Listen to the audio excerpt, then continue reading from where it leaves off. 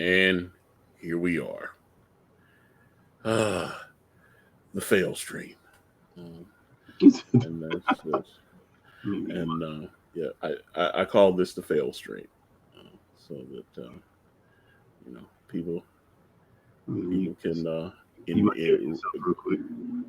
bask in my failure. And so I don't know. How are you this morning, my friend? Doing good, man. Doing good. I'm actually alert. Feel good. So, well, how you doing? I'm all right. The heat on Twitter. I don't give a fuck. I just gotta be real about that, man. Because, like I said, a lot of this shit happened. Good morning, Jill. And a lot of this stuff happened is because people are starting to tweet and post and say, "Hey, I actually got my book." Yeah. So this is that seems to be triggering people. It's kind of like open season. Yeah, it seemed like the better narrative was that, because like I said, I had heard that, all the money got embezzled and all that other shit, Yeah. that stuff. So obviously there is a completed book out there that is being shipped to customers by the dozens. Right. And, dozens and dozens of packages are arriving all over the country.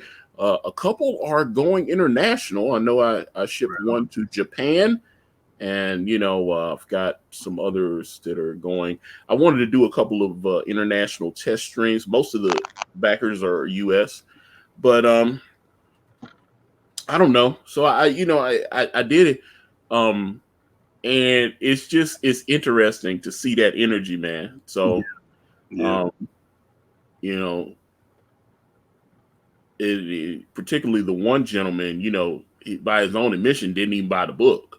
And then, so I'm saying he didn't buy the book, and other guy, Pixel Trader, was, he's like, "Hey, I got my books. Thank you." Right. He's happy. Yeah. I mean, some people, man, are just, you can't please them as much as you try. And, all you can do is like, hopefully, when you do get your book, whoever, if they did or did not order it, they'll be, that'll help. But, it is what it is, man. As they say, you can't unscramble eggs, but I say, but you can at least season them and make them taste good. So, yeah, I mean, it's, I appreciate everybody that stayed and still support, not just for this book, but book 2. It's awesome. You'll get better than the first. And, those that were concerned about speed and, how long it's going to take. I mean, we're moving at a better clip on this one than we did the first one by leaps and bounds. So, yeah, I'm excited, man. It's definitely won't take like the length of time it took the first one. We're making good progress. So, yeah. But I mean, like I said, yeah, we're definitely further ahead than where we were but I mean, weren't able to start have you on for a couple months after we launched the campaign, so it was different. Well, I mean, that too, and the fact that it was first of all our first time working together, so I was different, learning your style, you learn how to work, and then just rendering the pages with different understanding, rendering the pages before when you didn't understand or know a lot of the characters versus now I know I could draw certain people in my sleep, so that too makes a difference. I'm not limited by, okay, who is this character again? I mean, I know, so I could draw, basically, all the Covenant. I could draw basically, Dawn, David, Penance, Horus, Santana without any effort pretty much. So I'm not thinking about a lot of the stuff I was thinking about the first time. So that makes a huge difference too. So that speeds up production. And two, I mean, you get wiser, quicker, and faster, as you go along, knowing what to add, what not to add, all those different things. So yeah, so, I mean that, in addition to starting late. Wait a minute. Did we get flagged? Hold on. Let me Is see. it? I'm looking. I'm looking to see. It's looking like the stream got flagged. Are you serious? I was like, hold on. Let me see. It looks like, yeah. They took us down there, buddy. That was fast. Oh, yeah. Yeah, they flagged the video. We're still live on Facebook, and we're still live on yeah, you can still see us because you're on Periscope, Joe. So we're streaming on Twitch, Periscope, and it's Facebook. So yeah, I don't want to kill the stream. I just want to, because I can upload it later. The good thing about StreamYard is that I can download the stream and upload it later. So Right. Caanan, just keep doing your thing, brother. And Is there a workaround? for the flagging, Yeah or no? not until a lot of this stuff gets past us and stuff. Mm. So people. Let's see. Matter of fact, but That's great. again, yeah, I know. Like I said, I just got the thing, and I just got to notice. I said, wait a minute, because all of a sudden, I noticed that the numbers dropped. The thing was building, and it just flatlined, and I said, oh my, okay. Yeah. Let me see. Matter of fact, let me tell people. And let me see. You know what, man? When we do live streams from now on, well, like I said, I know we're still live on Facebook, but maybe just advertise Facebook and then load up the just so everybody comes to that instead. You know what I mean? Advertise that it's going to be like exclusively on Facebook. No, that we're going to go live on Facebook and not, just not mention the other, just because whoever it is basically video sniping. So it's like that way everybody won't get ready to come to the other one, and it's not, what I'm saying? They'll just come to Facebook because they know we're streaming live. So until that whatever is rectified, because you're gonna upload it later anyway. Yeah. I can take the stream. Yeah, I'll take the stream and I'll just upload it with. So you might as well just advertise, right now, Facebook, so everybody will come to it. I'm just an idea. Well, no, I'm on Twitter right now telling people, still streaming on Periscope and Facebook. And Twitch. Hold on, Twitch and Periscope. Okay, there you go. Let me and I've got the stream, the clip of you doing your thing. So Cool. I will, yeah, there. Okay, so I tweeted it out, and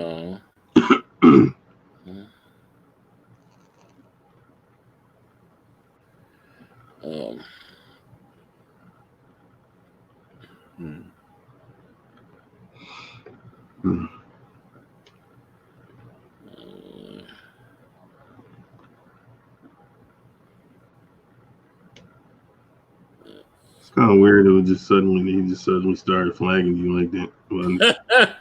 Well, the unfortunately the current time situation has caused people to just flag videos out of thing. But that's the thing. They think they stopping me. That's what I'm laughing at. They think they're stopping me. Yeah. I'm still just like they flagged when we were on the other day. Yeah. They flagged, and I just downloaded the video and uploaded it. So it's up there, and people will watch the stream. And I'm gonna upload this stream too, and people are gonna watch this stream. Yeah. And they'll just have to deal with that shit. That's what it is. So don't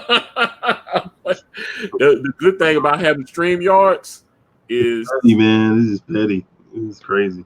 yeah, I don't know, but like I said, I'm not under the false illusion that everybody loves me. That's why I'm like, that's, As I said, train keep on rolling, man. We still doing what we doing. So, welcome everybody who is tuning into the Facebook Live. I can't see you, but I know Antonio can. So, I just want to say thank you, and hope you enjoy the art and the stream. well, yeah. I mean, we're gonna do our thing. And appreciate everybody watching and hanging out. Like I said, we'll be here. You know, you can holler at us. I don't know which platform is easier for you to watch us on, but we're on Periscope, we're on Twitch, we're on Facebook, all at Akari Press. So, you know, twitch.tv/Akari Press, facebook.com/Akari Press, you know, and of course, I think it's periscope.tv. So, or just follow me on Twitter at Akari Press. Obviously, if you're on Twitter, and you know, I've got my Twitter and my Periscope connected, so it automatically streams whenever I go live. So, and like I said, I'll just download this and upload it at another time because I don't want to kill the stream because, you know, it's, you know, hey, I want to stream with my buddy, my broski. And,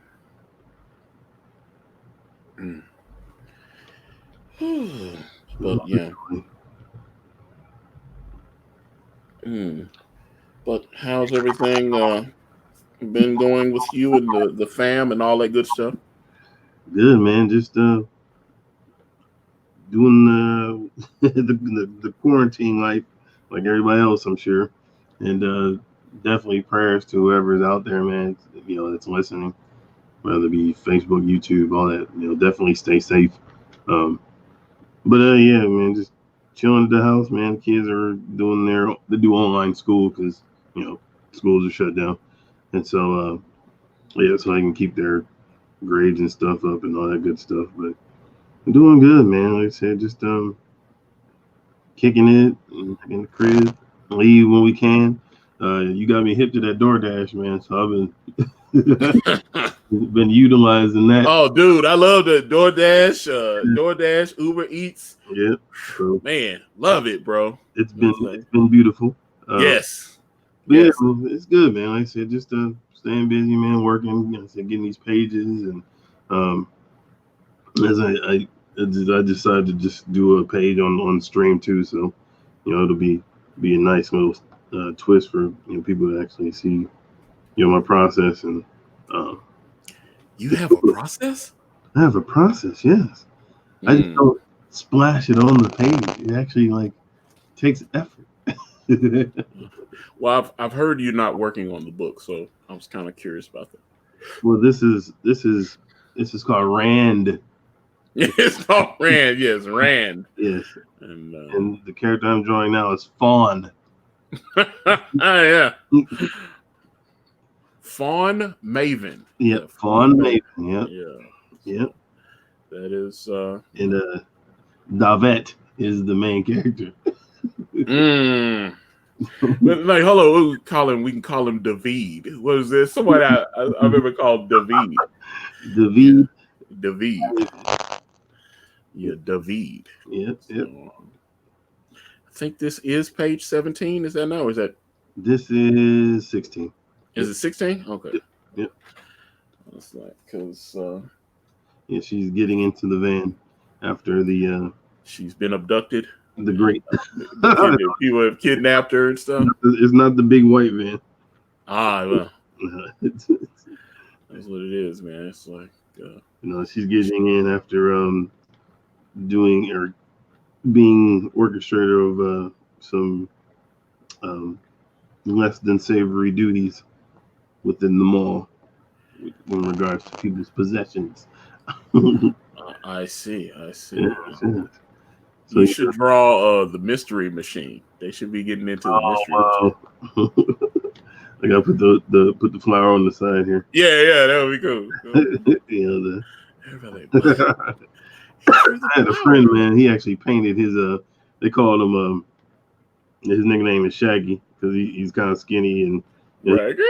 he has a goatee and everything, but he I don't know if he still has it, but I think a few years ago he actually painted his van because he had an old 1960s van, and so he painted it and it looked like the Mystery Machine. I've seen a few vans that I've seen a few vans that have been painted up to look like the Mystery Machine. Yeah. I've also seen a few paints that look like the A-Team. They did Oh, yeah. there's a couple people that did the A-Team. I've the General Lee. I've seen several General Lee, especially down here, especially say about like 15, 20 years ago. Mm. You know, people would roll up. Like I worked at the gas station, so people would roll up and they had like a car that was painted like the General Lee, except he didn't have the doors welded on like they did. You know how they had the doors welded? Right. The doors open. So yeah. So you can actually get in. That's cool. Absolutely. Across the hood, slide across the hood. Yeah. So this is effect. Let me do my thing.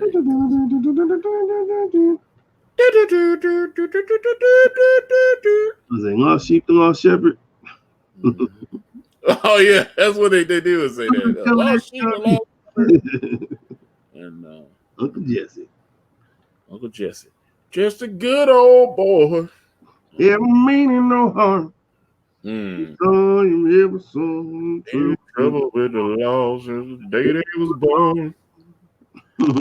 And so okay, somebody just backed us. I saw. Oh, thank you. And yeah, appreciate that. And we're over 15K now. We've got over 300 backers.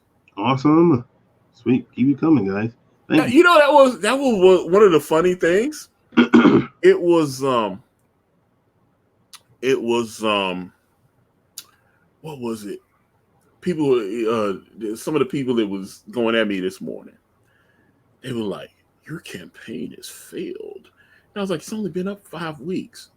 It's only been up 5 weeks." The other campaign, because the dude took a screenshot of the old campaign, and it obviously did $78,000, and he took a screenshot of this campaign, and it's 15,000. He's like, "Yeah, that's." Looks like you're failing. And I'm laughing because I'm like, the campaign's only been up 5 weeks. Give me, what was it? We ran the other brand campaign. What was this? Started it in August 2018, right. Closed it in December of 2019. So that's what, almost a year and a half that it was. Yeah. I don't plan on running this one that long. Right. I mean, that's the thing, man. They don't understand that a lot of the sales and stuff that we accumulated was after it went into demand. You know what I mean? It was so I mean, we're, like I said, it's like the last one. And I said it before. We're exactly where we need to be right now. It's especially now, like I said, now people are getting stuff, tweeting it, which is awesome. Thank you. Those that are tweeting, once you get it, that's awesome. So I mean, people are seeing, man. Like I said, it's not like we had no product. Well, that's what's so weird. In a mysterious place. I thought. I'm just saying. I thought when people started tweeting out photos and saying, "Hey, I got my book," I thought that I was like, "Hey, this is positive." Yeah. Instead, you get people going, "About freaking time. He took my money, blah blah blah." And all this negative shit, and it's like, so yeah. The only thing, and then like I said, the guy this morning, I asked him straight out. I was like, "Did you buy the book?" And he goes, "No, I didn't buy the book." So I'm like, "So what the fuck are you talking about? Then you haven't been waiting for shit." Yeah, I mean, that's the truth. You haven't been waiting for shit because you didn't buy anything by your own admission. Yeah. And then he's saying I attacked him. I was like, no, if me asking you if you bought my book, because I'm like, you asking all these questions and concern trolling, that's what it is. So yeah, that's a load of horse shit. So I'm like, I'm at this point, I'm not gonna pretend with these motherfuckers anymore. I'm just not. I was looking at your response. I was like, dang. I was like, Antonio. I know you. See, that's the No, thing. man. Hey, you have there's no you ain't got no qualms for me, man. I don't have any issues with it because Well, that's the thing, because I know you've always told me, like, hey man, just kind of back down and don't do that's this how shit. I deal with it. You know what I mean? Well, no, fuck that. I'm That's I'm what I'm just saying. tired of it at this That's point. how I deal with it. I And, mean, I'm just saying, some yeah, people feel like they can just take shots and shit on me, man. I'm not doing that, man. If I know. you do a foul shit, man, I'm like, like, especially when you're not, like, say, if you're a backer, you got legitimate questions. Let's talk about it. Yeah, If I need to do something, let's do it. But you somebody that, by your own admission, didn't even support the book, yeah. but you're talking about how late it is. You talking about something late that you didn't even pay for. So I Yeah. don't know. A lot of keyboard warriors out there, and so Keyboard. I'm just saying that's a fact, though. A lot of these people, I'm like, come on, man. I was like, this is the thing. I'm not going for it, man. It is what it is, bro. We got a new acronym, man. KBWs. KP. I was like, but I'm just saying, Yeah, you're right though. it is what it is, because and some of it, some of the people are they're backers, but they're former comic skaters. Yeah, So it's like, you saw some of that when you were here. I sent that picture out and you were signing the books when you were here. yeah. And the guy, I'm showing a picture of you sitting there signing hundreds and hundreds of books. He ripped me off. He's scamming. I was like, what? For a lot of people, Like, he's man, sitting there signing. You're seeing the artist hold a physical comic book in his hand. yeah. And he's signing them so that we can ship them out to everyone. But Some people, man, it's not enough. It's just not. But I knew where that went left with him, because I had done last year, when I got my copy of Cyberfrog, I'd done a video. Mm. He used to be a mod on my channel, and I'd done the video still up. It's like my review, I think my stinging review of Cyberfrog, I think is what I call the video. Okay. And obviously, I like Cyberfrog, and it was, and so he got mad that I had something positive to say about Ethan, because he fell out he used to be a mod on Ethan's channel too. He used to be a mod on a bunch of our channels. I think he was a mod on Doug's channel. He was, mod on my channel, all that, so like a lot of it may even been on Malin's channel. I'm not sure about that one, but I know my channel, Doug's channel, I think Mike's channel too. And he had been a mod on Ethan's channel, and Ethan did a video on it. He sent Ethan a Fantastic Four, what, number 51, I think, whatever, the first appearance of the Black Panther. He sent it to him, Right. and it was he sent it to him, and then he got mad at Ethan a few months later, and he was like, "Send me that copy of Fantastic Four that I gave you." And I was like, this is like breaking up with a chick, man. That's what it's like, breaking up with a chick, man, because it's I'm sitting here going, that's what you do. It reminded me, because I didn't have any girlfriends when I was in high school. For the most part, I only had like 2. I wasn't very popular with the ladies, so. But my brother used to have girl after girl after girl, and it was the same shit. They break up, give me my jacket back. All this, all the little things that they had given each other. And that's what he did. He was like, give me my copy of Fantastic Four back. Wow. And I was like, you a grown ass man with children. And I thought that was weird. Yeah. I was like, because I looked, the comic, I know he sent him a book that was like worth like $300 something. I think I looked it up in the condition that it was in. Yeah, it was like $300 something. So you bought a grown man a present that you spent at least a good $300 some odd on, and then you got your fee-fees hurt. Yeah. And then when you got your fee-fees hurt, you decided, I want my book back. You hurt my feelings, Ethan. Yeah. And so I thought that was a little feminine energy, which Well, is what I told him. I told him that's that feminine energy, and I just don't feel like dudes should do shit like that.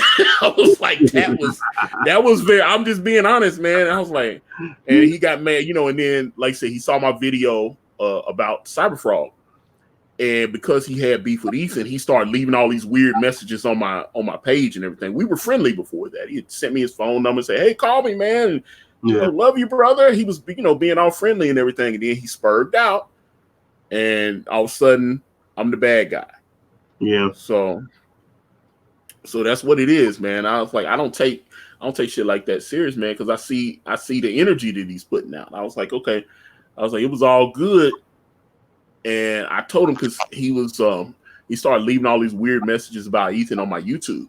And I was like, look, dude, whatever issues you have with Ethan, this ain't the place for it. Exactly. So I just it's just not a good situation. So I don't bring that kind of negative energy to my channel, because I mean, Ethan doesn't have him blocked. He could easily go and talk to Ethan. Ethan would probably let him come on stream and they could duke it out on stream or whatever, Right. He probably, he's like, hey, all right, let me just have this guy on and we can talk. But he don't want to do that. He won't come on my page and go, yeah, screw Ethan, do this and blah, blah, blah, and you did this. And I was like, look, dude, I don't want to hear that. You got a problem with Ethan, take that shit somewhere else, man. I don't have a problem with Ethan. That's my dude. Man, and and the more, say what you want, man, about Comicsgate. People, have mixed views and all these different opinions, man. But and in light of just where things are right now, especially in the country and everything, say what you want about it, man. But you could probably agree with me too, man. I don't agree with shit you say, man. Yeah, you do. It's proven itself. CG is proving a lot of stuff, man. Like a lot of the stuff that kind of the the mainstream vibe, man, is like it's waning, and you see it. It's not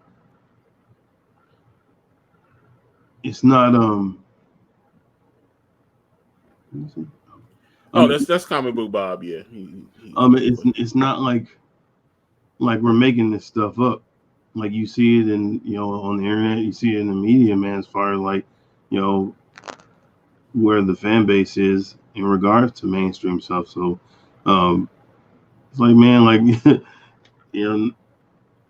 sometimes, man, people have the pulse of what's going on, and so they kind of can see sometimes ahead in a lot of areas of what's to come, man, and things that are happening in comics. A lot of people said it was going to happen, and Comicsgate is providing a place that you can create what you want and still do it in a way, man, that's going to benefit you and the fan. So, well, that's the thing, man. I've got so many ideas for things that are going to be added, because once we get the final colors back on the second printing cover, and going to add some new tiers. I sent Elliot some sketch covers. Those, he's going to do a couple sketch covers. Going to put those up for sale on the camera. There's things that are going to happen. So, yeah. I was trying to figure out what he meant by haloing. Yeah, I have no idea. Comic Book Bob.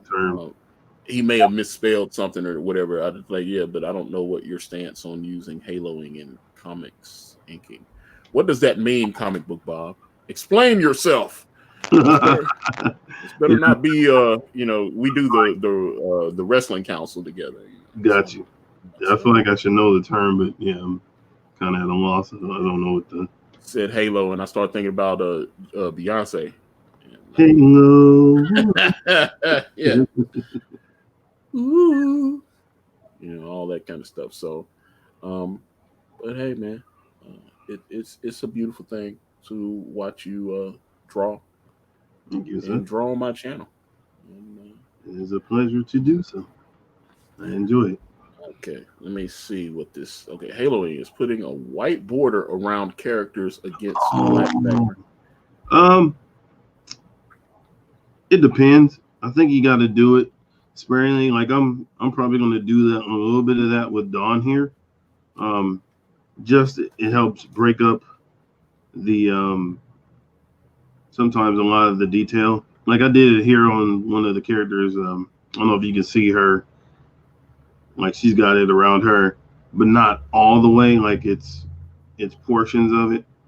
Oh yeah, Just portions. to Portions of separate her from the background so it doesn't get muddled. You see in the background there is a yeah, I see it. the mystery tile. Yeah, which I love. I can't wait to get into those deeper pages. Yeah. But yeah, you comic book Bob. You gotta do it sparingly, man. Because I mean, sometimes it can be distracting. Like some people do it on every panel, and it's just like if you're a Photoshop user and you like to use a lot of the pre-made special effects in Photoshop, when you design something, it shouldn't look like it's Photoshop. It should look like it's designed, correctly, but it shouldn't look like you use this filter. Okay, you use the lens flare. These are all Photoshop terms. And so it looks bad when you overdo stuff, but when you do it sparingly and use it as an accent, always liken it to, whoever's watching know about singers. You got people that do runs all the time, versus person that just sings. That's what made Whitney Houston so amazing is she could do the runs, but she would just flat out sing. And the runs were special. It was like something special she would add, a little bit here, a little bit there. But if you're always just adding that, man, then it starts to sound monotonous. It starts to sound boring. It starts to sound just like loud noise. So same thing with art, man. You got to use some of these techniques, sparing. Like otherwise, it overpowers everything, and it looks sloppy and it looks amateur. Looks like you don't know what you're doing. So hope that answered the question. Boom, boom, boom. Dun, dun, dun.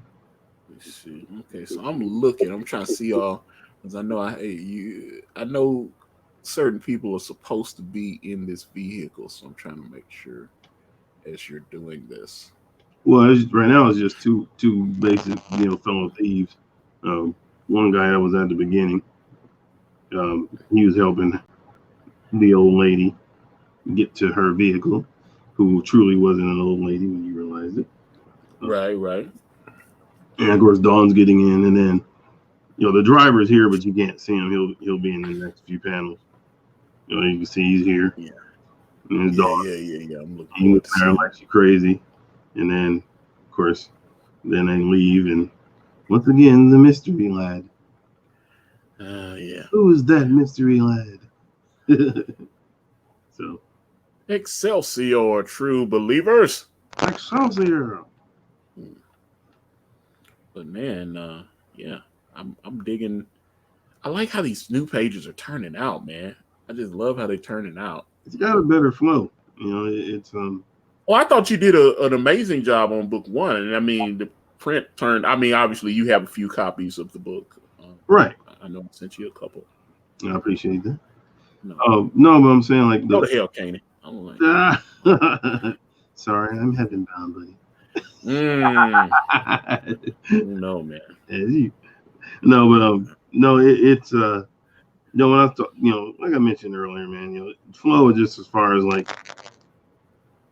basically I know what I'm doing now, and I know the characters and story and all that, so it makes it a lot easier to draw, and it's not so much trying to figure things out as it is now I can just kind of create, you know what I mean?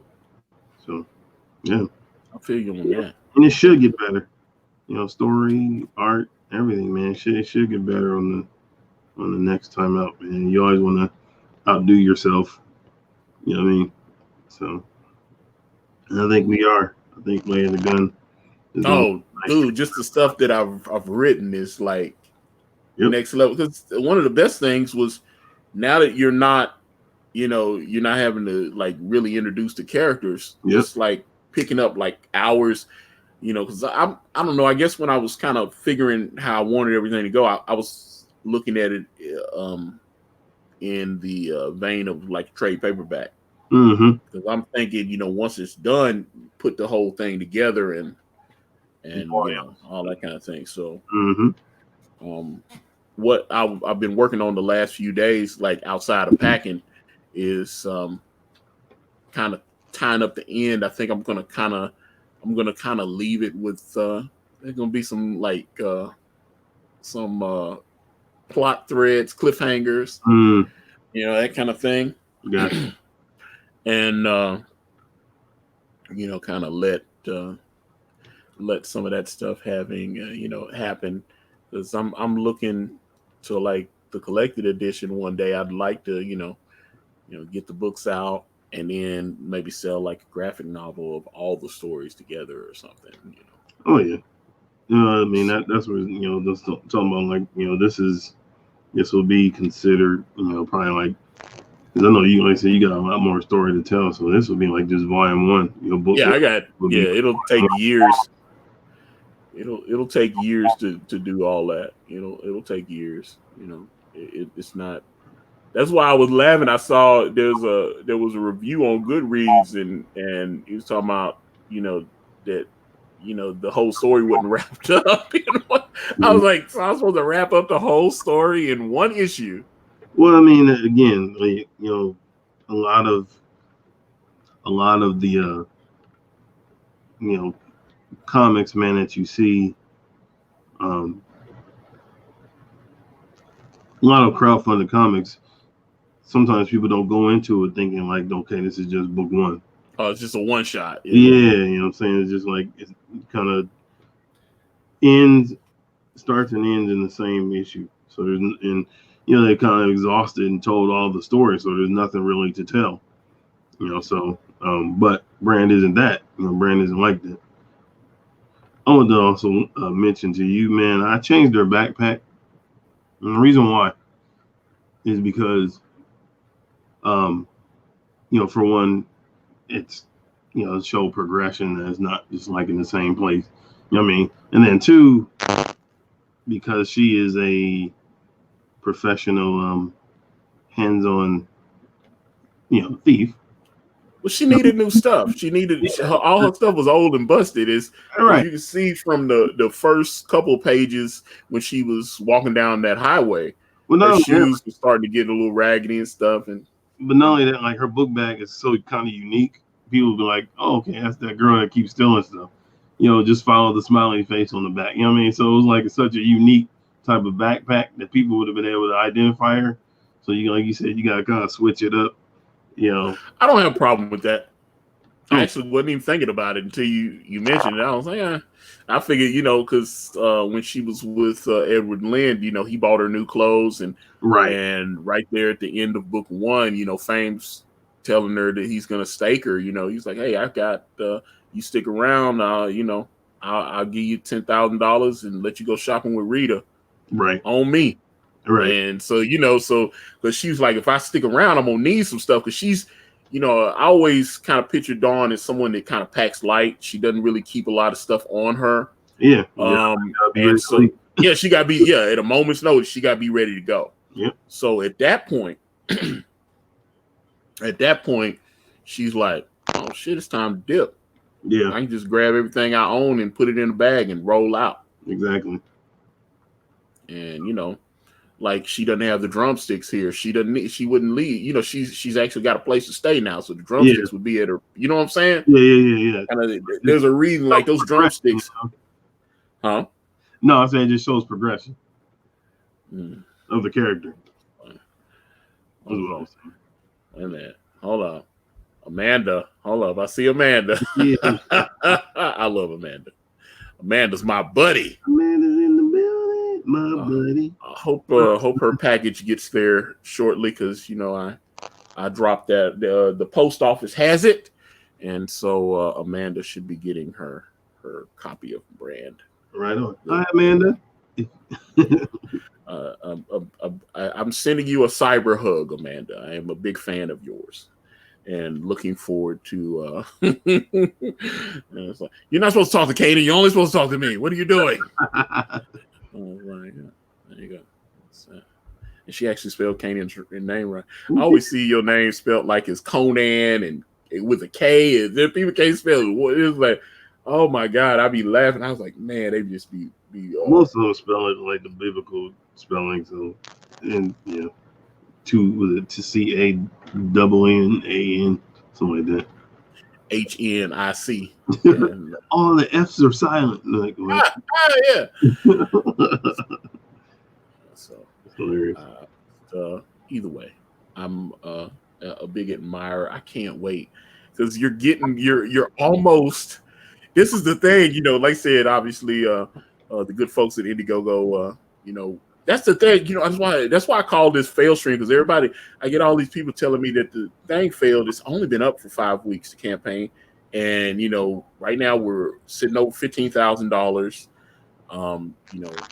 Ethan, I know when Ethan finishes his cover, I don't even think he started on it yet though, but I wouldn't, I knew Ethan was busy, so I wasn't expecting to get anything from him for a while. The fact that he put his name on it and said, yeah, I'll do a cover for you. Yeah. I mean, sold 200 copies of Ethan. Yep. He's outselling everybody by like 4-1. Yep. The second best-selling cover is yours. And then your cover, the she cover. The she cover is the second best-selling, and then the third best-selling is Rob Willis's Dark Santana cover, which I think is hot. Rob. And I sold like about 20 some odd of the mega pack that's got everything in it. Nice. So yeah, the mega pack got it going on. Yeah, man. And so people have taken advantage of that, because that's matter of fact. I talked to Demetrius a couple hours ago before we went on the air, because I'm trying to, like, I'm writing 2 scripts at the same time, because I was like, I sit there, everything was crazy. So like, I spent the whole weekend packing. Right. And let me see. Okay, hold on. Let's see. Boom. Okay, Antonio, tell people where they can get that fly shirt you're wearing. Well, it's in if you're following me on Periscope, i.e. the Twatter, you can go to my profile and you can click on my store and you can get it in my store. And if you go to my Teespring store, you can get that.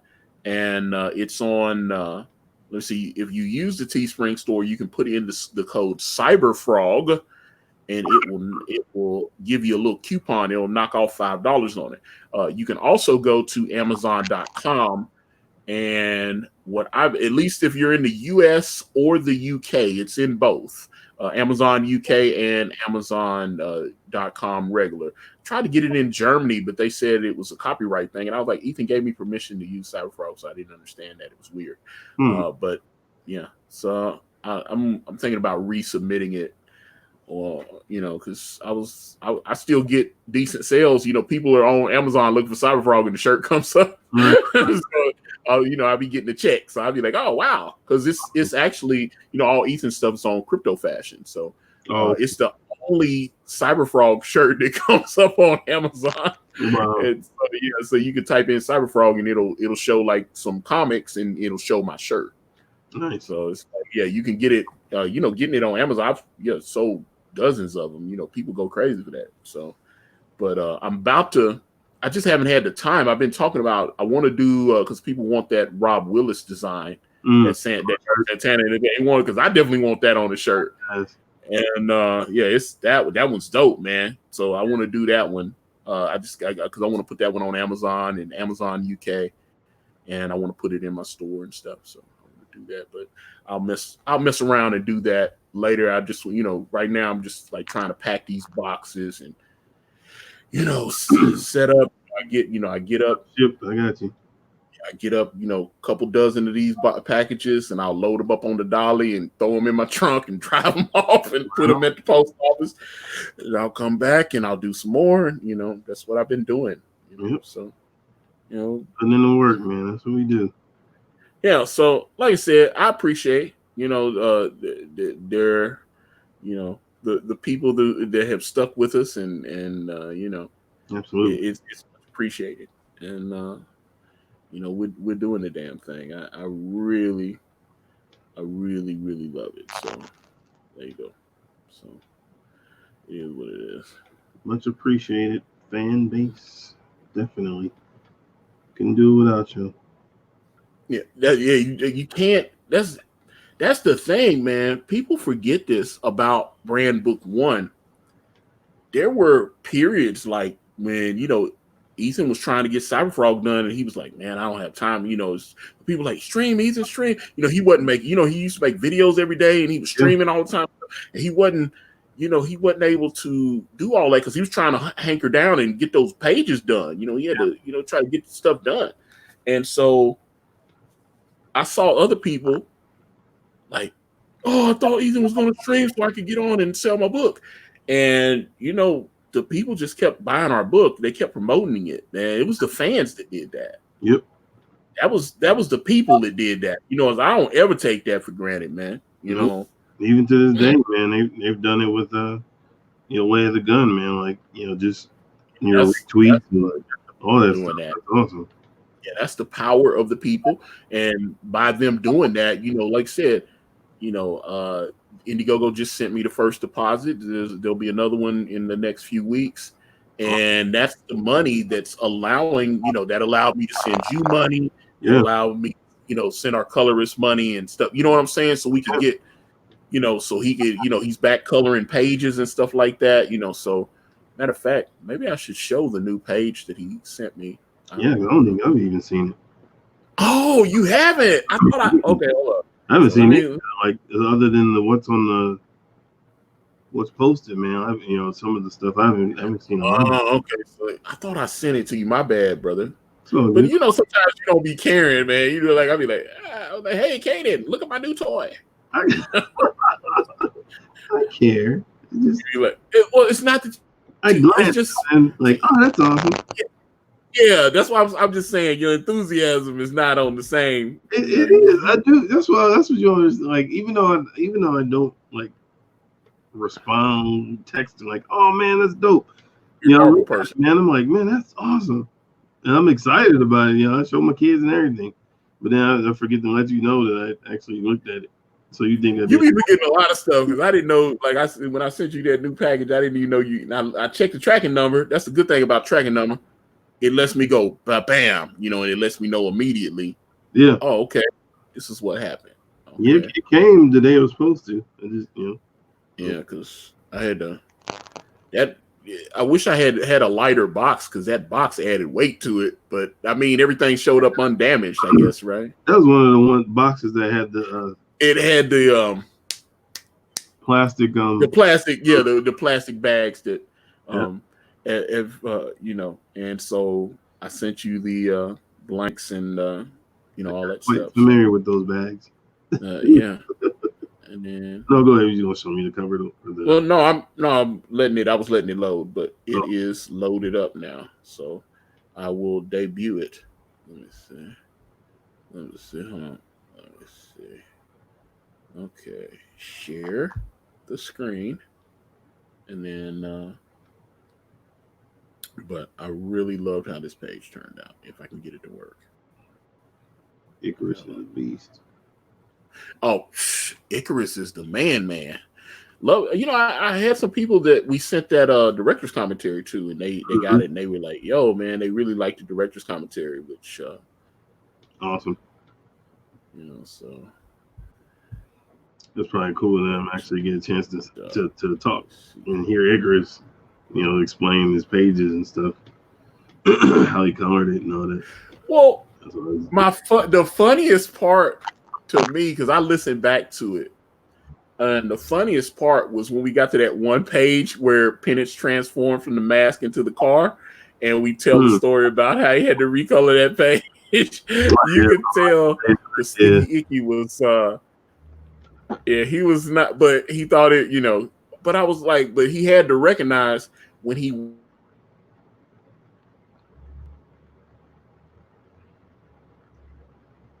daytime to hold on. Let me see what it's doing.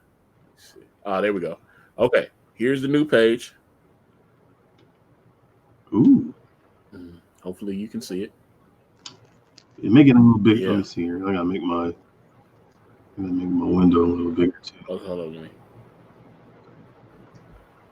me see. Can I blow this back? Oh. Can you go full size? It turned out. I'm trying to. Oh yeah, there we go. With the thingy, and then it's. But I mean, it's obviously it's gorgeous, and love pennants. You've been really killing it with pennants, man. He's really a person too. And I saw Ethan was talking about he didn't like the man boob, but I mean the character. I remember when you first created David, and you drew him. I was like, I wanted to be fat, but you didn't have the man boob, and I was like, more man boob.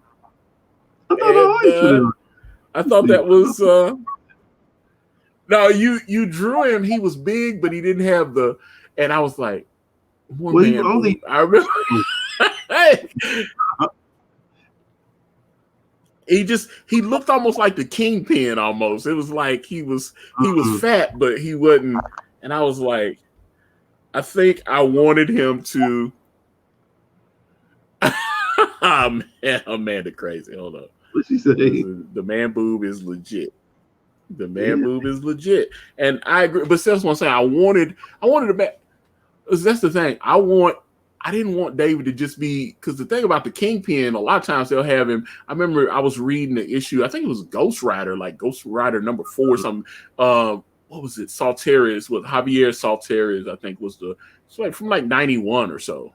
Okay. When they relaunched with what was it? Danny Ketch, I think was the new Ghost Rider. Yeah. They weren't using Johnny Blaze. They created an all new Ghost Rider, and I bought that. I thought that, and I got the first edition of that book, and then I sold it, and then I was kicking myself because I thought it was going to be valuable. Now I see those same issues on eBay for like $4 or $5. Oh wow! And I was like, oh man, So I just thought the comic book industry. That's why they talk about that comic book bust back then. Because I had New Mutants. Well, I still have New Mutants 98.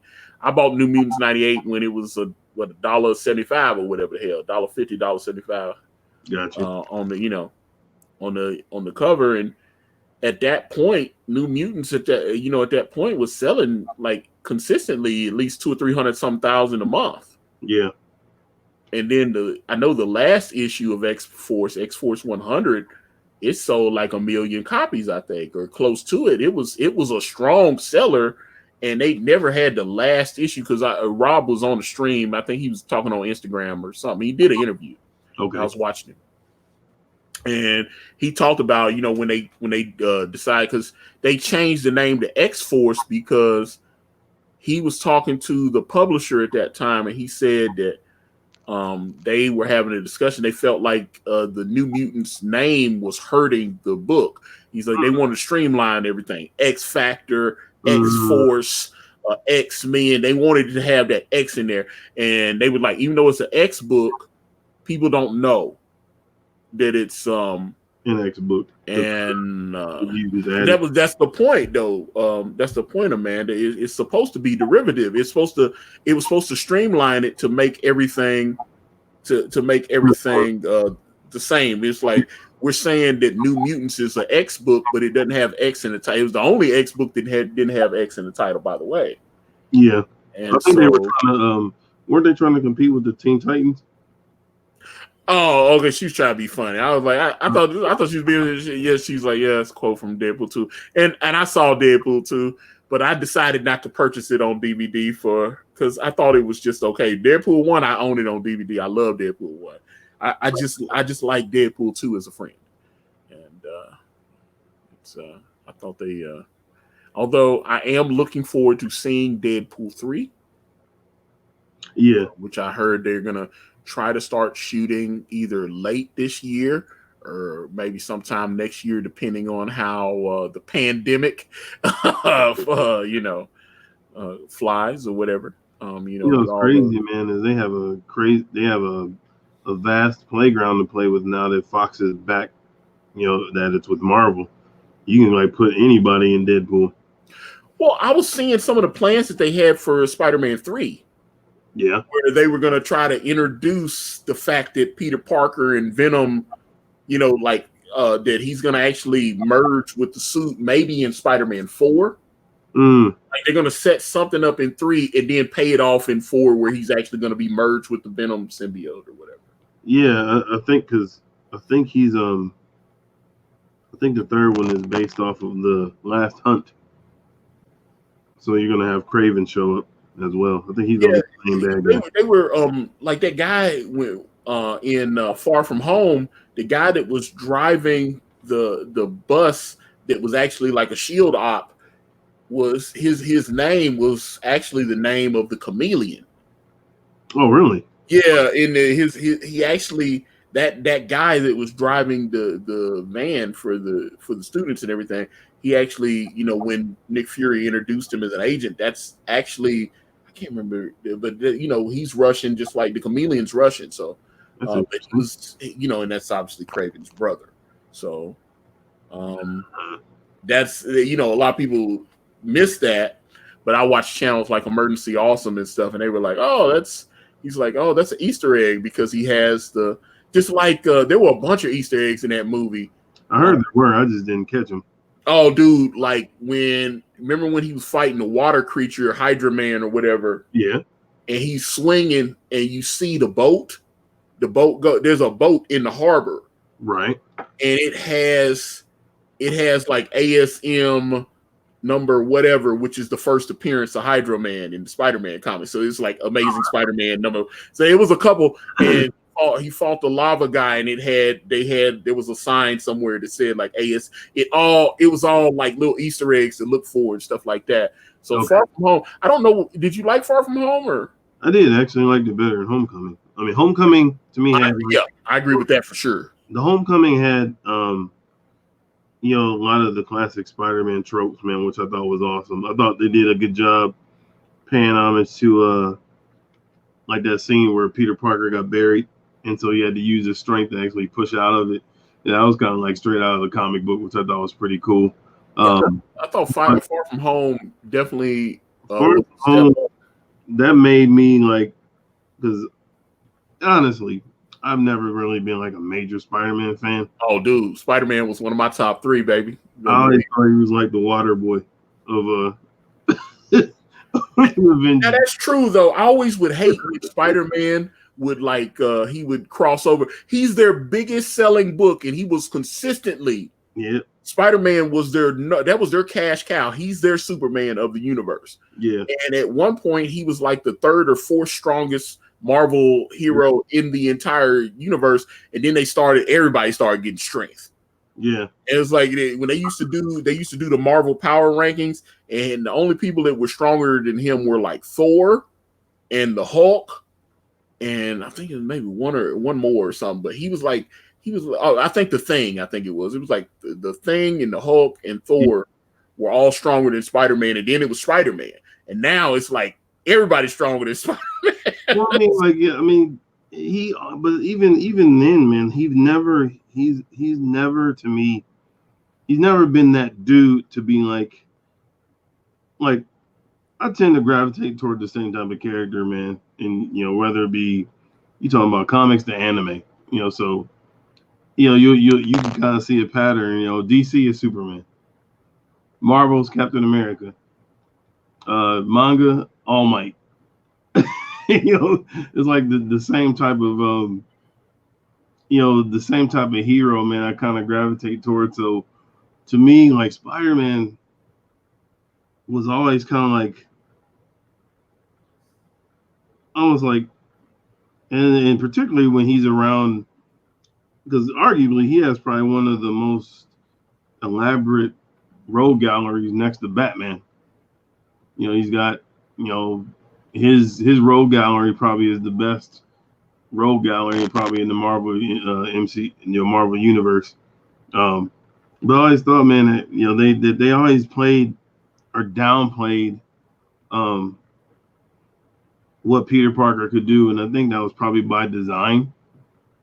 You know, he was never supposed to be that powerhouse, but I'll tell you, when he became, was it Superior Spider-Man, when Doc Ock took over, I was like, oh, you know, he actually like displayed kind of like his full potential. But yeah, I mean, my son, he's always been like a Spider-Man fan. Far From Home helped me kind of understand a little bit more. Just kind of cool how cool Spider-Man really was. Because before that, man, I was just like, okay, dude. I liked Homecoming, but some people were like, it's got too much Iron Man in it or whatever. And I was like, I liked that Iron Man was in it and he was actually in the movie because I like Robert Downey Jr.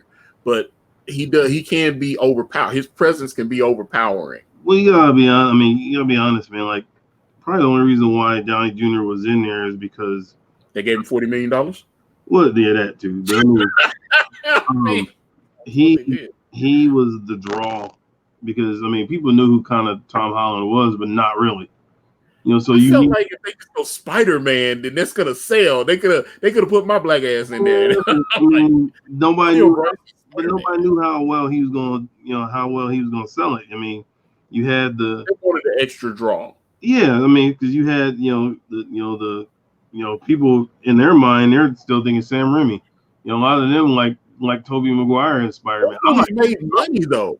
Those movies, the Sam Raimi movies made money. That third one was shit though, but they left him alone on the first two. And then they started interfering. Well, not just like not just the money maker, man, but the actor himself, like, you know. Oh, Tobey Maguire. You know, they didn't know how much Tom Holland would be able to. I mean, they got a little bit of it in Civil War. He kind of showed a little bit of his Spider-Man, but it's different when you have to carry a whole movie. You know what I mean? Mm. And so, well, I loved him in Civil War, although some people hated him in Civil War. I dug it, man. I mean, that I love him. Kind of like under rules. Right. He shows up, man. Honestly, I like the suit in Civil War than I did in his own movie. Like, it looked better. Well, yeah. Actually, I actually loved that costume, and then they kept changing it. So let me see. I always thought of Spider-Man as the kid from the Saturday morning cartoon, a kid in a man's world given powers of a man, but still just immature enough not to be able to control what he. He's always been able to control. You know, at least the strength and all that kind of stuff. I mean, when he first was learning, because they kind of played with some of that with Tobey Maguire, like. He's like when he touched the food tray and then his hand stuck to it and he didn't know what's happening, and you know, dude's punching him and he's like ducking and using one thing that, you know, it was a little strange, especially in Far From Home, because people were asking in the first one, they were like, where's his Spidey sense? And then the second one, they had Aunt May going, your Spidey tingle. And she was like, yeah, don't call it that, you know, and all this, which I thought was hilarious. And Marissa Tomei that chick is banging. And yeah. So yeah, I was long time ago in a galaxy far, far, far away. No, Spider-Man to me, man, I don't think he was ever meant to be that serious character. And like they mentioned, you know, he's even as an adult, you know, because now, you know, of course, in the comic book, he's, you know, adult Parker, you know, he's more, you know, but he was never really supposed to be that serious, intense character, man. I think he's supposed to be a lighthearted guy, but I think sometimes, man, it's just like when they write him, he kind of gets the short end of the stick, man, especially when he gets around the rest of the Avengers. I mean, you got Captain America, who's like, well, see, that's what I always hated. But that's what I was hating when, like I said, Spider-Man's the cash cow, and they'd be like, Spider-Man joins the Avengers. It's a crossover, or he hops over into Iron Man, or he hops over into Captain America, or whatever. They're obviously doing that because why? Because Spider-Man's the flagship. He's going to draw. Yeah. So it's just like anything, So he used to be. He gets put up. Yeah. He the name is still, but hell, it doesn't have the same selling ability, I guess. Marvel's all Wolverine now. Well, the big thing is they'll be like, okay, let's have Spider-Man in the Avengers book, and then have Captain America put his hand on his shoulder and be like, look, son. Yeah, I get that you're trying. It's like they always. That's what they use, and I'm talking about that was back in the '80s and shit. And I was reading Captain America, and I was reading the Avengers, and I was like, he's Spider-Man, and it's like, and Captain America was always giving him a. That's one thing that was why a lot of times certain writers couldn't write Captain America because they would write him like he's this old ass man. He's like 29, 30 years old. And they were writing it like he's like 68, Well, he's a 70-year-old guy. Well, they're giving him but technically he is. I mean, so they're writing him as a. He was on ice for 50 years, man. Shut up. But they're writing him as a season, like he's a person. I don't even know how much of the war he saw, based on. I mean, but he's still a product of the 40s. You know what I mean? So it's like different ideals, different mindset, man. America was in a whole different. As a writer, that's something fun to play with. Yeah. I like that, what they call stranger in a strange land or man out of time type stuff. I like that. But I'm sitting there going, come on, man. It's almost like it's almost like wrestling by having, Captain America, Spider-Man is like jobbing for Captain America or Iron Man. Yes, sir. Yes, sir, Mr. Captain America, sir. And I'm like, this dude has, had hundreds of adventures. He's in multiple books. And he was, he would fight all the, the baddies. He'd be fighting the Dr. Doom, and then he'd be like, I really shouldn't be fighting Dr. Doom. I'm your friendly neighborhood Spider-Man. I should only be fighting like little like bank robbers and stuff. I should only be fighting those people. But then fighting Thanos or somebody or Kang.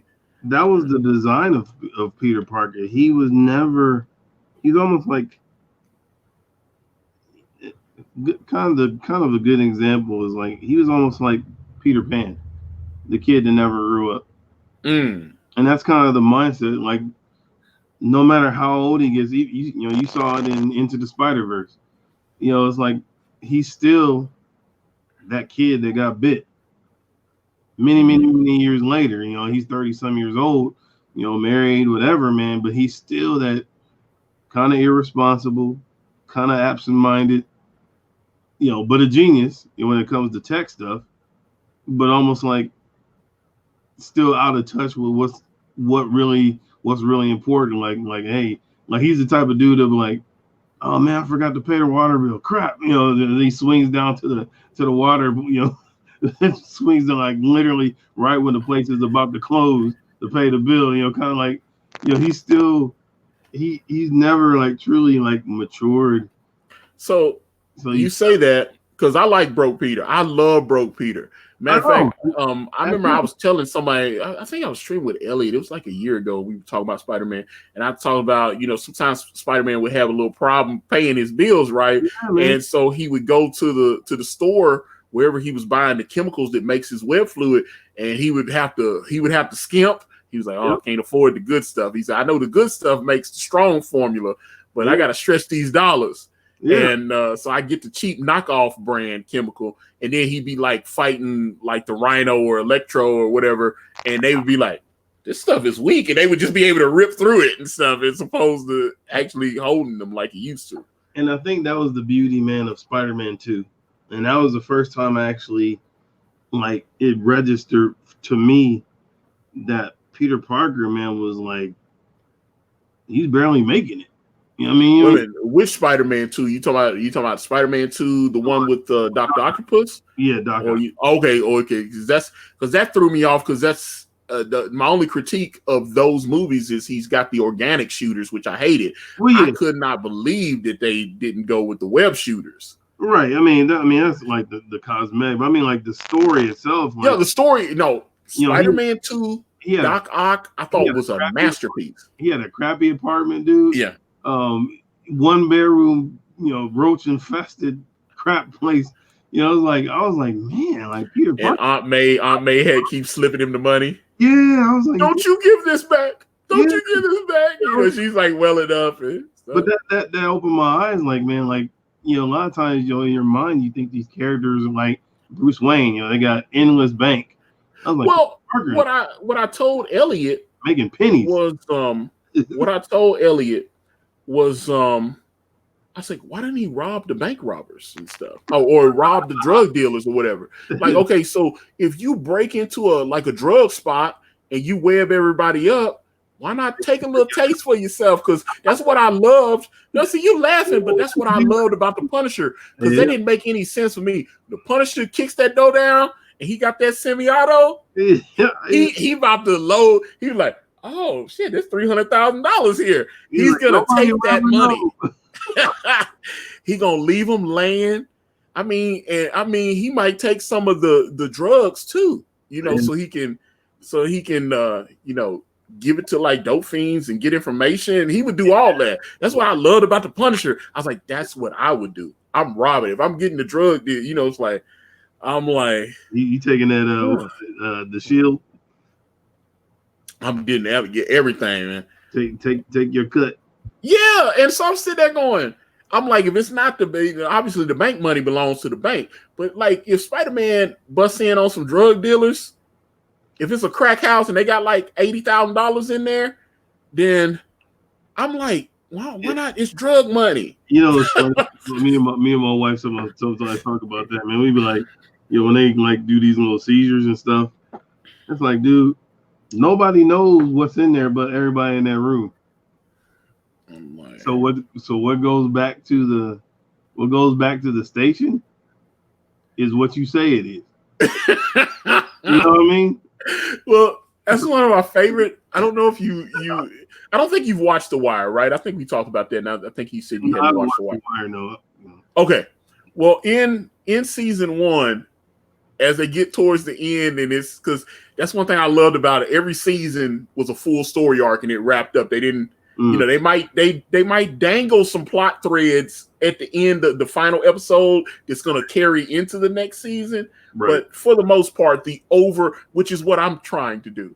I dangle some plot threads in there, and then when I pick up Way of the Gun, we'll start boom, boom, and wrap that up, and then go into the next book, which will be called Rain. All that. So at that point, the thing I loved about The Wire, there was a scene where a couple of the cops, they were running this place down, and I guess they flipped over a mattress or something. It was a drug house, and they flipped the mattress over, and there were hundreds and thousands of dollars laying there. And the two cops just looked at each other. And then they started shoving money under their vests. They just looked because it was like, hey, are we gonna do this? Yeah, let's do this. And they started going for it. That's what I'm saying, man. Like nobody knows what's been seized except the people in the room. So you could, and not trying to condone it, but I mean it makes sense. Like if you find, $200,000, $100,000 might make its way back to the police station.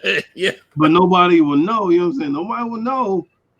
But that's why, it's like the integrity of the officer, man. But at the same time, man, it's like you can't hate sometimes on people, man, because it's like they don't make, to do what they do as a public service, officer, they don't pay them enough a lot of times. And so that was one of the things that the cops on The Wire were talking about. It's like, man, I'm kicking these doors in. We getting shot at. People try to hurt us. It's like, say, yeah, we trying to get paid. It's like, if I get hurt on the job, they're gonna give me like 6 weeks administrative leave or something. Give me that. And I'm barely gonna and you don't even get full pay. You get like 70%. It was breaking all that down. Be like as, Forrest Whitaker was a Street Kings. Yeah, all that money in the wall. Oh, I was like, tear it down. Tear it down. Which, by the way, they gave what was it? What's that? Epics.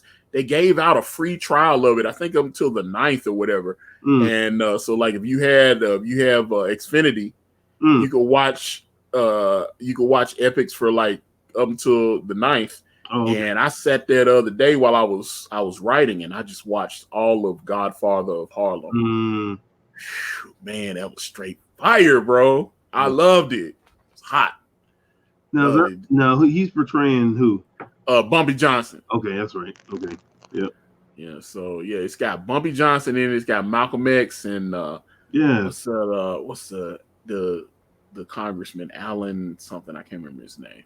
But it's supposed to be, it was portraying, hell, even had Muhammad Ali in there, and it had all kinds of stuff. It was dope. I was like, I really enjoyed it. I'm liking the way that looks, young man. That is looking fantastic, sir. And I mean, it's crazy when I think this stuff up, and you're able to see it. You see the vision. Thank you, man. And so when you make it clear, man, it helps. I mean, that's one thing, man. I was watching something, and I was talking about, I can't even remember what it was. I meant to actually text you once I was watching it, but it was talking about something about story writing and making sure the characters are relatable, something like that. But I could think of, man, was like that's how Antonio writes, man. Like, he puts the reader, front and center in a lot of the story, man. So you don't feel like you're on the outside looking in. You feel like you're actually, like in the van with him counting the money. You know what I'm saying? In the every character like could be your niece or nephew or whatever, man. And so that right there, man, is that's huge. To be able to, and so that helps in the illustration process. Like, that's the thing.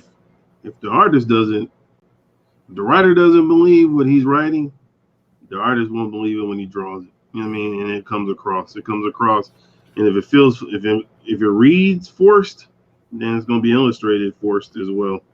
But when it's believable on both sides of the coin, man, that's where you get, that awesome combination where you get, the perfect story, man. Like, oh my gosh, like Alan Moore and the guy that did,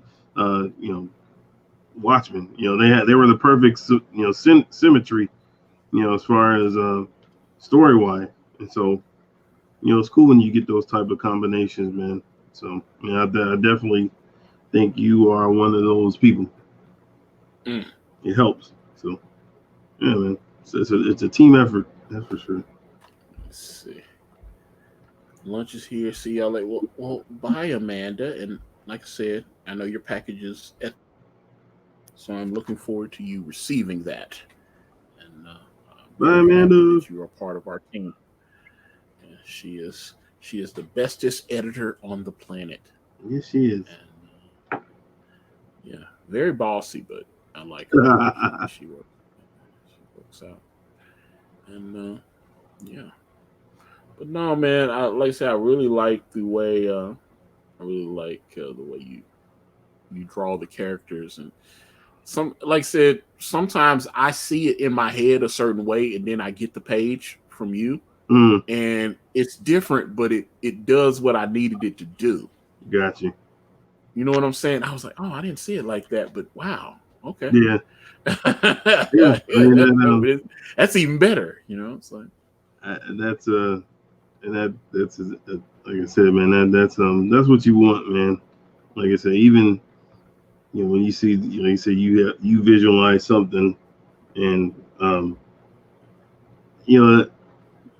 being able to allow the artist and writer to be themselves, I think, is what makes a team good. Keeping to the specifications of the story, not adding to anything too much, but the things that you add should accentuate the story, not distract or take away from it. So I think when you understand that as writer and artist, um, you get the best of both worlds, man. Everybody gets to shine. Same thing with the colors, man. Like it's a full team, it's a full flow. Um, it's awesome. Definitely makes creating easy. So yeah, man. Oh, boy. Yeah, like I said, man, you do beautiful. I don't know, because sometimes I was like, I remember, it was actually Elliot. I sent Elliot. I showed him the script because I wanted him to show him what you were working from, and he was like, "It's too much information. It's too much." And I was like, I want him to understand why he's drawing what he's drawing. Yeah. And it's a different mindset, because me showing you the script and you were like, "This is great," and I kind of get in your head while I'm drawing these. I know what you were thinking, all this kind of stuff, and I give to Elliot, and he goes, "That's too much information." Yeah. He's like, "You got me doing too much thinking. I want you to tell me exactly how many panels to lay out. I want you to do," because he wants that kind of stuff. He wants okay, this is 6 panels, and I want you to. And I was like, hell, I ain't no artist, so I don't know how it would look. I trust. Since I'm paying you, that you have the expertise to lay it out in a way that gets the information across. Well, a lot of people, man, like to they like the standard script where it's set up like a movie script. I mean, like, okay, in this scene, this happens. It's 9 o'clock and the sun is such and such point meters high, and you got the daylight is supposed to caress over this particular building, and it's supposed to be here, and this type of person is supposed to be standing under the light, and it's supposed to be misty and nighttime and all this stuff. And so people, and then for dialogue, it says John, he says this thing. People kind of like the Hollywood script a lot of times, but I think it just depends on the artist. I've personally worked from both types, right? So it doesn't matter. I've had the super detailed, to the very open and free, to kind of give me the liberty. So I'm it's like working on Mac and PC, man. You should be able to be versed on both. Yeah. I'm more of a PC guy. I'd probably be a little lost on Mac, although I've got some Mac friends and they go, "Oh, bro, it's so much better." You think you would, man, but if you got on it and actually start working through it, man, it's very user friendly. It's, in my opinion, I think it's very user friendly. No, trust me, I've heard all that. I don't know. I've just never. I guess if somebody gave me a MacBook, or if I purchased a MacBook, I would mess with it. I thought about, but this laptop that I'm using, yeah, it's had it for like about 2 years now. Eventually, I'm gonna want to, maybe upgrade to something else. And I thought, like, maybe I can get a MacBook Pro or something. But I always just look at laptops and I try to make sure they have all the functions that I need. That's. I mean, at the end of the day, man, that's all that matters. I used to be kind of in the bells and whistles, man, of being able to customize, jailbreak my phone and all that stuff. But the older you get, man, it's just like I just wanted to work. Can I make calls? Cool. Can I check my emails? Cool.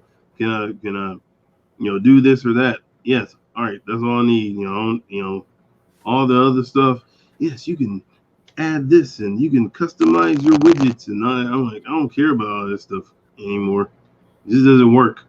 And that's the beauty of Mac devices, man. They just work. They just work without question, man. Phones, I would probably be more open to get something else if something else was better.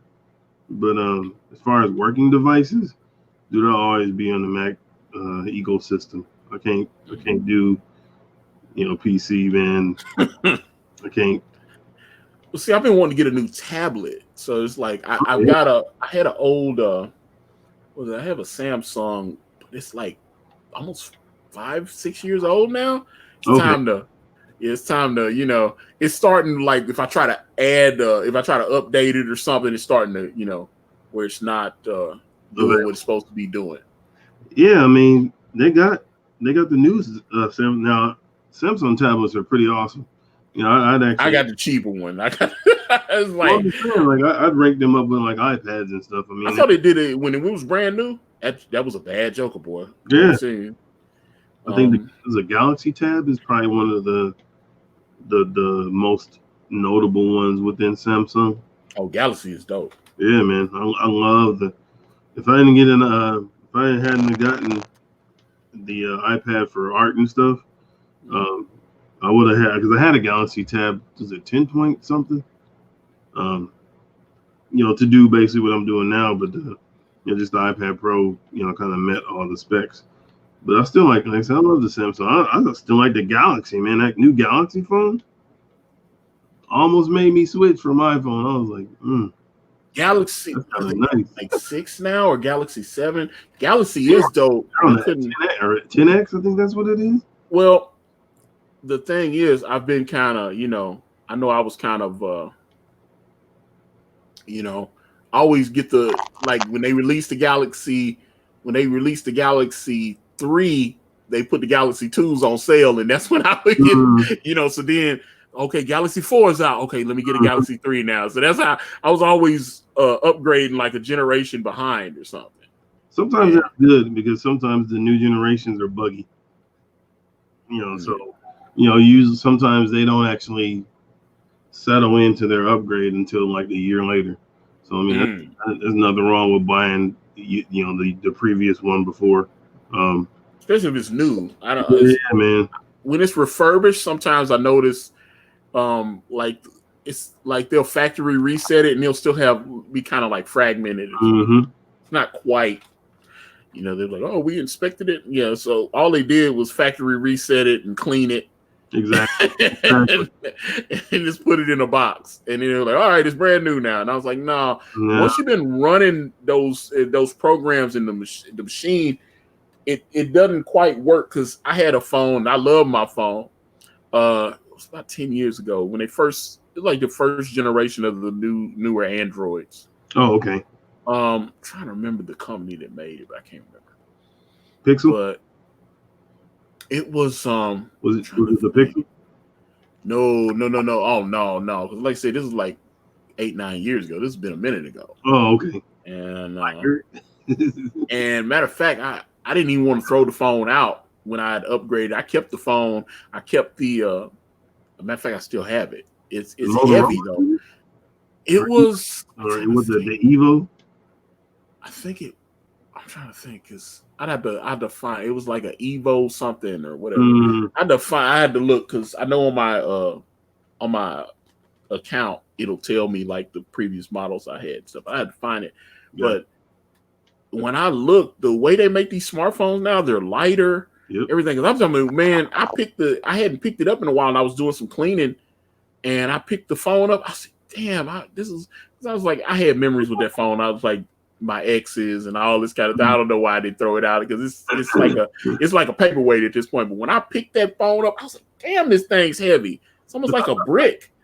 And like I picked this phone up, and it's a lot lighter. They make everything more compact and all that. So it's just looks like got a couple of look like there's a couple of cell phones or something in there. Cell phones and wallets and watches and credit cards.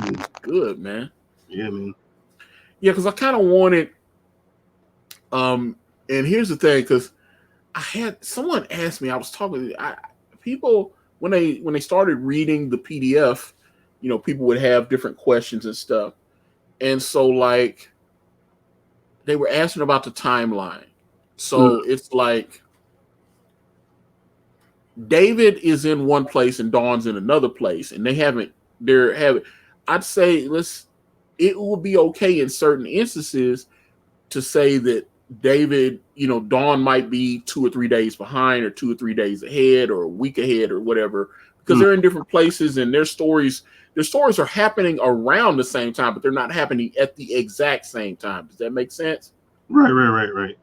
because there, like I said,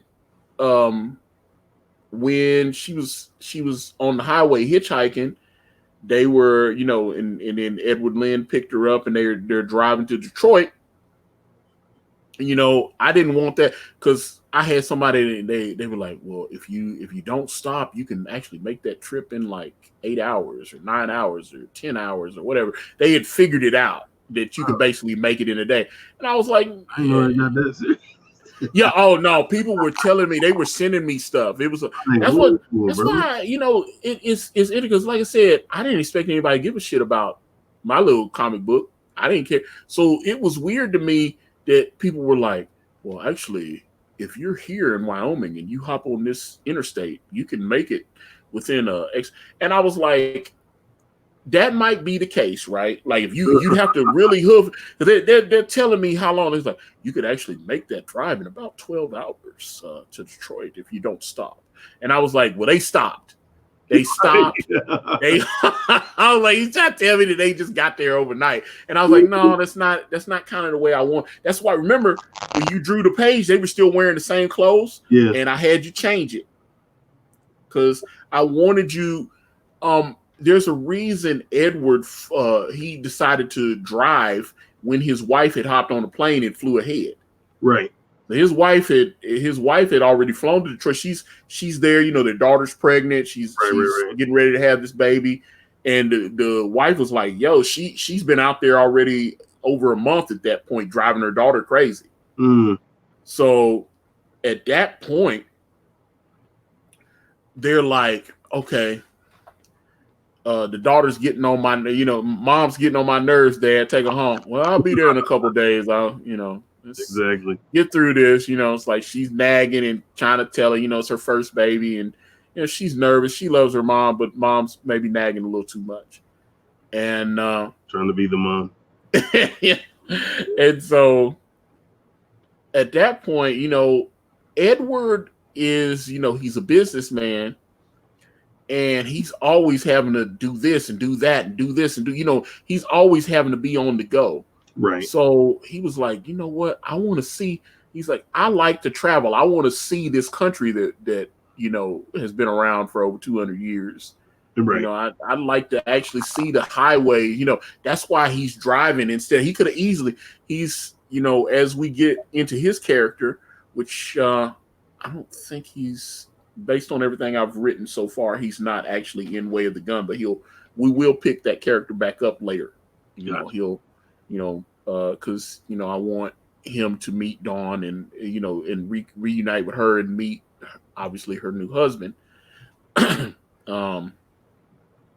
I've got ideas for things that I want to happen to them and in that relationship. But like I said, they were on the road and it wasn't it wasn't like, okay, I'm going to drive for like 9 hours and get there. I want them, hey, let's pull it, matter of fact, that last panel where he's like, let's go grab some grub, so he's like, hey, let's go get something to eat. He's not in a hurry. He's not trying to get there fast.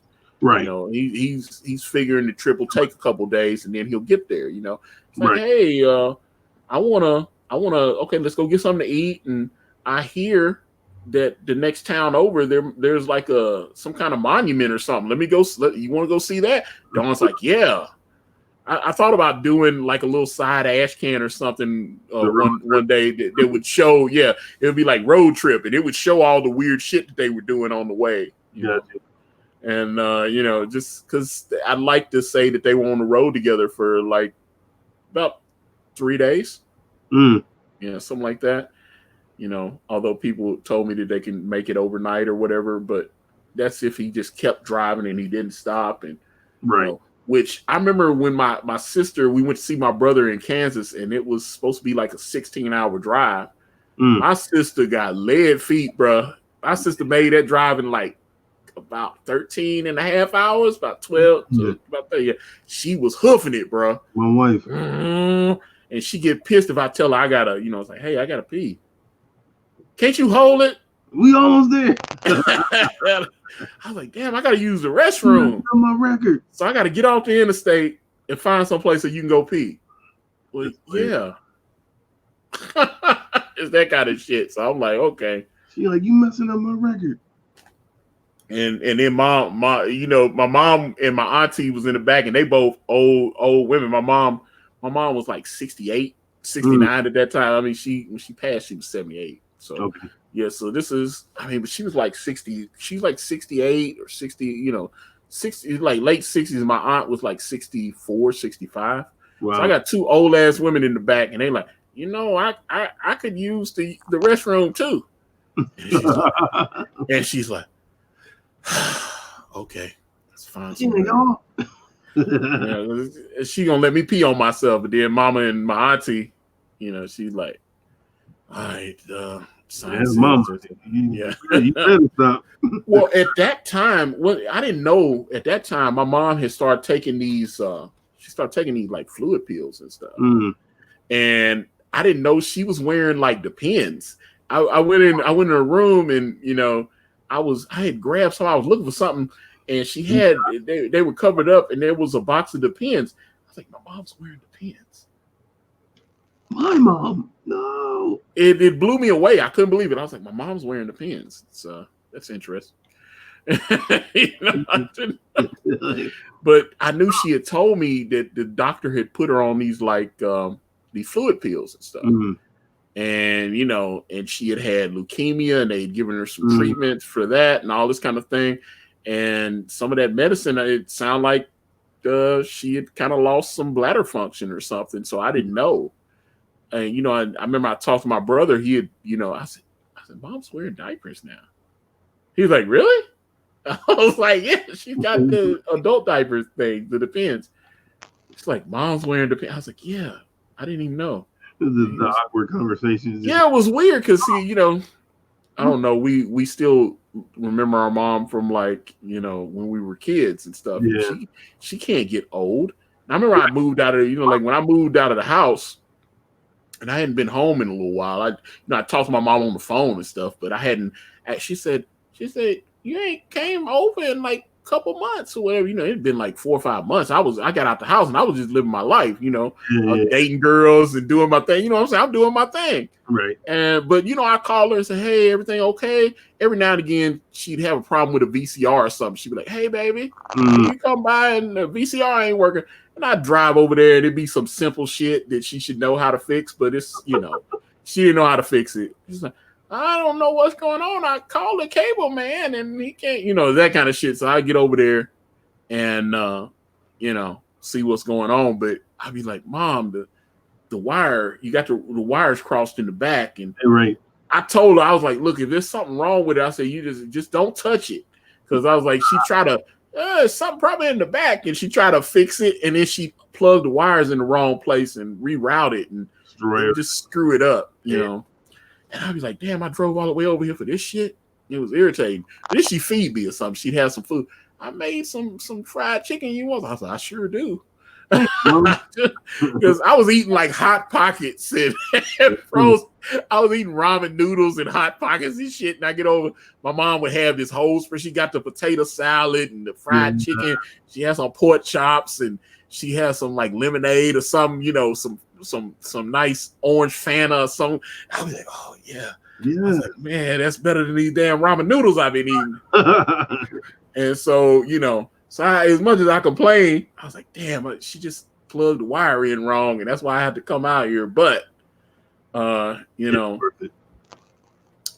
working. But I remember I hadn't been home in a couple months, and I actually saw Mom, and she gave me a hug and everything. And I looked at her, and she had started losing her teeth. She had like dentures and stuff, and late at night, because I'd show up, I get there at like 12:30, 1 o'clock in the morning. I'd be getting off work. I said, okay. And my mom would be up late. So I'd be like, okay, I'll be on my way. Okay, hold up. Man, Ludus, for some reason it's in live on YouTube. Yeah, because we got flagged. Someone false flagged the video. I don't know. My timeline is full of very friendly people over the last few hours. False flagging. Yeah, and we got flagged, me and Caanan. So what I am going to do is I would, because I started to start the stream back up, but there are people subscribed to my channel that don't like me And I'm sitting there, that's weird to me. They don't want anything to do with me, but they want to flag my videos and, thumbs down on my videos and stuff like that. They, and which I think is weird behavior, it's stalkerish. But what it is, that's weird.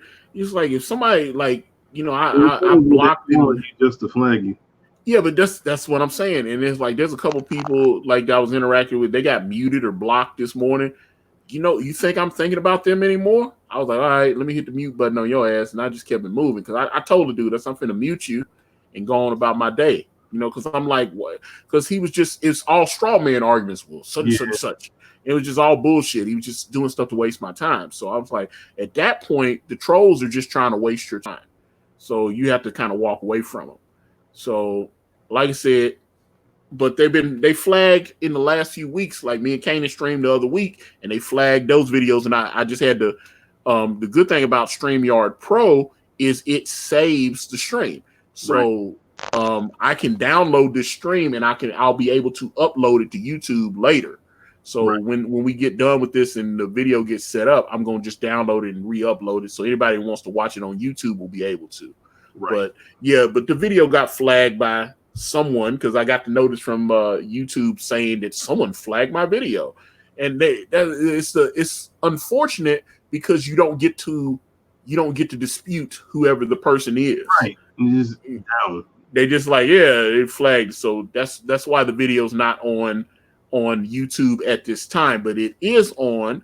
It is on Twitch. It is on my Akari Press Facebook, and of course, it's here on Periscope, which looks like is where you're seeing it. So that's why the stream is not up on the YouTube, because they flagged me, and then they But like I said, it's not gonna stop. I didn't want to stop the stream because, like I said, I can just upload the video at a later time. Yep. And the good folks that support my YouTube channel can watch Caanan draw. But it'll be awesome. So if you want to watch this later, Man in Lunacy, it will be uploaded to the YouTube on the interweb, or you can hang out with us here while we're just talking about nonsense and talking about adult diapers and all this kind of stuff. Of course, yeah. But yeah, like I said, when I got to when I saw my mom, I hadn't been home in a while. And I saw her, and I remember like the next day or so, I called my brother, and I was like, I could just tell Mom was getting she was getting sick. She looked so old, and her hair was really starting to gray and everything. And I got really nervous because I was like, oh, and she was starting to forget things. They took they took her car keys away because she got in a car accident. And I thought they were going to blame it on her, but there was a police officer on the scene, and he saw the other woman ran the red light and hit my mom, and she had her kids in the back. Oh, nice. So my mom called a break because I knew from talking to my mom that she was starting to. There had been a couple people in my family that had gotten like Alzheimer's or dementia or whatever. Yeah. And they start remembering things different. And it had been a couple of instances where I talked to my mom, and I could tell she was starting to forget things. Yeah, and it really spooked me out. Or no? Well, it was I don't know. The whole thing was collective of things. I mean, it was just strange, just you talk to her and memories that didn't happen. She would really think that this memory happened or whatever. It was just strange. Well, it's probably even like misplaced people with events. Yeah, she would tell me something that happened to me that happened to somebody else or something. Yeah. And then I'm like, Mom, that didn't happen to me. Or she'd be telling me something that she remembered my brother doing. And I was like, that was Roderick. That wasn't me. And she was really trying to argue. And, finally my sister, because I call my sister, I'll tell you exactly what was happening. I was with my fiance. Coincidentally, her name was Dawn. And she worked at KFC at that time. And I did not name Dawn after her. I just I remember I told her about my comic and the character was named Dawn. She said, "Hey, well, that's my name." I said, "Obviously, I know your name is Dawn too, but I didn't know you when I came up with this." You're right. And because when I finished it, she was like, "This is that comic you were telling me about when we were laying in bed all the time." And you'd be, because she didn't care about comics. She was just like, you were just rambling on about a comic book and you were going to make this comic. And it looks like you actually did it. And I was like, yeah, I did. Yeah. But she went to work. Her kids were at school. I said, "Hey, Mom, let's have a lunch date." So my mom was like, "You know what? I'm actually about 15 minutes away from you. Let me head that way." So we only had the one car. My girlfriend, she had the car. She had taken it to work. Okay. So I had to wait on. My mom came and got me. So she came and picked me up. And she always loved eating at Subway. So I was like, "Where you want to go, Mom?" I was trying to take her to a nice restaurant or something. She's like, "Let's go to Subway." And I was like, "We set this up just to go to Subway." Right. All places. She get like a teriyaki chicken sub or something. She loved that shit, man. That was some of her favorite stuff. And she was like, "Yeah, I want a teriyaki chicken sub." And so we would, here in town, we were in town. We've got like 10 Subways at least. There's a lot of Subways here. They got them in the mall. They got them, it's like Subways every damn where. Right. Like, matter of fact, on one of the main strips here, there's like 3 Subways, 4 Subways. Yeah, I remember seeing one of them. I don't think I saw the other one. Yeah. Right over where I live, yeah. Where it's a tobacco shop and it's a little strip mall there, a tobacco shop and Subway. Matter of fact, they deliver with Uber Eats. You can get Uber Eats. I get the little teriyaki chicken sub. Matter of fact, I'm thinking about ordering. So I was like, okay, but there was so we're driving. We're off of Old Las Casas, which was a couple miles from where I live now, but we were off Old Las Casas. Okay. And I said, "Where you want to go, Mom?" She said, "Subway." So we're driving. I said, "Oh, well, I'm paying for it," because she's like, "Oh, you're gonna pay for it?" I said, "Yeah, I got you, Mama." It's like, so we're driving. Well, she's driving. I'm sitting there and we're just talking. And all of a sudden I noticed we were talking for like 25 minutes. And I said, we should have been at the damn Subway a long time ago. Yeah. She drove us into Rockville, Tennessee. We left. We were on the road and she forgot where she was going and she drove out of town. Oh, wow. Yeah, we were in another city. We left the city of Murfreesboro. And I said, "Mom, where are we going?" She said, "Oh my God, I totally forgot where we go." And that scared me at that point. Because I said, boy, I've heard sometimes about senior citizens and they'll have those kind of senior moments or whatever, and they'll be driving and they'll forget where they're going or whatever, and they'll just end up somewhere. Right. And if I hadn't said something, we would have drove through Rockville. We were in Rockville, Tennessee. We had left Murfreesboro and we were in Rockville. And so then she had to turn around. She had to find a place to turn around and we come back to town. And so then, she was back alert again. And we found the Subway and we got food and ate. And then she took me home. And then she did a weird maneuver in the turning lane. And she came in the wrong way. And all of a sudden we were at a really dangerous angle where people were having to drive around. And I got real nervous. I said, "Oh my God." Yeah. She's got us turned. She shouldn't have came in the way she did. I was like, "Oh shit." So I'm stuck here in this car with my mom. And she's like, "Oh my God, I shouldn't have. I'm sorry." And she's in the wrong way in the lane, and cars are, and I mean it's a double. They're blowing horns at us and stuff. I go, "Oh boy, this is bad." I got my seatbelt on. I'm thinking we about to have a wreck. And finally, someone stopped and let us get out because it was crazy. All the cars zipping past us, and I was just like, "Okay, I think it's about that time." Yeah. Pull the car keys. So we got rid of, like I said, thank God that person let us get ours. He saw what was happening and let us get through. Right. And she was like, "Thank you." And we got over and all this. I was like, I didn't understand what happened. I was like, I was like, I wasn't paying attention, and she just happened to turn us around in the wrong way in the lane, and all that traffic was coming. I was like, boy, this is gonna be a bad accident. And that driver stopped and let us get out. Thank the Lord, man. I'm telling you. And so at that point, we got home, and I called my brother and I called my sister, and I said, okay, she forgot where we were going, and we went to another city, and then she had a mental lapse while she was driving. And a couple months later, my sister was like, okay, I got to move down here. So she moved. My sister quit her job and moved back up here from Alabama. Right. And moved in with mom and just started taking care of stuff. She was like, let me get myself set up. She started putting money back. Right. And she was like, okay, I'll come up. She said, because I see now. She said, you look like you about to get married. So like, and I was asking, I was like, I'm not equipped to take care of a woman. I'm just not.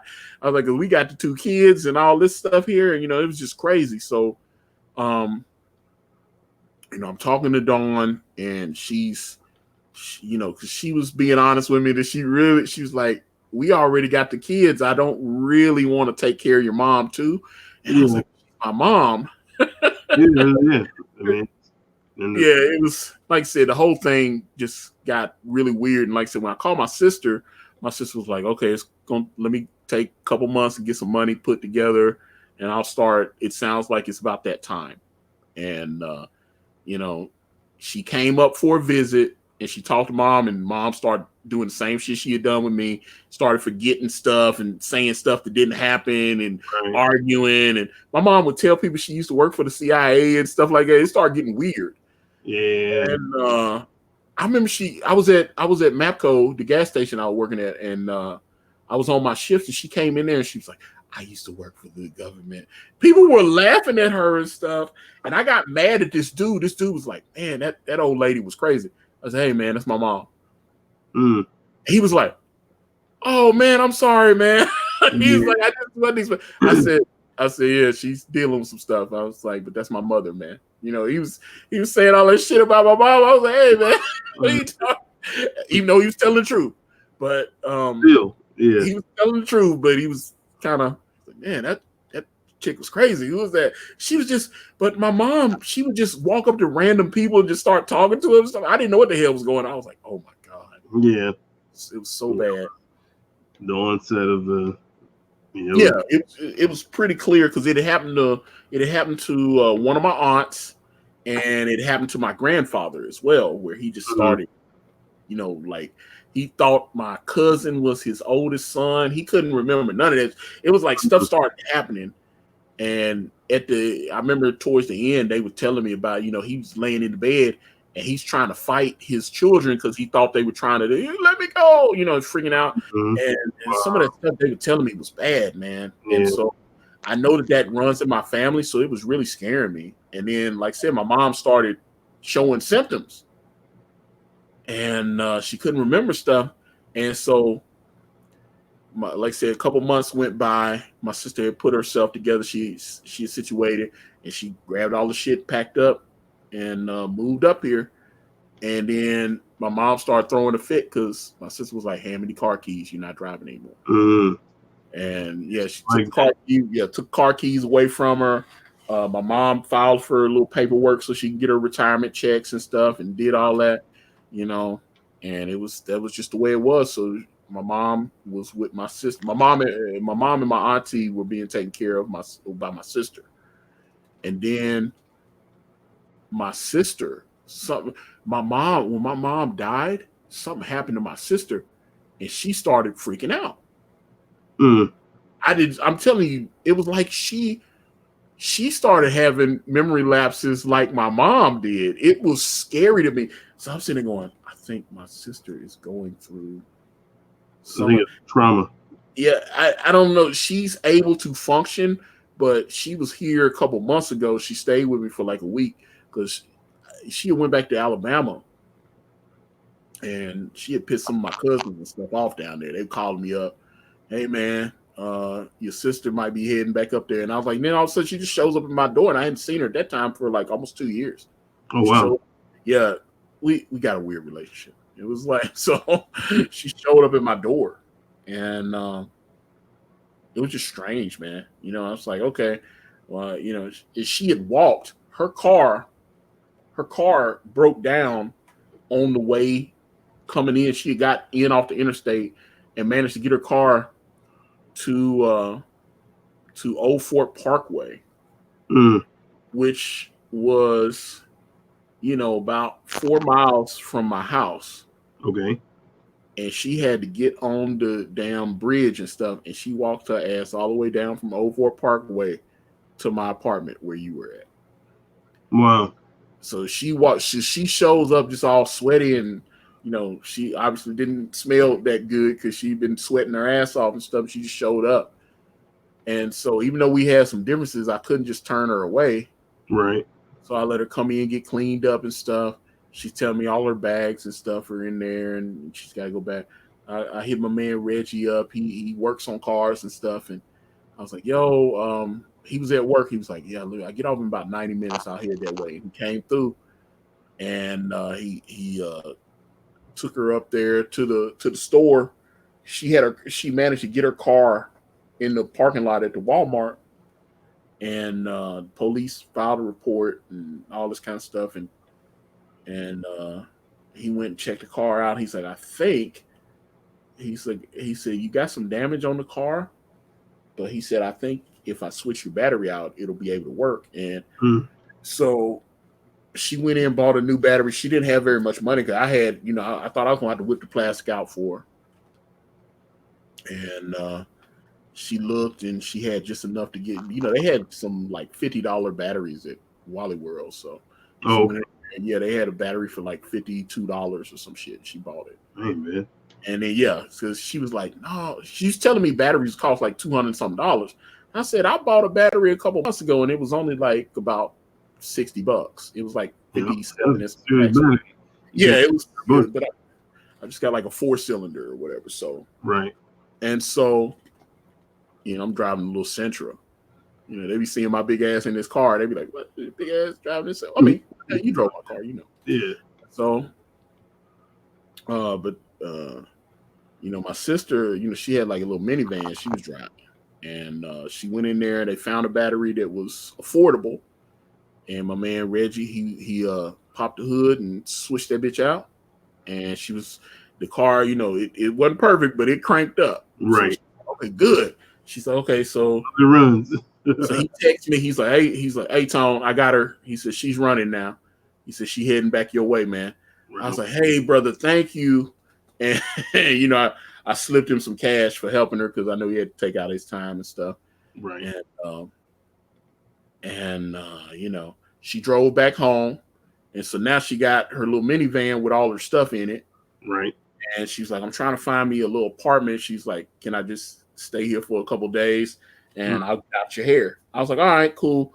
So she took I was like, yeah, get yourself set up, do what you need to do, make it. But I was like, you got a phone? She's like, no, I don't have a phone. I was like, well, you can use my phone. And, we was doing all this, trying to get her to help her get set up. And she found, place to go. Right. She went through a temp service and had a job where she could start in a couple days. And, she got cleaned up, washed her clothes. She dipped on out. And that was the last time I talked to her. Dang. So, yeah, we, noticed. Yeah, that was, what was that, September last year? So, that's. Where'd she go? She went back to Alabama?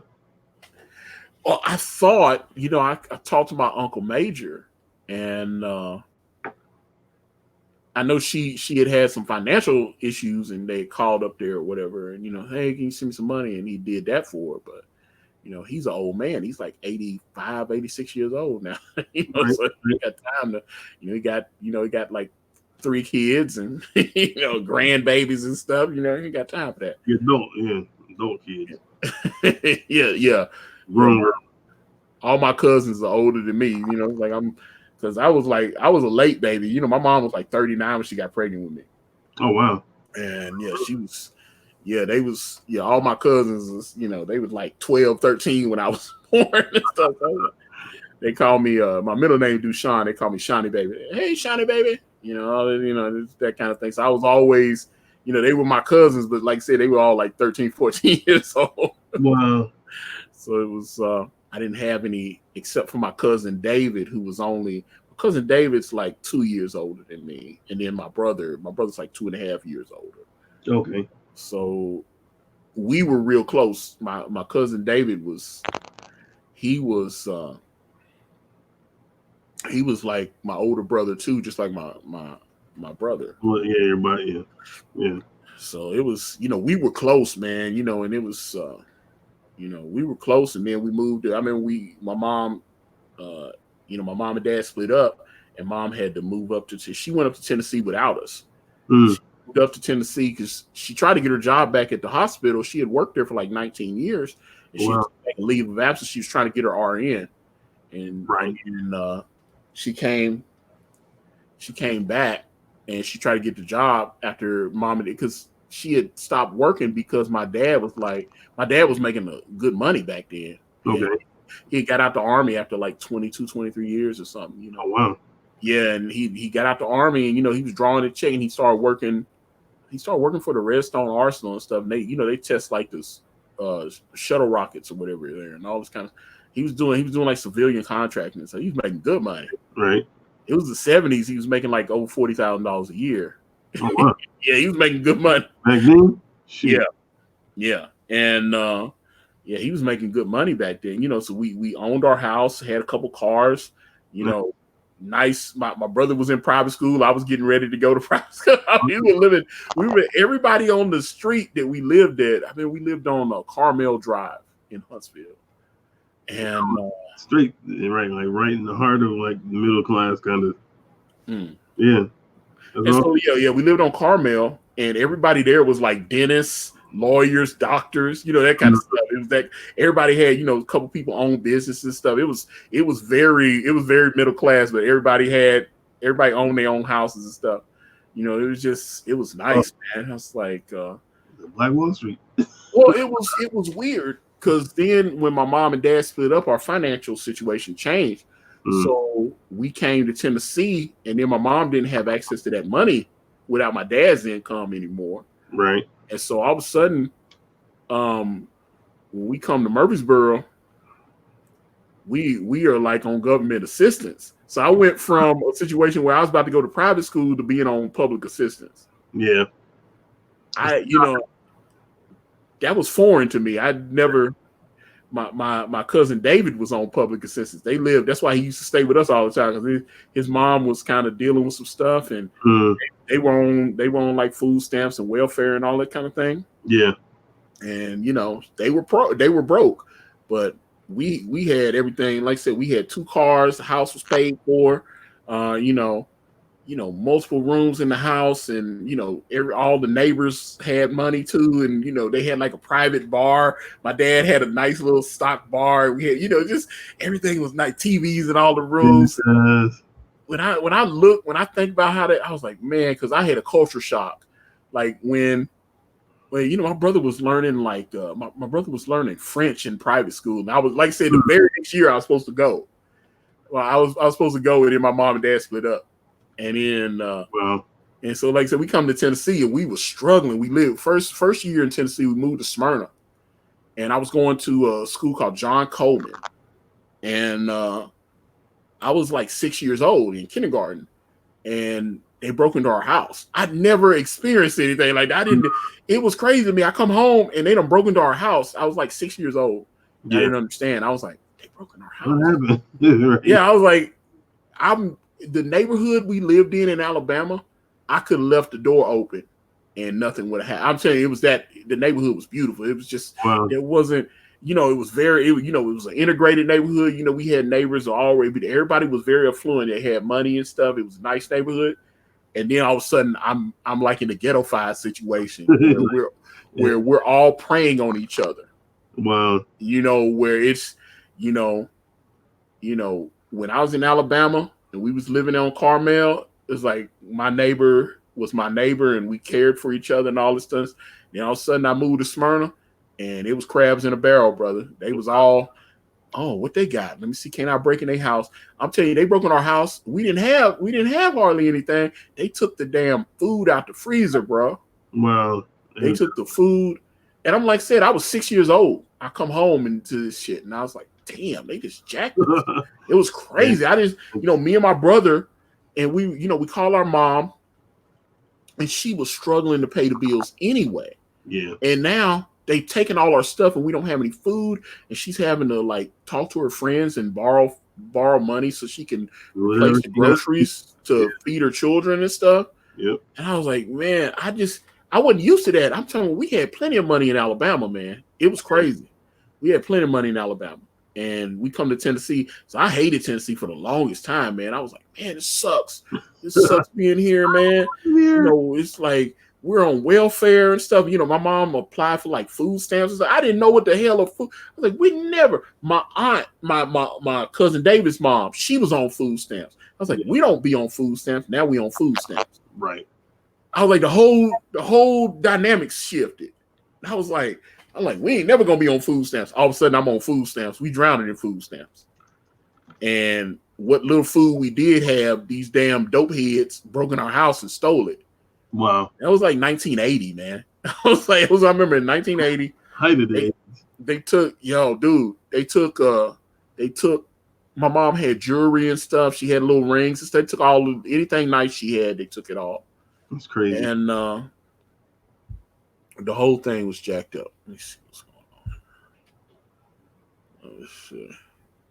Oh, okay. Well, I'll be right back. Give me a quick second here. Yes, sir. We're gonna take a little pause for the calls here. Among yourselves. Yeah, but let me see. I don't think anybody is well, hello. But as you can see, Caanan is drawing a page from Brand Way of the Gun. I would, a lot of you will watch it when I load this up on YouTube, and the link, of course, for Brand Way of the Gun will be in the description. I don't think the Periscope videos or whatever have description. I know on Facebook it does, that it has a description, but Caanan is doing the damn thing. I think this is page 16, if I'm not mistaken. And we're very happy that people are supporting the campaign. It's, let me see. I'm trying to see where it's at. Let me see where we are now. I want to see where Brand Way of the Gun is. I know we're over 15. I know we hit the 300 backer mark, $15,509. So, that's you guys. Thank you very much. And let me see. Okay, now I got all these people. Let me see here. Let's see. Boom. And then let's see. Da da da da. Da da da da da da da da. And da da da da. And people on the Twitter. And boom, boom, boom. Yeah, Twitter. And yeah. But yeah, I see. Look, I think that might have been me. I see some people, but like I said, I'm gonna load this. I'm gonna take the stream. Once Caanan and I finish it up and he gets done, I'm gonna load this bad boy up on the YouTube, and then people can watch at their leisure. For those of you that like to watch Caanan do his drawing stuff, but this is how the bread is made, and this is how we do the thing. So let me see. I think around this time, this is when Ethan would be like, "I've got mummy news." I don't know anything about mummy news. Let me look on. Let me see on Google. I don't know how long it's gonna be. Let's see, WWE possibly angry with Roman Reigns over WrestleMania. Ooh, okay. And then Jennifer Aniston in fits of laughter as Courtney Cox flaunts dancing skills on TikTok. I'm not on TikTok, so I don't know what that is. AEW Dynamite results. Okay, well, I think they're doing dark tonight, and we will definitely be watching AEW Dynamite on Wednesday so that I can host the Wrestling Council, which will be this Thursday at 9 p.m. Eastern Standard Time right here on my channel. You did not see the Wrestling Council that we did yesterday, where it was a WrestleMania wrap up. That's on the SMB network, or you can check on my YouTube channel, youtube.com/AkariPress, and check the playlist for the Wrestling Council, because I've got all those channels laid out there. And yeah, there you go. But hello, for those of you watching on, I see some people watching on Facebook, and I see we had a couple people watching on Periscope, and like one on Twitch. But to those of you, let me wave and say digitally hello. But Caanan is taking a small pause for the cause, and when he comes back, I'm probably going to take one as well, because I need to water some plants, I think. But but hello to all of you watching as Caanan constructs this new page, and we certainly appreciate your eyes. And I will, like I said, I will take this and I will upload it to the YouTube thing, and hopefully you'll hang out with us. But if anybody in the chat has weird questions for me, or I don't know, or not, just want to say hi. I don't know, because I don't have any like music or anything to play. I don't have a video. So let me see. Okay, we got some banners. So let me do this. Let me do my banners. Okay, so hold on. Boom. And then here's the one I use for the Wrestling Council for outrightgeekery.com. Yeah, you can go to outrightgeekery.com, and hold on, put my regular banner back up, because that's my banner. I love it. And then, but we are waiting on Caanan White. I wish I could draw. Because if I could draw, and I could do some stuff, I could make everything special. And, unfortunately, I can't draw. So, but we love you all. We appreciate the support, and I thought Caanan would be back by now, and he's not back. So he got like foot-itis, toe cramps, and trying to, yeah. Let's see. Maybe I should play. I wonder if would I get flagged if I play Mario Kart. I was like, play Mario Kart. Let me see. Can I play Mario Kart? Oh my. Caanan dipped for a brief second. He is taking a small chronic break, and but hello, Cassius. How are you? And I hope you are doing well, sir. And yeah, let me see. But yes, I hope all is well. But yeah, we're just doing these streams, trying to draw a few pages for Way of the Gun. Well, just I think on this stream it'll just be one page, but yeah, it's turning out quite nicely. I like the page, and it's I know I wrote it though, so. Hello.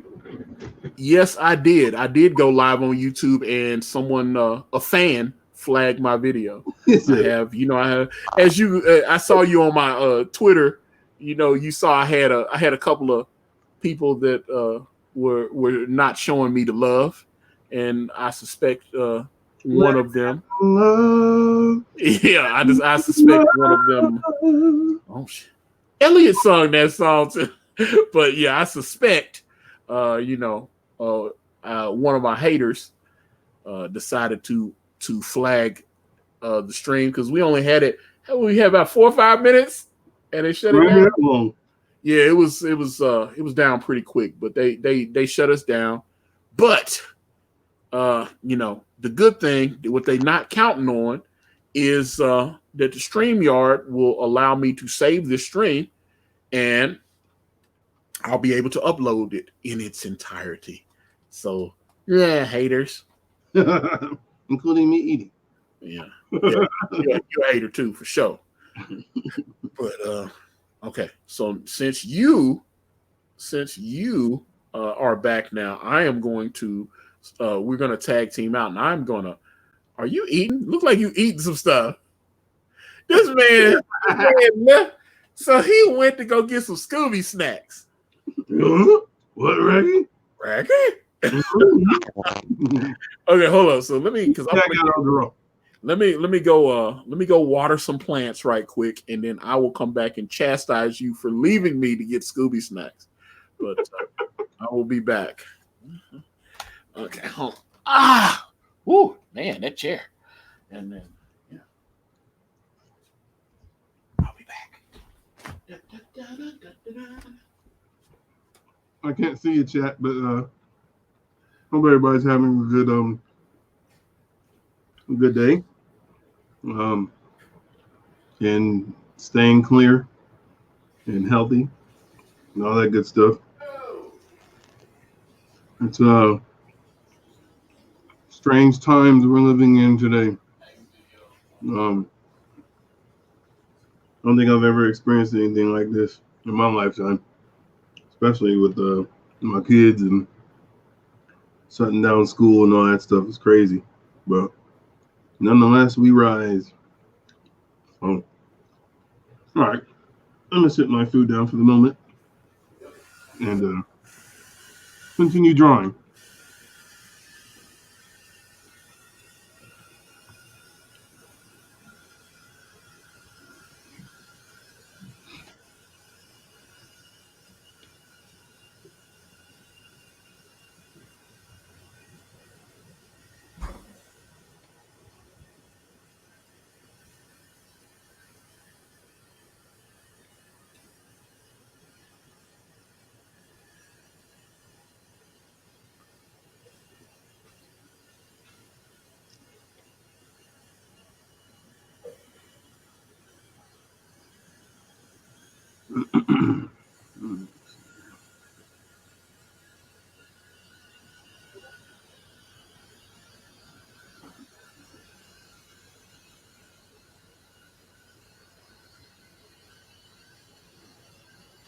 This is the rhythm of the night.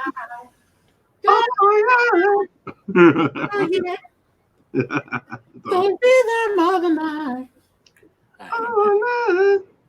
Oh yeah. I just need a little vodka in this, and this will be perfect. Ooh. What's in your cup, buddy? What's in your cup? Actually, just some lemonade.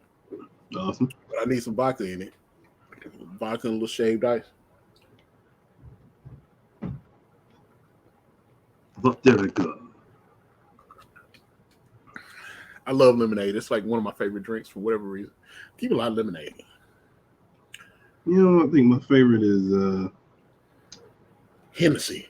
No. Do like wine though. Well, one of them. Yeah, it's like a strawberry. No, it's not strawberry. What am I talking about? Blueberry from is it Oliver? I think that's the name of it. Sound like you talking about some wine coolers. Yeah, no, it's it almost tastes like champagne though, but it's Oliver is the name of the company, so they here they have it's like a blueberry. It's really cool. Cassius says Crown and Cranberry. All right. Yeah, Crown and Cranberry. I do like cranberry juice though on its own, not with Crown, but no, my favorite juice would probably be orange juice, and then apple juice. Interesting. Love some apple juice. That's like drinking water, dude. It's so refreshing, especially when it's cold.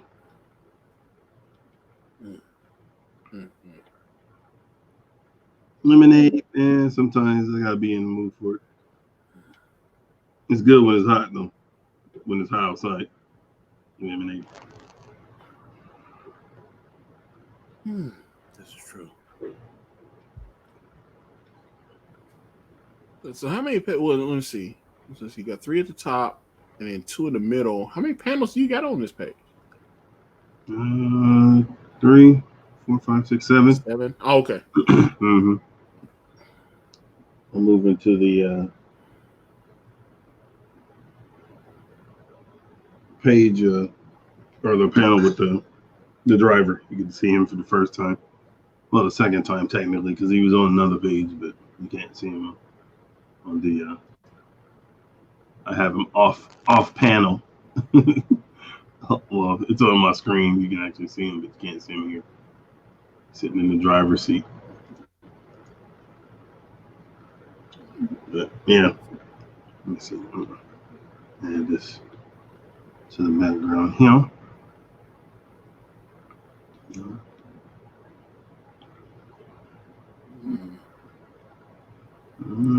So, what? I'm looking on your screen. I'm like, okay, so you got the thing at the bottom. Okay. What happened? I saw the little bar. I was like, what is that? I was like, what that Oh, this? Oh, the little blue thing? Yeah. Yeah, that's my status bar. Because cool thing about Procreate is it basically records everything you do and time lapses it for you. So it does it automatically. You don't have to tell it to do it. It just kind of, that's how the program's made. So I'll show you what I'm talking about. So like if I go here, with that little play button, and say I want to do a time lapse replay. Oh, so you are, yes, you'd be able, oh, cool. Yeah. Nice. So you're actually seeing my process. Yep. So, and you can accelerate it to where I am now. Oh, nice. Yep. It'll record as long as I'm drawing. So, and you can actually go out of the file and then come back in and it'll pick up where it left off. So that's what's cool about Procreate, man. That's one of the cool perks and benefits of the program. I wondered how you did, because I've seen sometimes on your Instagram you've loaded those up. Mm-hmm. And so that's how. Okay, so it's just recording automatic. It's one of the things too, man, that kind of made me switch, because Clip Studio, you gotta basically go an arm and a leg just to try to record anything, and it takes too long. And the fact that it does it automatically, man, is pretty awesome. So, I mean, they both got their benefits, man, but I just like the way Procreate. And if I was a colorist, Procreate would definitely be the program I use to do color. Like, it's far more superior, I think, than Clip Studio. But yeah. All right, I'm gonna get to the hater over here, because the driver, hating on Dawn because he's got to do what she says. Yeah, Dawn's the boss now. She the boss of bosses. What they say, capo de tutti capi or whatever. I'm trying to remember. I don't speak Italian that way, but I remember I watched a lot of gangster movies. I remember it was like the capo de tutti capi or something. The boss of bosses. Mm-hmm. I have to look. The boss is boss. Yeah, well, she ain't Fane's boss, but she everybody else. No, but yeah. Yeah. So what kind of hat is he wearing? It's a Scully. Or like a dude, I don't know, some fitted something. Some fitted hat.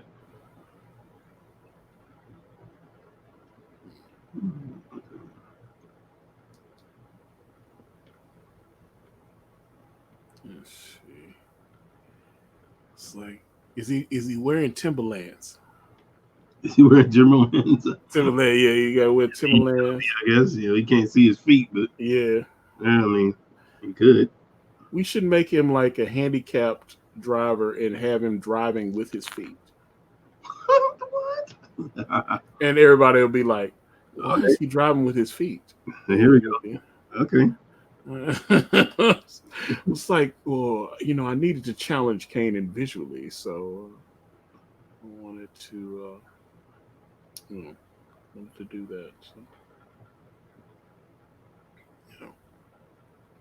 thought that would be a good visual.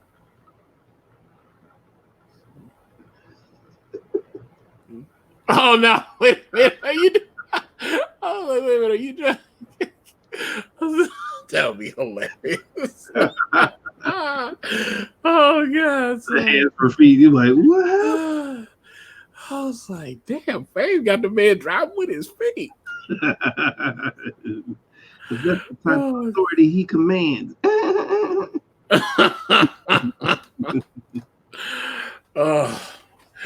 I can't wait to get Demetrius because, like I said, I gotta tighten the little script up and do the Fame book.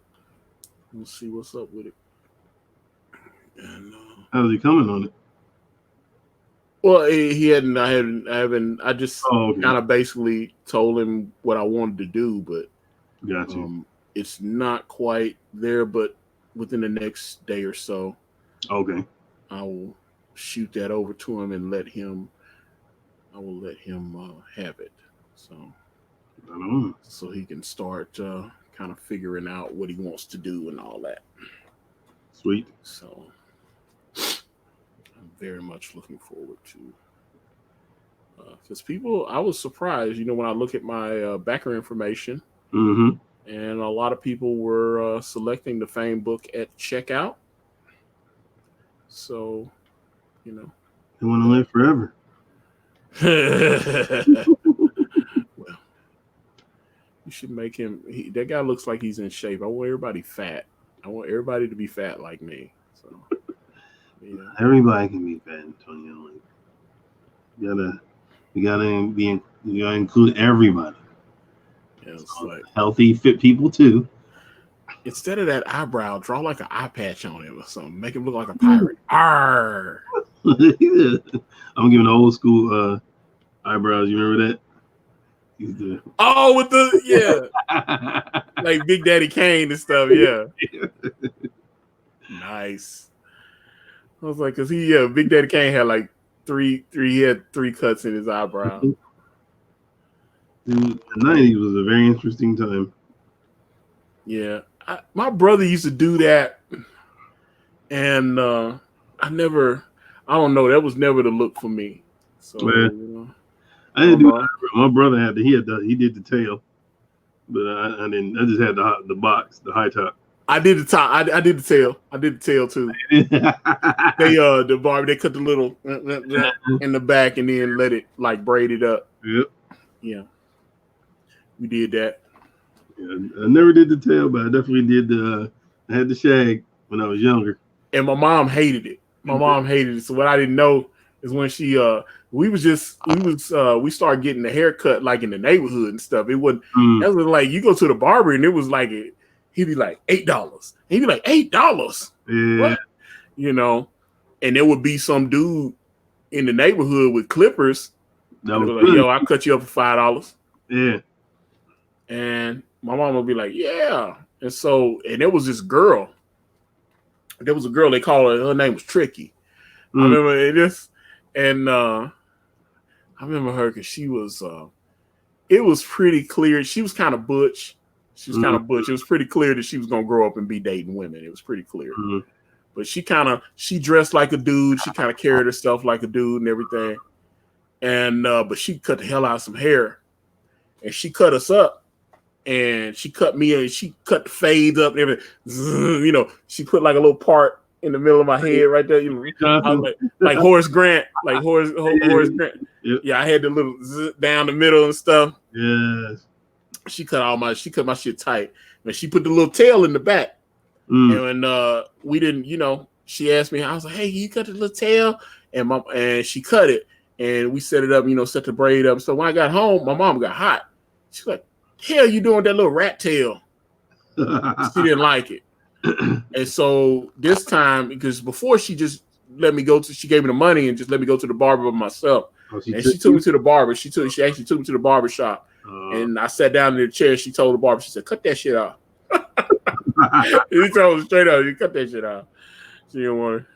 And she was not feeling that. So it was I rocked the flat top with the hammer stripes on the side. I love hammer, go hammer. They put me in the legs. Yeah.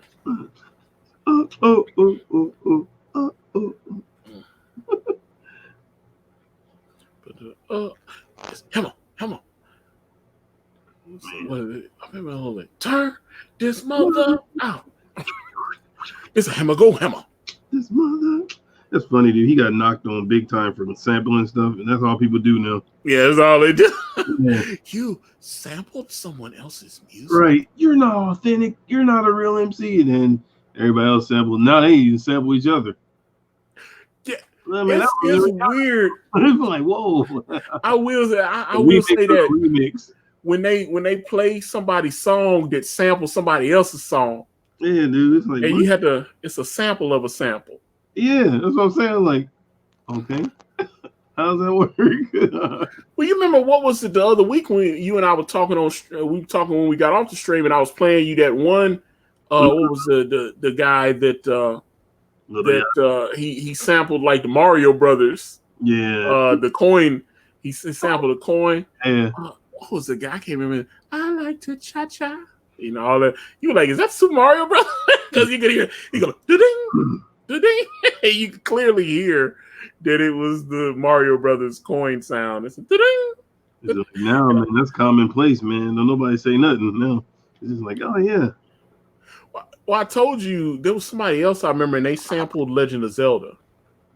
And it was like, I remember they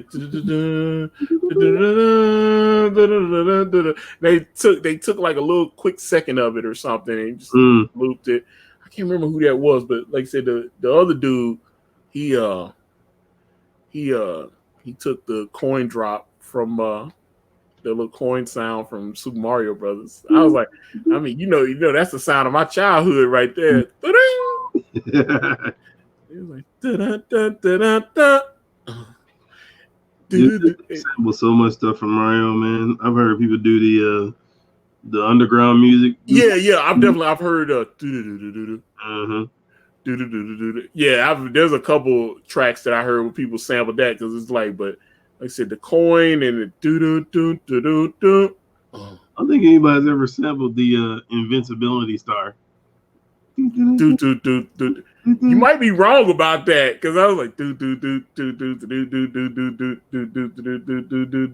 that's what's so funny. When I be playing Mario Kart, that especially when you're playing multiplayer mode, it's the frenzy or whatever. When you're playing against the computer, they don't let you get the star. But then when you play multiplayer, when you're playing against people, then all of a sudden you can get the star. I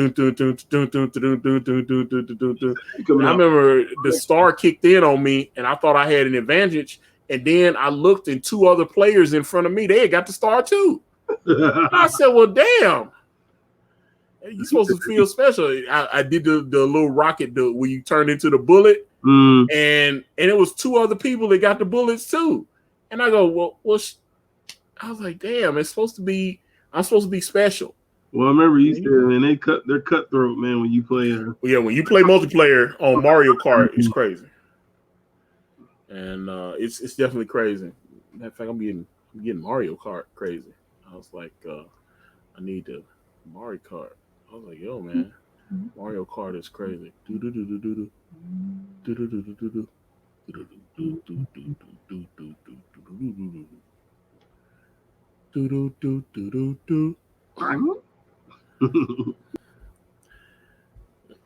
still has to be among one of the that still has to be ranked as one of the most difficult games to play. Which one? Mario, the first one. You know what? Well, because they had Mario Brothers and they had Super Mario Brothers. The first one that came out on Nintendo. That's Super Mario Brothers. Yeah. Okay. Because it came with the damn system. Yeah. I was like, that's how I got it. I was like, came with I'm playing Mario Kart now on my phone. I was like, yeah, let me get in on this and get mad. What rank are you? Are you still in E class? Actually, I got up to C. Yes, man. But it's about to bump me back down to D. Oh, dang. Yeah, it's that competition. The higher up you go, man. So you don't stay there long. No, you got to keep winning races, and I got lucky, and I won a couple of races, and it went crazy on me. I was like, oh damn, Yes. And I went on a nice winning streak, and then I went on a nice losing streak, and it was terrible. When I went on the losing streak, I felt very bad about myself. And I was like, oh no, it was not good. It was not good. So, oh damn, I just got hit with a shell. It's not good. Get my ass. Oh damn, I just got wrecked again. They going at me. I thought I was gonna win this race. Oh God, this is pissing me off. Folks be coming ready, boy. Yeah. Okay, I just hit it with my boomerang. I'm going around. We on lap 2. I'm in 5th place. I don't know if I can win though. Throw this bomb up here and blow him up. Boom, bam. Hit him with the turtle shell. Now I'm in 4th place. Let's see, can I get it? I'm in 3rd place. Hit him with the boomerang. Hit him with the shell. Boom. Now I'm in 2nd place. Okay, hold up. I'm in 2nd place. Hold on. Red shell. Boom. Uh-oh, about to win. Oh no! They got you in. Right when I was about to cross the finish line, Yeah. I got hit with the red shell. Dang. I was, and I'm talking when I'm telling you, I'm like maybe a car's length away. Yeah, man. I was like, oh my God, because I hit the car in front of me. I was in 2nd place. Dang. And the guy was playing with Bowser. And I said, let me see, can I hit him with the shell? Boom, I knocked him off. I said, okay, I'm in 1st place now. I'm about to hit, and all of a sudden I get boom, and then I get hit again, boom. And then, so I was in 1st. I said, now I'm in 2nd place, and then another car hit me again, and they drove past me. And then I recovered in enough time to get over and claim 3rd place. Oh, okay. So you didn't get completely knocked out of the race. So yeah, 3rd place. I got 3rd place. Nice. But I was so close to 1st. It was very frustrating. I think they do that on purpose, man. They tease you like right at the end. I actually I was looking at programs because what I've been wanting to do is I would want to play on the Twitch channel more. And so what I want to do is I want to be able to stream the Mario Kart on Twitch. I think you can, man. Yeah, I saw there's a couple of programs that I saw that it might allow me to do that. I just need to play with it a little bit more. Yeah, I'm pretty sure you can. But yeah, man. I went and finally got my eyes tested yesterday. And how did that work out? Well, good, man. Like, it wasn't as bad as I thought, but I'm definitely nearsighted. I couldn't see jack from afar, bro. My eyes was hit, and so that was just from staring at the computer for so long. I feel you on that. So yeah, I had to order him, man, and he did the lens test, bro. I was like, actually, I got to set my. They've been texting me and stuff, and I need to get my insurance because I got one doctor's appointment I got to go to next week, and then I got another doctor's appointment a couple weeks from that. So right on. I don't want to be living at the doctor all the damn time. But Cassius Clay says, "What's your Twitch handle?" It's Akari Press, just like all my other stuff. It's twitch.com/twitch.tv or whatever the hell it is. I think it's twitch.tv/whatever Twitch whatever Akari Press. So just like YouTube and all that other stuff. So, but no, man, he did him with a lens test, man. I was like, man, I ain't seen this good in years. It was crazy. It was like a whole new, I could read all the lines and everything. I was like, I can see. Yeah, so. Yeah. Are they making glasses for you now, or? Yeah, they're on order, man. So okay. Next time, as we're streaming in the months to come, man, you'll see me rocking the old man glasses. Did you get bifocals? Or? I actually got bifocals, but I got them so there's no line. Yeah, well, they've been making them like that for at least 20-something years now. They've been back in the day, the bifocals they would have. Yeah, they make the no line, but they've been making them for like over 2 decades that I've seen. Because I've been wearing glasses since I was 16. Oh wow! Yeah, I've been wearing glasses since I was 16. Well, he said I had an option of just getting glasses for seeing at a distance. Man, I was like, man, if I'm gonna get them, I'm gonna just rock them the whole time. So I was like, he said, then you probably want to get the bifocals. I was like, yeah. It makes sense. You know, I ain't trying to take them off and on, man. Just wear them and, you know, enjoy the new experience of being a glasses wearer. My mom's supposed to wear them, but she doesn't. But my dad, he has glasses. So yeah, he was no LASIK, because I had somebody. Let me ask you. Somebody, there was a buddy of mine, and he was like, "Hey man, I saw a coupon in the newspaper for LASIK surgery, and they give you a discount on each eye." okay. And I said, "Okay, let me ask you a question." Because it was a couple of, we was all at work. Hey. And people started laughing. He thought I was trying to clown him, but I wasn't trying to clown him. I was just asking him a question. I said, okay, if you're gonna let somebody shoot a laser beam into your eye, do you want to go to the best, or do you want to go to the guy with the discount coupon? All right. And everybody just started busting. He was like, "Oh shit, he's right." He was like, walking up to the man with a coupon.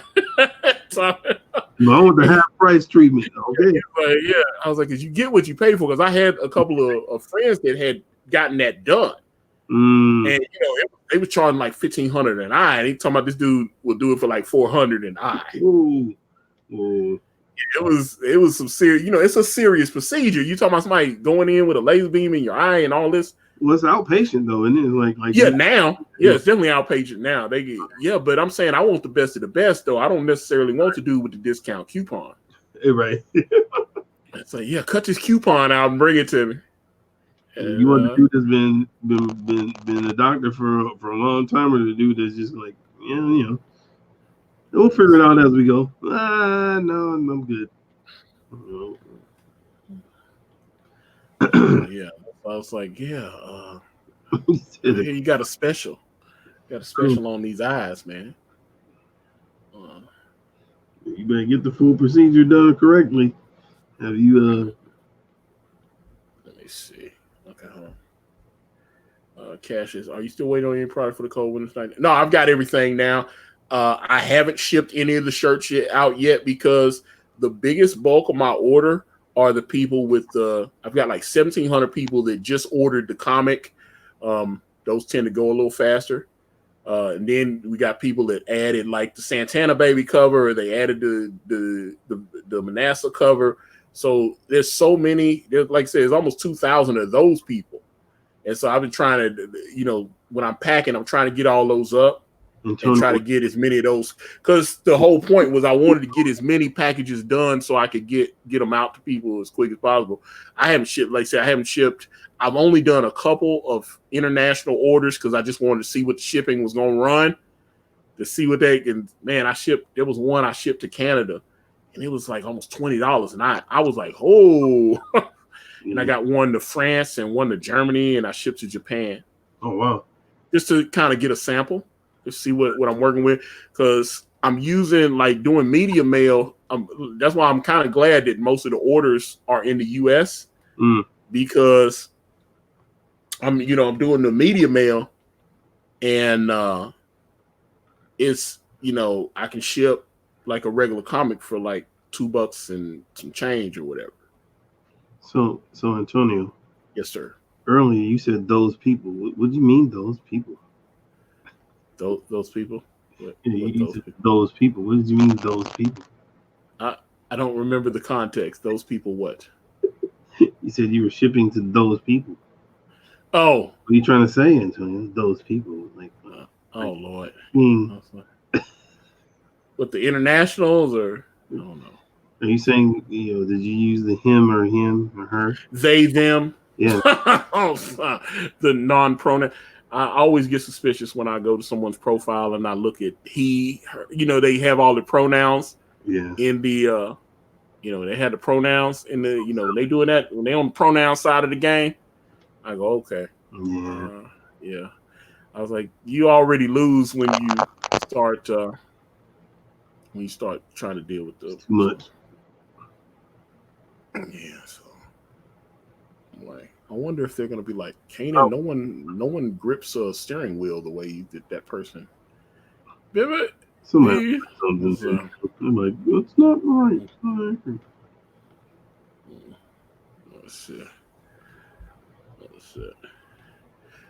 Well, hopefully we'll, because like I said, I'm getting through. Like I said, I just dropped some off. I'll be packing more tonight and try to get a shipment again in the morning.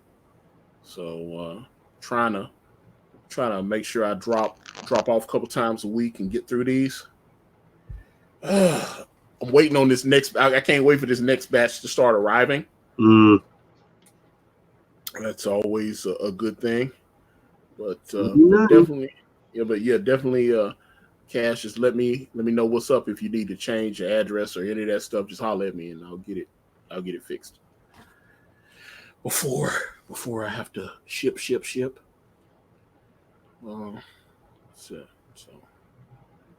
yeah.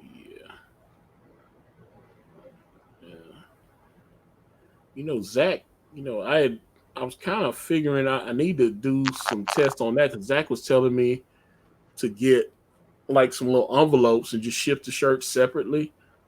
And I was just like, he was like, except for the internationals, because the international, it already costs so much internationally, you might as well ship it all in one package. Right. But he was telling me to ship. And I was like, he was like, you can medium mail the package and then, just, probably cost you a couple bucks to ship. I need to do an experiment though. I need to kind of figure out how that works. To see if that, because he was like, do like a split shipment and ship the shirt separately from the, from the package. But I figured, ship it all in one package. If it'll fit in Gemini mailer. If not, I'll have to, because I looked at Amazon, we were using these clothing bags. They started getting these little cheap clothing bags. They're like plastic, but they got like a silver strip on them. And then you can they started. That was actually I was kind of glad because once they came up with those bags, it was hard. They kept raising the pack rates over there on the lines that I be on. And so they got these little bags. And so I'd be on the line and they'd be like, okay, you need to be able to pack 80 items an hour over here. Right. So, okay. And then they put the bags in there and they'd be like, you need to be able to pack 140 items an hour. I'd be like, oh God. And then you would have, no, I'm telling you, they would be trying to break you. And I couldn't keep up, man. I was able to do like about 110 an hour.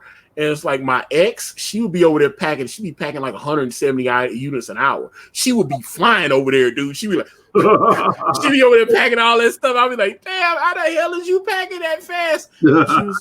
She was like, you need to change the way you're standing. And she would be trying to tell me. I was like, I don't move like that.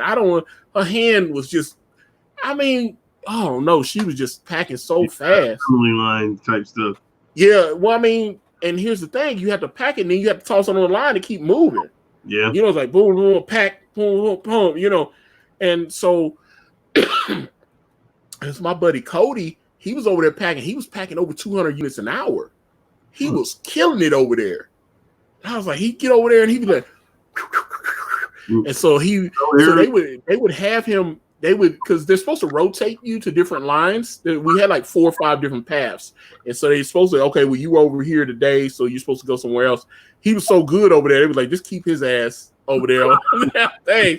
And he would tell me. Errors too? Huh? Low error or no error? Well, that's sometimes you have kickouts, and then the kickout operator would look, and most time it's because it's a single. If you're packing singles, it's just one item per package. So you're on a single. A lot of times it is. I used to pack multis, and then I stopped packing multis. They would just they were like, all right, you're on singles line, and so I go over there and pack singles. I'd get me a tote and it'd have DVDs in it with an envelope. Yeah. I love those, man, like a tote of DVDs or a tote of video games. And all you do, but you have to really get in a rhythm because the envelope, you get the little manila envelope and it have the stick strip on it. Slide that shit in, pull the strip, slap it, boom, and just move. It's like because they used to have these things called the spoo, and you would have to put it on there. That's the thing that the computer would scan. Okay. And when it gets down there, it'll scan the spoo, and it'll tell them what the address is, and they would put the label on there. Okay. The stamper would go down. It was like, okay, this is B11E.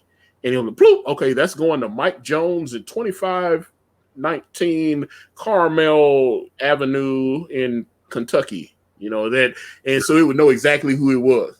Right. But if you messed up, especially when I hated, I was kick out trained. They would train me on the kick out, and I'd have to work. I hate when they put new people on my line. They put new people on my line, and new people fuck up all the time. They forget to scan the spools. Yeah. And so on the multi-line, if you work in kick out, you don't want new people on your line, especially on a singles line like single smalls, because the rate is real high over there. Like I said, you got to be able to pack. At the end there, you was having to pack like 150, 160 units an hour. Jeez. You had to be able to pack that many consistently. Some of the little smaller packers, they had these two Japanese girls. They come over from Japan. They barely spoke any English, but they were doing some kind of exchange thing, because we had some kind of program where they were talking about, like, they were getting them trained. They had international Amazon people, so they came over, but they came over and they were both I worked with them for like almost 2 years. Oh wow! They were over here, and those two little Japanese girls, boy, when they would show up in the line, they would pack that shit out, bro. It would be over. They would be moving so fast. I mean, both of them were like 4'6", 4'7". They were real short, tiny girls. And I'm telling you, them hands was moving. Do you understand? They was like Quicksilver over there. I couldn't understand. Dude, I'm telling you, both of them, they would like, okay, let them pack together, because they would get mad if somebody tried to separate them. Like, no, let them two pack together. They like each other. So they live together and everything. They were like, although one of them was supposed to be getting married, they were going to go back to Japan in like another year or something. They were going to be over here like another year and go back. Yeah. But they were roommates, and they were over there. I'm telling you, they would put them on the single small line, and the rate, like I said, the rate was like 160 an hour or something. And they would be packing, like, at one point, they were both packing like 240, 250 units an hour. Jeez. Killing it. It would be over there. And they were good packers. When we first started training, they didn't understand English that well. They would make those little mistakes that the new people would make. Right. Like I said, like, you would pack the item and you forget to scan the spool. You have to scan the spool. They let me be a trainer, and so I had to go through the training course, and I would get new packers and I'd have to train them. Gotcha. And so I kept telling them. And somebody I trained actually ended up making management. So I was like, wow, I trained somebody that actually was so good they got through and ended up getting promoted. Right. And so I was proud of that. I was like, I trained. Actually, the detective in the story, Vernal and Perry, that's who it is, because I trained. She came from the pick department. She got an injury where she couldn't pick anymore. Okay. And so they said, Antonio is your ambassador. So I had to stay the whole week with her, and I started training her. And she had a small learning curve at first, but then when she caught on, it was a wrap, dog. She started catching on, figuring out how to pack. Yeah. Because I took over to the multi section. I said, okay, we're gonna do multis today. And so I had to have all these. You had to have like these little sheets and everything so you could grade them and see how they doing and stuff. But it was an easy day for me because I'm getting paid and I don't have to do shit. All I gotta do is just show her. Right. Get in. So I just get in, and she tried to jump ahead, and I said, "Wait, man, I'm not finished showing you. Don't do anything until I show you what to do."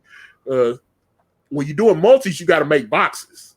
You're doing multis, you got to do like when you're packing singles. A lot of times it's an envelope. It's either a small envelope, the big envelope, or V3 and V4. They try to streamline anything that needed. It was very rare that you would get something on that line that needed an actual box. So we had 4 boxes on the single small line. It was the B2A, which is a small envelope, and then it was the BA8, which is like a bigger manila envelope, and then we have a V3 and a V4. The V4 would be like for like a big textbook or something like that. So if I was getting a tote full of like PS4 games, it would all be going in B2As. So I would pull that tote down and have 60 video games in it. So I know I'm about to get my rate up then. Oh man, I was like, oh, the new Call of Duty just came out. Oh, Mario Kart's out. I pull that damn tote down, and then you scan. All you do it. I mean, I would set up an empty box right next to me because you have to drop that trash because the managers would go nuts. They would come through the line and inspect it because they want you to make sure you don't have any debris on the ground and stuff. Right. They want you to keep packing though. They don't want you to stop packing. So they coming through to make sure that you ain't got a bunch of trash and stuff on the ground. Right. But some people were real fast, but they were really messy.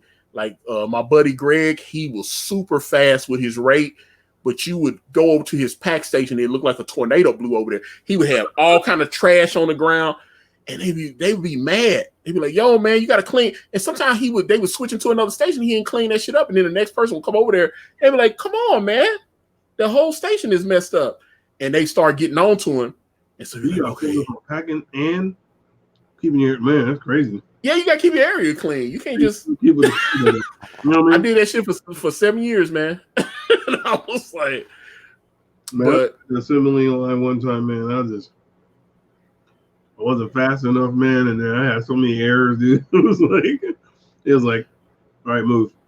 You know, no, but that's one of the things because I might need to go to a back specialist because I know towards the end of my time at Amazon, you have to stand up all that time. You be standing up for like 10 hours. Yeah. And during overtime, you be standing up for like 14 hours or something. You know, it'd be a long shift. And because they'd be like, oh, hey, you're not getting off till 7 in the morning. You come at like 6. And, you know, that kind of thing. You'd be like 7:30 or whatever you get off. And I mean, my back would start locking up on me, man. I was taking like muscle relaxers. I was like, and finally, you know, I went to the doctor and they were like, yo, man, your back is like inflamed. And I was having problems. You know, it's like, you knew when you was here, you know, a couple times my back locked up when I was sitting there and stuff. And yeah, it was worse at Amazon, though. It was worse at Amazon. I was sitting there. You have to stand. I mean, you have to keep moving. They were telling me, the doctor told me it was the motion because the way you pack, like so I'm grabbing from the left. The spool scanner is right. They started rebuilding the station because one thing I liked about Amazon is they would get information from all the different buildings. They had like 80 something buildings in the US. Okay. And so they'd be like, if they notice a building, they were like, hey, your building seems to get really high pack rates. Why are your and they were like, what are you doing different than all these other places?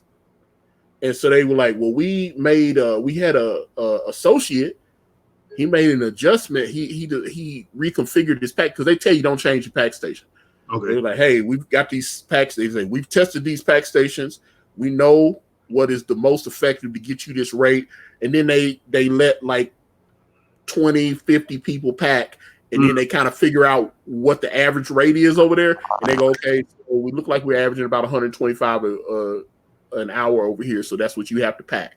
Okay. And if you don't make that rate every week, then you get wrote up. Okay. And first time it's a warning because I had like a 99%. I remember it was crazy. And I thought it was kind of corny. I was like, yo, y'all was running out of work and y'all talking about get the rate up. I was like, y'all don't even have. It's like, well, there was that day where we were kind of light on work, but you know, we adjusted for that. And then, you know, we adjusted because they could go in. My PA, he came over and talked to me and he showed me. He was like, you look like you had some downtime here during this hour. And I was like, yeah, y'all were running out of work. And I didn't have, because that's one thing I would tell when the new associates would come in and I had to train, I would let them know. I was like, hey, don't let these people dick you around on your rates and stuff. Yeah. Because what they'll try to do is they'll try to act like you've been sitting there talking and being lazy, and you may have really worked your ass off, but the pickers ran out of stuff to pick. Right. So now you stand around and you ain't got no work. Right. And so if it's taking them 25, 30 minutes to start picking again and sending work upstairs, you're sitting there. Right. He's like, I ain't gonna work. What to do? Yeah. Well, a lot of times during that time, they'll be like, hey, stock your stations up while we're waiting on this new work to come in.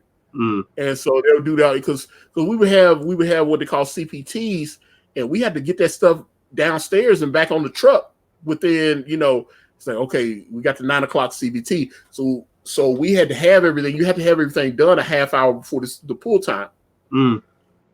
So if it's a 9 o'clock CBT, that means that shit needs to be loaded on the truck by 8:30. Gotcha. And so they would start calling us to, hey, we're still looking at 80 packages that are still up there. Is what's going on? And they would know the specific item numbers and stuff. They would be like, yo, this order, and they would start like, I'm telling you, Amazon was very efficient. They worked with a purpose there. And like I said, I did this shit for 7 years, bro. They were very serious about it. They were like, okay, I need you to find. There's like a fishing goggles. So, and it's in station 4E. And so they would go and they would have to go. They send a picker. He'd be running. They'd have a runner, and they would like go into the pick mods and go to section 4 shelf E and see, and they'll be able to tell you exactly what the item is and pull it. And then he would run and put it in the cart and send it upstairs. And then it had to be packed out of me. Pack this now. I'll be packing something and they would tell me to stop packing and just start handing me shit. Pack this. And I'm like, that's how they would do. They'd be like, stop right now. Okay. Log out of that. Log into this. Pack this. And I was like, yo, that's like, and I had to pack all that shit and send it down. And they were like, don't even put it on the lane anymore, because we had the conveyor belt that would run back to the kick. He was like, just hand me that shit. He would I would pack, and he was like, just hand me everything that you're packing. And I would pack all that shit up, and he would he'd have like a little dolly right there next to him. He would load all that shit up and then run it down. So that's I was gonna say that was the runner. He would run it right down. He was like, just slam all this shit. And so you'd have to go to the slam and go bloop, bloop, bloop, and put all the little packages. And then they would run it instead of letting the conveyor system take it down to the ship dock, they would get on the freight elevator and run that shit down to the ship dock themselves to make sure that we get. I mean, you'd be surprised the amount of work that Amazon has to do to get people their packages on time. I believe it, man. I mean, that makes you, I mean, you could probably definitely respect even more what they're going through in this current situation. They're trying to get packages to people because the whole delayed and all that stuff.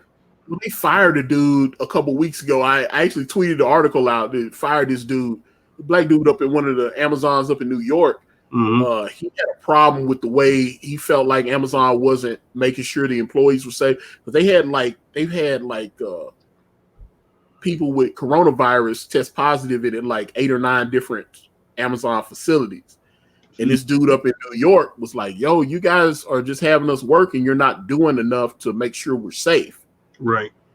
And then he talked to some of the other employees and he said, the only way they're going to listen to us is if we take a stand. And I know when I was at my building, Amazon was very clear about, hey, if you try to organize any kind of worker strikes or any of that shit, that's an automatic termination. They do not deal with shit like that. Like if you sit there going, hey, this person is, trying to organize a union or anything. Because there were a couple of times there was a person that said, hey, they need a union in here. They don't treat the workers right. And if the HR people found out about that, you'd be up in there working. And they come tap you on the shoulder and say, hey, can we talk to you downstairs? And I'm like, oh, what's going on? And he's like, I need you won't need that. do you have your coat? Do you have your lunchbox? Wait, man, so what's going on? No, that's when I first walked into BNA3, I came in as a temp. And they had fired all the temps, and I was one of the last ones. I was like, I had made it through peak. And they told me I was going to get hired. And then, right after Christmas, it becomes a ghost town in Amazon. The Amazon, you go in there after we shipped all those packages, we working 60-hour weeks. Yeah. And You get through with Christmas, like by the 22nd, they want to get everything shipped. They're trying to make sure that every package they ship will get to that person by Christmas. Right. So, okay, the 22nd, they be like, all right, we're done. So after that, it's like, okay, peak is over. And then so you can start putting, they put a freeze on your vacation and all that. You can't ask for vacation during peak, any of that stuff. Wow. So they were like, hey, this is peak season. So as soon as Black Friday, it was the same shit for like 7 years. Black Friday would hit, and then you got to go in at midnight and work. And so Black Friday would hit, and then after that, you're going to be working 50 to 60 hours every week. I would come home. Sometimes I was like, I'll be so tired, I'd work like 60 hours. And I would get in my car and, it started turning winter and stuff. It'd be cold and I had to warm it up. And just sitting there. It's crash. I'd fall asleep in the car. I remember somebody knocked on the window. Hey, Antonio.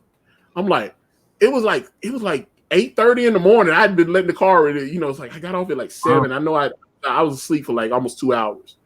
And somebody knocked on the window. I was asleep. With the car running? Wow. The car running. I was warming it up. And I had the heater on because my windows were, front, my front and back defroster. Are you guys? And I was like, I was out. And then all of a sudden, pop, pop, pop. Hey man, you all right? I was like, I was knocked out, bro. And that happened more times than I could count. I'm gonna tell you one thing that happened. I worked, the shift, I must have worked like 14 hours that day. I was running late. I got there just in the nick of time because they don't play like I never on time for any of these normal jobs I had. I let them know. The manager would be like, Antonio, you really need to work on coming to work on time. I was like, I'm not gonna get here on time, but I will show up. I just was being honest. He was like, Antonio, all the other employees can get here on time. Why can't you? I said, I'm not all the other employees. I'm me. And they would look, and the manager would look at me. I'm like, this motherfucker's serious. He's not gonna come to work on time. And I was like, I said, you gotta. I said, look, like, you really not gonna show up on time? I said, give me about 5 minutes. I said, look, I'm gonna be here. I'll be here every day. I'll work overtime. I said, but you gotta give me 5 minutes. I said, you gotta give me 5 minutes.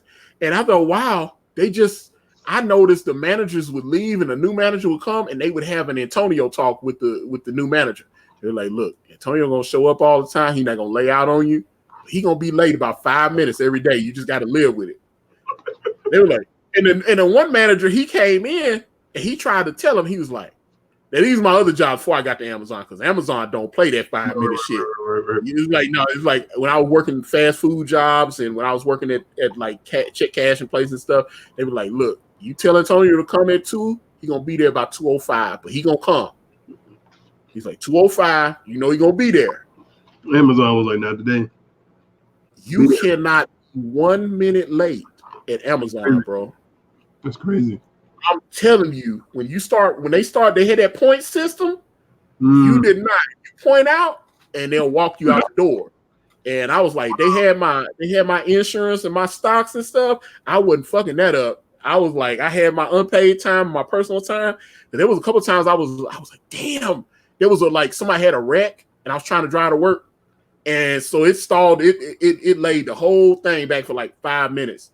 It was like its traffic would stop for like 5, and I was like, boom. So I end up getting to work. I was like, I'm a couple miles away from the facility. And by the time the police showed up and they got everything, just the traffic's backed up for like 2 miles. Jeez. And by the time they got there, I was like 20 minutes late. Woo. So I had to save my personal time because I was trying to go somewhere. So I was like, you either have to take the point, which is a termination, or you can use 20 minutes of personal time and just take it off and they'll pay you. So I was like, hell, let me take this personal time and use that shit. And I was like, and then they started giving you 80 hours of unpaid time. And they started having a problem with that because that unpaid time, they was like, okay, the unpaid time, we give you 80 hours of unpaid time. They gave me 48 hours of personal time. Plus, you would accrue for every like 2 hours that you would work, you get like 15 minutes of vacation or some shit like that. So it would build up gradually. Like if you work a whole shift, you should have about an hour or so of personal time, or maybe an hour and a half or whatever. But by the time, but you would every 2 weeks they would give you more vacation and stuff. Okay. So like when I left, they paid me out my vacation and stuff that I had. But I'm telling you, Amazon don't play about being on time, bro. They do not play. You cannot. If you late, somebody better have died in your family. Wow. You laughing like I'm joking. I'm being for real. I'm like, because I saw, dude, funny ass story. There was this, we had a transgender, packer in there. Mm. And they finally fired this motherfucker because he would, and I'm gonna be honest with you, the transgender worker, he was a fast packer, but he would do a lot of bullshit. And then when you got onto him, he would go to HR and try to act like the reason you had a conflict with him was not because he was on some bullshit, well, it was because he was trans. Right? So he kept doing this shit. And he started dating this girl that was down there in the pick unit. And so she started coming up. He started coming up like we go on a lunch break, and then she would come up there and sit with him and stuff. And they ended up getting married. It was crazy. And then she started cheating on him with a real woman. Oh, it was strange. She was so you had a transgender that had been a woman that was transitioning to a man and married a woman, and then she started cheating on him with another woman. And I had some friends that were friends of his on Facebook, and he put this long ass post up on the Facebook, and because all my friends were commenting on it, it showed up on my timeline. And so he was putting his wife on blast about her cheating on him and all this kind of stuff. But a couple months after he got split up from her and they filed for divorce and everything, he got walked out. Because it was when HR would come, it was like invasion of the body snatchers. They would only tell the supervisor, hey, make sure Michael is over here in this pack station and let us know where he is. Is everything all right? Yeah. We're gonna come around 11:30 tonight. We're gonna come talk to him. Just make sure he's, they didn't let him know, hey, make sure this associate is in the pack station and make sure we have access to him. All right.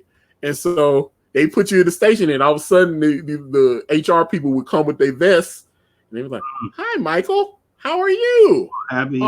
I'm good. And then HR is over there, something's on. Hey, we've been wanting to talk to you. Can you come downstairs and talk? Why you don't want to talk to me? I just want to go over a few things. If it's could you the indirect. Yeah, I was like, no, because that's how they did me when they walked me out. When they walked me out, my first year there, when I went through peak, and like I said, they let all the other temps go, and they were like, yo, bro, you the only temp that's still up here. I was packing, and my homeboy, he was packing behind me. Jay, he was packing like 5 stations behind me, and so we was all on the multi-line. And I'm over there packing, boy, getting these packages out. And they started noticing, it was peak was almost over. They was like, peak's almost over. The amount of orders we need to ship out has decreased. We need to get rid of some of these people. Right. And my manager was this dude named Chris Colley. Okay. And salute to that brother and his lovely wife, Anita. But Chris, they was like, he only had like 5 people, so they was like, okay, we'll let you keep 1. And so he let all my people go, all my little friends. He let my little homeboy go behind it. He like I said, he was back like 5 stations. He was right like back at the end of the line. And I was over there packing, and like when everybody's packing, it's kind of noisy in the building. We all up in there, you hear stuff clanking and boom, boom, boom, all this kind of stuff. It was just like, and then everybody's walking around with the walkie-talkies. All right. I need to go to line 4, and there is a spoo over there. I need you to find that. All right, copy that. Boom. And because I had to do that when I had to do running. I didn't like that shit because that was hurting my feet. I was like, y'all got me moving too much. Like, hey, Antonio, copy. Hey, yeah, I'm here. All right, need you to go to line 5 and go to station 704, and there should be a package there. It's spoo 713-8. All right, copy that. And I was like, I go over there and I find it. Hey, I got the spoon. Run that down to the kick line right now. Copy that. Boom. And I run. It was like, you have to do that shit all the time. And I was like, I got my bunions hurting. I ain't got time for that. My feet, my dogs is barking. And I'm starting to have health problems the longer, because when I went to my orthopedist. I went to my regular doctor. He was like, yo, your feet are jacked the up. He said, yo, shit. He said, he looked at my feet. I'm going to tell you something. I knew something was wrong. He looked at my feet. He says, oh, my God. Wow. He said, look at your shoes. He was looking at my shoes and stuff. He was like, I've never seen it. He's like, your feet are so bad. He said, how are you able to walk? And I was like, I've been doing this for like at that point, it had been like about 4 years at that point. Right. He's like, you work at Amazon? I said, yeah. He said, are you in pain? I said, every day when I get off work, I'm in a lot of pain. I could barely walk. Right. I'd have to soak my feet and everything. I had to go through a whole treatment after I've been working, because, you know, I already was, and I had lost weight. People that hadn't seen me in a while, dude, that first peak, I was almost 400 pounds. When I got done, I had dropped like 60 pounds, dude. Wow. All that. I'm serious. I'm like, just having to bust ass in there and stuff. And I mean, people was dropping from like stroke, heat exhaustion and stuff, because they would keep water on all the lines and stuff. They were like, hey, don't, he said, if you need to stop and go get something to drink, go get something to drink. Because we had a couple of people. There was a pregnant girl in there. She passed out. They had a pregnant girl in there working, and she was, I was over there packing, and I looked at the chick just fell out. I was like, what the fuck, man? She was just, I mean, that was strange. She just went unconscious. She was just sitting there packing. She was like about 6 months along. And, somebody had a radio. I said, hey, girl over here passed. I ran over there to her. She was like, yeah, little brunette girl. And her husband was working there too. And they called her husband. They was like, my God, yo, something's wrong with your wife. He bolted. They tell you not to run in the building. That dude bolted. He was like 4 lines over. That dude just started honking over there to find out what's wrong with his wife. Right. And but I'm telling you, she like passed out, bro. She was like, I mean, it was strange. She pulled her tote down, and then all of a sudden she just collapsed. Yeah. And then they called the medical people up there, and they just stopped. They said, hey, somebody's up here. They were like, they stopped everything. Boom. It's probably going anyway. You know what I mean? Like, but you know, you try to just kind of play it off. Like, oh, I'm good. No, but the problem was the tote. When they weighed the tote, they found out the tote was heavier than the limit. The tote is not supposed to weigh more than like 29 pounds. And something went wrong because the machine, when we scan the items into the tote, when you're in pick, it's supposed to be calculating the weight. So so I scanned into this tote, and it's got a spool number on it, because everything has spools, because that allowed us to track everything. So you scan into the tote, and then you scan the cartridge or the hairbrush or whatever. Bloop, bloop, bloop, bloop, bloop, bloop. And it's keeping a virtual tab on how much the item. Okay, this item weighed 7 ounces. Okay, this item weighed. So once you get to a certain point, it's supposed to realize it's at the limit, and it's going to tell you to stop. And you're supposed to, that's the tote is over. You're supposed to get a brand new tote and scan into that stuff. Okay. So that's how it's supposed to work. Something went wrong. And when they weighed that shit, it was like 50 pounds. And the problem was, when she pulled the tote down, it hit her in the stomach. And she pregnant. Yeah. Do you understand? The world stopped.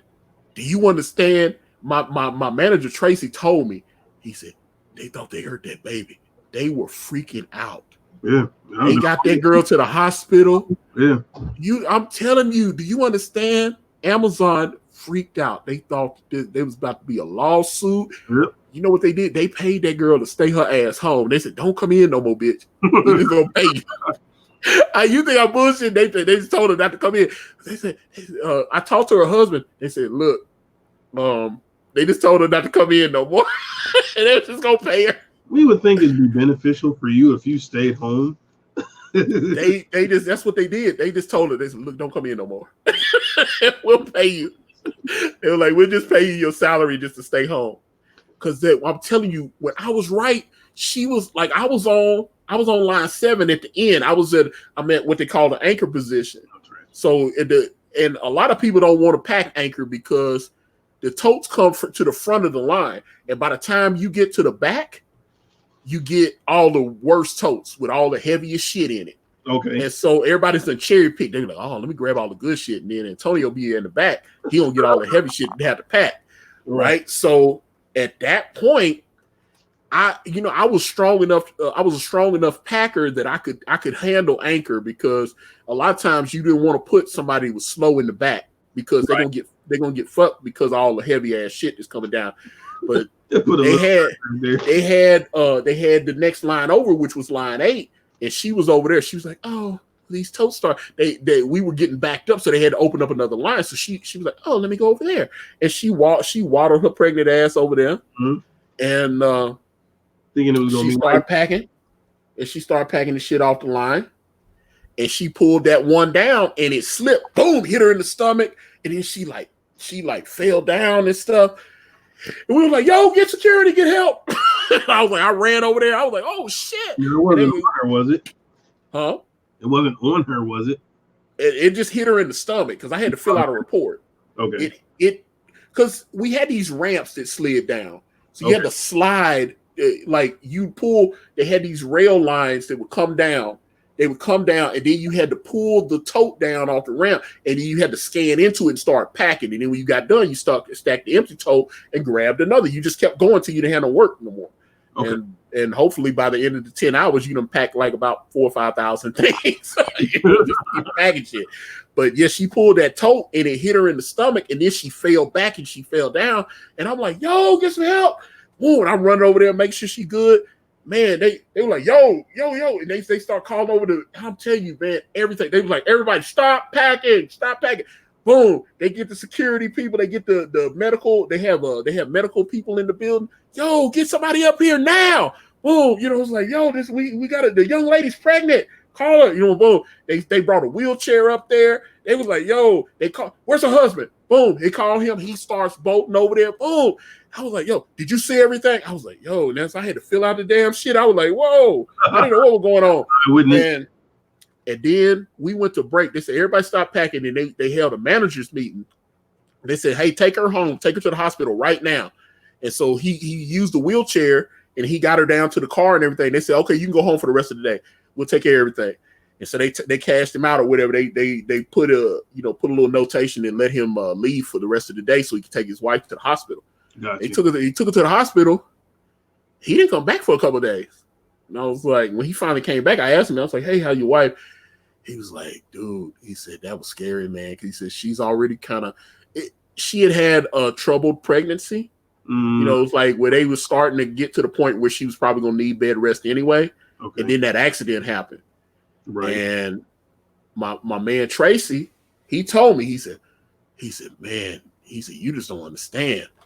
We was in that, we went into the management room where they had a little conference. They went to the conference room, and they went in there and sat down. The damn senior ops and everything, they were calling people on speakerphone. They were like, yo, I'm talking about, and I was on night shift. They waking the damn GM of the building up at like 1 o'clock in the morning. I'm telling you, he told me, he said they thought they was about to have a multi-million-dollar lawsuit on their hands. They freaked out. She got an ultrasound on the baby. Amazon had to pay for all that shit. She had all the medical bills, all that stuff. They paid for everything. She had thousands of dollars worth of medical bills. The dude, her husband, was telling me all this shit. He's like, yeah, man, that one bill was like $20-some thousand. They paid for all of it. I was like, yo. So and she wanted to come back, and they just said, look, we'll just pay you to stay home. That's what they did. They paid maternity leave, basically. I don't know what they did, because she didn't take maternity leave, because she was saying, she didn't take maternity leave. They just paid her to stay home. The husband was like, look, they don't want her to come back because they were scared that something might happen to her and they'd be liable. Right. So they freaked out, man. They were like, yo, don't ever come back. We just pay you. Don't ever come back. Yeah, they just told her don't come back because she was a sweet little girl, man. I was just, Man, you're fine. You can stay home. Go for it. You're good.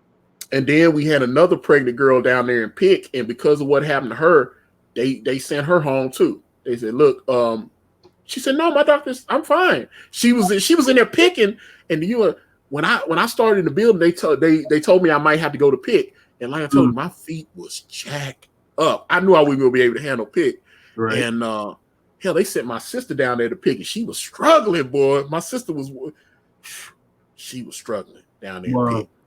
And they sent her down there, but and I had a couple of my friends, and they were holding these ads on the radio and television talking about come to Amazon, work for Peak, blah blah blah blah. Let's do all this. And like I said, at first Peak I was a temp, and then they let me go for about a month, and then they needed help again. They called me right back. I was gone. Let's see, I worked about 2 weeks in January, and then they called me like around Valentine's Day. And I was mad that they let me go because I was needing to pay my rent and shit. And they let me go right when I needed to pay I was like, fuck y'all, I ain't coming back. And then they called me again. And I was hating the new job that I had. I was like, God, I miss Amazon. I loved working at Amazon. You understand? I loved it. And I was like, God, but they let me go. Fuck them. And then my boy Aaron, he was the PA then, but now he's a manager now. He's making like I'm telling you, this dude making big money now. He's back then he was making like 40 something a year. Now he's making over $100,000 a year. It's crazy. They got all kind of stocks and stuff. But yeah, it was like he told me, he said, "Hey man, we tried to call you a couple weeks ago and they said you wouldn't come back." I was like, "Yeah, man, I was being hard headed because I got my feelings hurt because y'all let me go because I felt like I worked hard.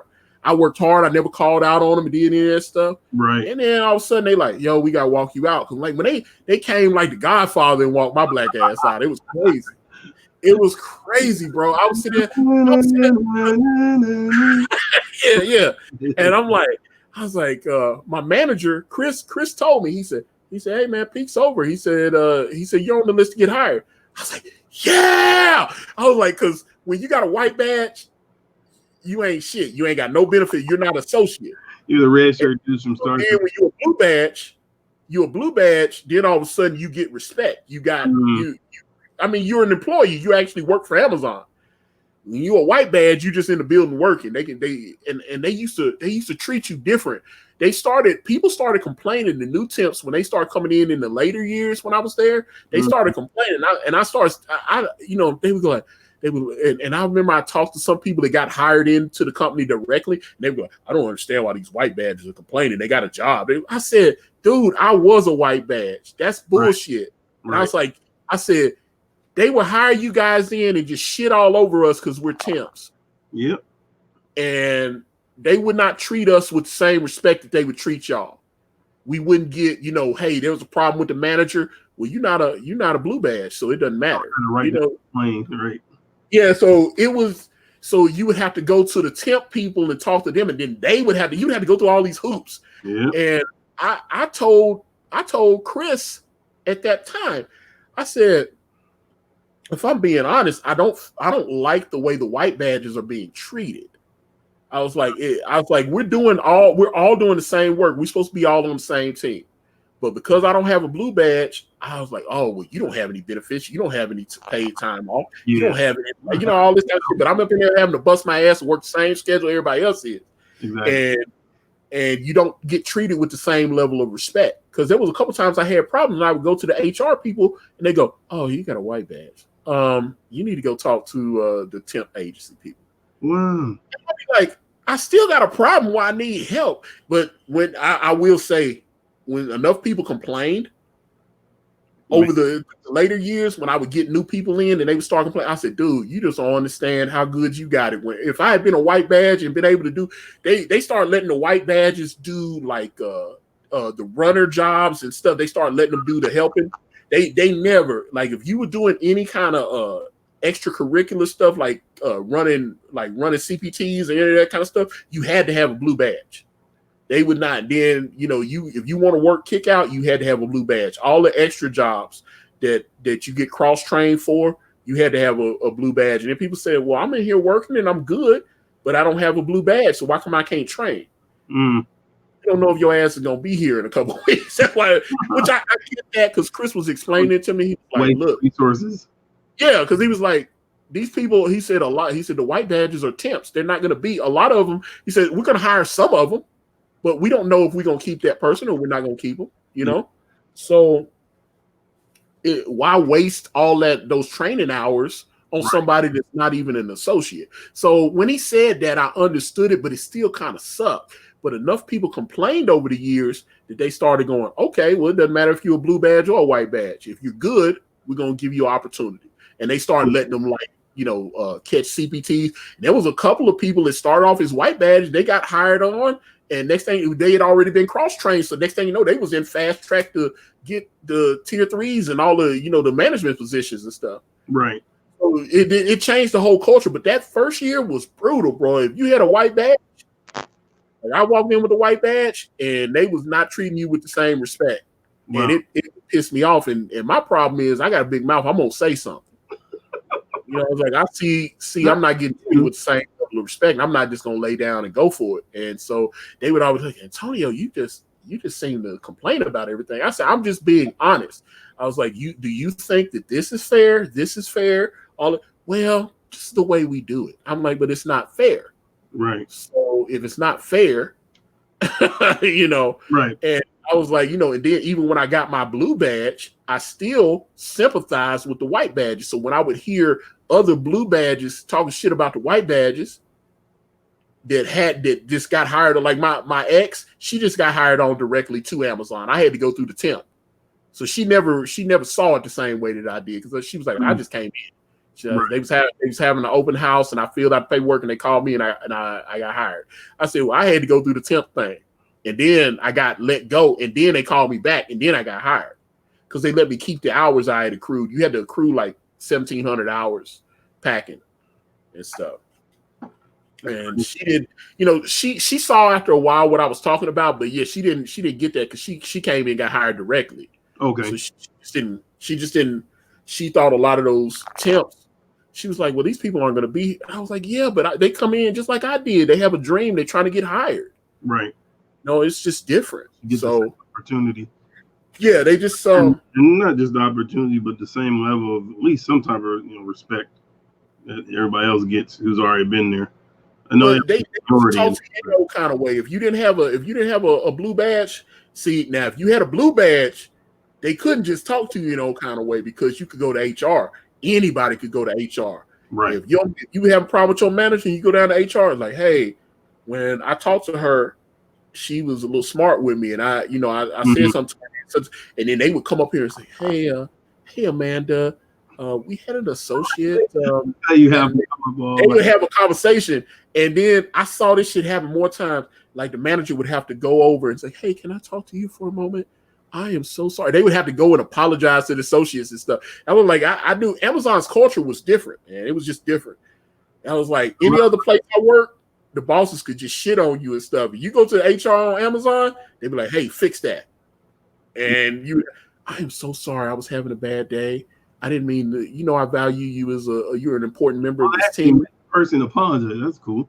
Yeah, they would, but it'd be fake though, because I see the person would apologize. I saw because it happened to my boy, and he would have to apologize, and then he would go to the other. This motherfucker went to HR on me, and I started figuring stuff out because one thing when you go to HR, it's supposed to be anonymous. They're not supposed to snitch on you and stuff. But there was a couple of people down there in HR that was tight with the managers. And so I saw a buddy of mine and he went down there. He went down to HR and he talked to him. Okay. And my homeboy had, my homeboy Aaron, he was the one that got snitched on. Somebody went and complained to him on at HR. And the HR person really liked him and stuff. I don't know. I thought she wanted to hit or whatever, wanted the soul pole or whatever. But she gave the name up of the person that had dimed him out. And they're not supposed to do that. They're not supposed to tell on you like that. So all of a sudden, you know that John went to HR on you, and so that's when and they had me come down there. They said, "Hey, we've been hearing there's a lot of problems in your department," and I had to. They didn't want me to talk to my building's HR. They had somebody call me from Las Vegas. Now the corporate headquarters is in Seattle. They had some kind of call section or some kind of call center up there in Nevada. Mm. And I was supposed to go and talk to the woman for 15 minutes. Okay. Motherfucker, do you understand? I talked to this bitch for an hour and a half. They couldn't believe I read them the right. I had a list of shit that was wrong with that place. They said, yeah. They said, Antonio, you was only supposed to be down there for like 15 minutes. And I was like, yeah, I had a lot to say. I lost my mind. And yeah, when I laid out everything that was going on in that building, they said, do you have a name of that person? Do you have a name? I was like a stool pigeon that it just gave up on the mafia or something. It just name dropping and everything. Name dropping everybody. I was letting them know because I was like, hold on. I was explaining all the stuff that happened, and they were like, well, Antonio, I'm really sorry that happened to you. Yeah, me too. And then, it was just I was giving them all this because when I first went in there, I was trying to be a company man. I was trying to move up and try to get all these positions. They was training me to do all this stuff. And then I got into it with my manager, this woman named Brittany. And me and her, they was bringing them straight out of college. She was like 24 and I was like 38. Right. And so, so she's a young whippersnapper. And by her own admission, this was her first real job. She had been like a barista, she told me. She had been working on she went to the University of Michigan. No, Michigan State. She went to Michigan State with the Spartans where Magic Johnson went. She went to Michigan. Her dad had worked for Ford for like 30 years and retired and stuff. She came from money. Okay. A cute redhead with no ass. She didn't have no ass at all. She suffered from no ass at all. And just flat ass and pancake booty. And but she was just young. I just noticed when we were talking to each other, we just didn't have nothing in common. She was just saying young people shit, and it was just dumb, and it was just irritating to me. And it was a couple times she was saying shit, and I knew it was dumb, and my eyes rolled. And she said, "Did you just roll your eyes?" And I was like, she started, some of my friends were like PAs and stuff in other departments. She didn't know I had been there since that first peak in 2012 when the building opened and stuff. So I had been there. I went through 7 peaks in that building. And so she had just come in and she was like, Antonio is very frustrated. But at the same point in time, she told somebody that she was kind of scared to talk to me. Because she had come up to me and talked some bullshit and I snapped on her. And she was like, she said, sometimes it's very intimidating to talk to Antonio because, I was like, well, I didn't lay hands on her, but I just was being honest with her. I said, hey, don't talk to me like that. I was just being real. Right. And, she said I had a bad attitude. And I was like, okay. All right, bitch, now what? I'm still here. Like, do we need to go down to HR? Let's go. Because they had the store, the building manager, this guy named Scott. And Scott had come from another Amazon. There's actually footage of him, I think it's on YouTube. President Obama had come to an Amazon down there in Chattanooga, and he was the second in command in that building. So they had gave most of the employees the day off. They said, okay, the president's coming, you don't come to work. And then so they went through all the employees and they was like, who's the best working employees that, with the higher rates and stuff that don't miss work. Right. And they picked because they needed some Amazon people there for a photo op. So they picked about 50 or 70 people that were like some of the better packers and stuff, had the best attendance and all that kind of stuff. They were like, hey, I want you to come in and for the photo op with the president. And I saw the video. I think it's still on Amazon. I have to find it. I mean, I think it's on YouTube because it was the news down there in Chattanooga actually found it. They filmed it and they loaded it up because I watched it. And but he was he was the second. You have the actual GM of the building, and he was like the assistant GM, so he was the second most powerful person in that building. Wow. But and I don't think the building GM was actually there when Obama came, but they wanted Scott to be there because he had been a colonel in the military and stuff. He had been a colonel in the army, and he'd been in the army for like over 20 years or something like that. And he retired, and then when he retired from the army, he went to Amazon. He had all kind of business degrees and stuff, and they gave him big job, making over $100,000 a year. So he's like, okay, and like I said, he did the little photo op thing with president, because I didn't know they shut the building down. That's what people was telling me. It's like, yeah, when the president was there and he was shaking hands with those employees, they had shut the building down. Those are all those people. They really didn't do nothing there. They were just there to meet the president. Right. So I was like, yeah, because our building was almost the building that was selected to have Obama come. And we had a new building in Chattanooga, and they had our building in Murfreesboro. They wanted brand new buildings. They didn't want like old, broke down buildings. They wanted the best looking building, because our building was only a couple months old. It hadn't even been, I don't think our building was a year old at that time. Okay. And so they was like, this building's still brand new. Because even just going through one peak in our building, you start seeing gum everywhere, stickers, tape under the whole building. It only took a couple weeks, and I was like, man, when I came in this building, everything was perfect and brand new. And after a couple months of peak, this building looked like everything's broke down. There's trash everywhere, gum sticking up in, everything. The whole building changed. So, but they picked, I think it was Cha One in Chattanooga. They picked Cha One, and the president came there, and Scott met him, and then. At that point, but they had said it was a possibility that he was going to come to BNA 3, which was my building. And then, but they decided to say, hey, Obama's going to Cha One, so he didn't go. And so, yeah, he did that. And like I said, they gave everybody the day off with pay, except for a couple of people that, that, like I said, it was like they needed people there for the photo op. He came and, shake hands, take pictures, all this kind of stuff.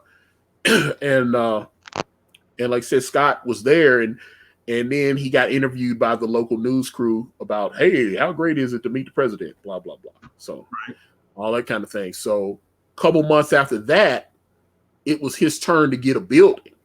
And our GM, this guy named Kevin, he took a promotion to go to Tampa. It was like, if you move across the country for Amazon, they'll give you like $25,000-$30,000 moving bonuses and all this kind of stuff.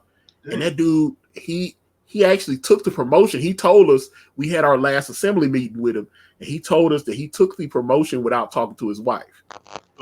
It was crazy, because at that time he had moved his wife 6 different times for Amazon. And she actually loved Murfreesboro. He told that. He was like, man, the kids were still kind of small, where they had like 2 or 3-year-old kids. And he was like, okay, if we're going to move again before the kids get into kindergarten and stuff, I have to move now. And they offered him the job down there in Tampa, and he didn't want to take it at first. And then they showed him how much money he was going to get. He was like, okay. He took the job, and he was supposed to say, let me go talk to my wife. And so he took the job without talking to her, and he went home and told her. And he said that she was not happy. Because she had moved like 5 other times. Right. And she said, finally, I knew the neighborhood they were living in and everything. It was one of the nicer neighborhoods here in the city. It's like almost in Franklin. Like, because Doug Tenable lives in Franklin. So it's like, I know there's a lot of rich people live out there. I mean, they were living in a nice neighborhood with big houses and, like country singers and NFL players and stuff. Like the Backstreet Boys were living in Franklin. So they had a nice house. And yeah. And so they had a real nice house. And she was like, okay, our kids are getting to that, they'll start going to preschool and stuff next year. She said, I think this is a nice place. This is a nice, quiet neighborhood, good, friendly neighbors. This is where, our kids will grow up and go through school. Right. And so, because she was very clear, once they started school, she wanted them to be able to actually go through school and quit. She didn't want that life where they kept moving all over the damn country, because he had been in Philadelphia, he had been in Kansas, he had been in Arizona. He was moving them all over the damn place. Then they went to Las Vegas, and then they came to Murfreesboro, and then now he's about to move her to Tampa. Dang. And so, yes, he moved all over, but he was, if you tell him no, then you kind of start getting stalled out when the new positions. That's like Amazon seems like more of a. That's one thing I started noticing, because I started realizing I didn't belong there. Yeah, and you got to be. I wish I had gotten there when I was like 22. If I got to Amazon when I was like 22, my whole life would have been different, because I would have been like, yeah, I ain't got no kids. Let's move around, do whatever. Yeah, like you get. I got there when I was like 37, so you don't want to. At that point, I'm like, my life is kind of stable. I don't want to move around. Like my buddy Aaron, he's moved from like 4 or 5 times already. But every time he moves, he gets more money. Yeah, that's what they're banking on for as an incentive, to send you all over the place. Because he's like 31. Oh yeah, he's still. That's what I'm saying. He ain't got no kids. Yeah, and so he's like I said, he was like, if he was married and wife was expecting or something, he wouldn't want to be doing all that moving, because they had talked to him about moving to San Diego. He had talked to me. He's like, yeah, man. He said they got a building opening out there in San Diego. They kind of want some area managers to go over there. Right. And he said, man, it's a nice little bump in pay. He's like, oh, well, there's a building in Denver. And I was like, are you really talking about moving? Because it seemed like he would take the positions, and then he would be upset because he likes to be home every weekend and visit with his family and stuff.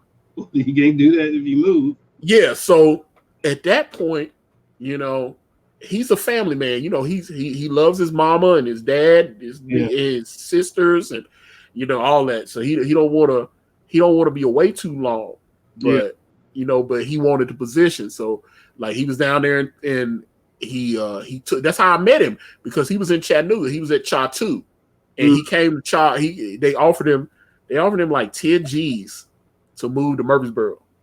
It was like, hey, obviously in the bumper pay and then $10,000 bonus. And so he took it. And then when you take the money, you have to agree to stay there for a year. Now, I've seen people take those bonuses, and then another promotion will come, and they be like, oh, okay, well, you took the money. I said, well, I have to stay here for a year. Well, we want you to go to this place, so you can go over there. And then so if you're in the right position, it don't matter how long you've been somewhere. They'll just put you there. That's crazy. But he took it. And then so I worked 2 peaks with Aaron. And it was like, for the people at Red Bread, Aaron's the guy that is Chef Malcolm Waddell. That's Chef Malcolm Waddell looks just like my buddy Aaron. I love everybody. I'm closer to Aaron. I'm closer to Aaron than I am my own brother. He's like, me and him, that dude, me and him are super close, man. And I know what that is. And yeah, family. It's like me and you, man. Like me and you are real tight. And then, it's like, that's why I was glad when you finally came through. Yeah. Because I was like, me and you just seemed to bond right away. And then so, I talk to you all the time, obviously, and then to actually have you here, it was crazy. I was like, what when I meet Caanan, if he gonna get on my nerves and I'm not really gonna like him, like and then you came through and it was perfect. I was like, yo, we clicking just like we always do. So it wasn't no big thing. Yeah. And so I was like, I already knew I liked you at least over video screen. Right. But then when you got here, I was like, yo, we it's the same. It's even better. It's like we brothers, and so we like a lot of the same shit. And so we just got along. So I was happy about that. It definitely helps. But it's the same. It was the same with Aaron, and Aaron was trained. He was making sure I get cross trained. I learned he could be a hard ass sometimes, but he would make sure I get cross trained in different positions. I learned kick out, and I learned some of the problem solve stuff out there. That way, I wasn't just stuck in the damn pack station all the damn time. Yeah, they let you do problem solve, so you like, hey, let's orders would be messed up, and then you have to sit there with the computer and fix them and order. It's like, oh, okay, so it's missing an item out of the shipment, or we actually don't have this item in the building, and so we need to split the shipment. So like say an order had like 4 or 5 items in it, and one of those items is somewhere else. So Amazon would ship that main item, they would ship the main order to that customer. And then that item that didn't exist, they would look around our network and see, hey, okay, well, like in Texas, they got the item. They don't have it here, but they have it in Texas. So we would do a split shipment, and we would remove that item from that order and ship those 4 items that are in the order from our building. And then at our own expense, we wouldn't even charge the customer any more than what we had originally agreed to charge them for the shipping. Gotcha. And then Amazon would ship that other item from the other building to that same customer. That's cool. Yeah, I'm telling you, Amazon does a lot of stuff to make sure that people get their packages and stuff. And I mean, they're making billions of dollars, but well, I mean, they're just in ordering things, man. They're definitely the more reliable I've seen. They have pretty awesome customer service, man. They have oh, dude, I'm telling you, the way that you're able to actually, like, if they say your package is going to be here at 8:00, it generally will be there. There was a couple times where I had a mistake where like during the holidays, and there was a package that was supposed to have been delivered like the day, like maybe a day or two before Christmas, and then they end up not getting there till like the 29th. But it's rare, you know what I mean? Yeah. And when I called them, because they actually had people working on Christmas. I called the customer service. They tracked it down. They was like, okay, sorry about that. Let me give you a credit. They gave me like a $10 credit and stuff. And I was like, okay, cool. Well, even like just recently, man, I ordered some, they're like orthopedic kind of gloves. Just my wrist was, like sore from drawing. And so they were supposed to get here Thursday. It came today. And I'm like, yeah. So like Amazon, they'll. I actually just got a package from Amazon. That's what, like, when I got up and got my drink, they had knocked on the door, and I opened the door, and the package was sitting right there. So I was like, it's either on time, more majority of the time, or even ahead of time. You know what I'm saying? You'll get it early. No, and I'm telling you, all the stuff Amazon was doing, they're just in the business of. They're kind of in the league of their own. Yeah, they're just in the business of. My brother-in-law. He is a sub distributor for Amazon. They just opened a was it Stallion? Stallion what is it? Like pack what is it? Shipping. So they take some of the overflow from Amazon, and they're out of South Bend. And they actually help distribute some of the product and stuff to people. So I was like, that's dope. And they've been running for probably maybe a year and a half. So, but yeah, I mean, I like Amazon, man. They're they kind of made eBay change their flow. Yeah, dude, I'm telling you, that was the thing. Amazon had this. They had these customer tenants. It was like a list of things. They were like, we want to be very customer centric, and you had to remember all this shit that like you had to be.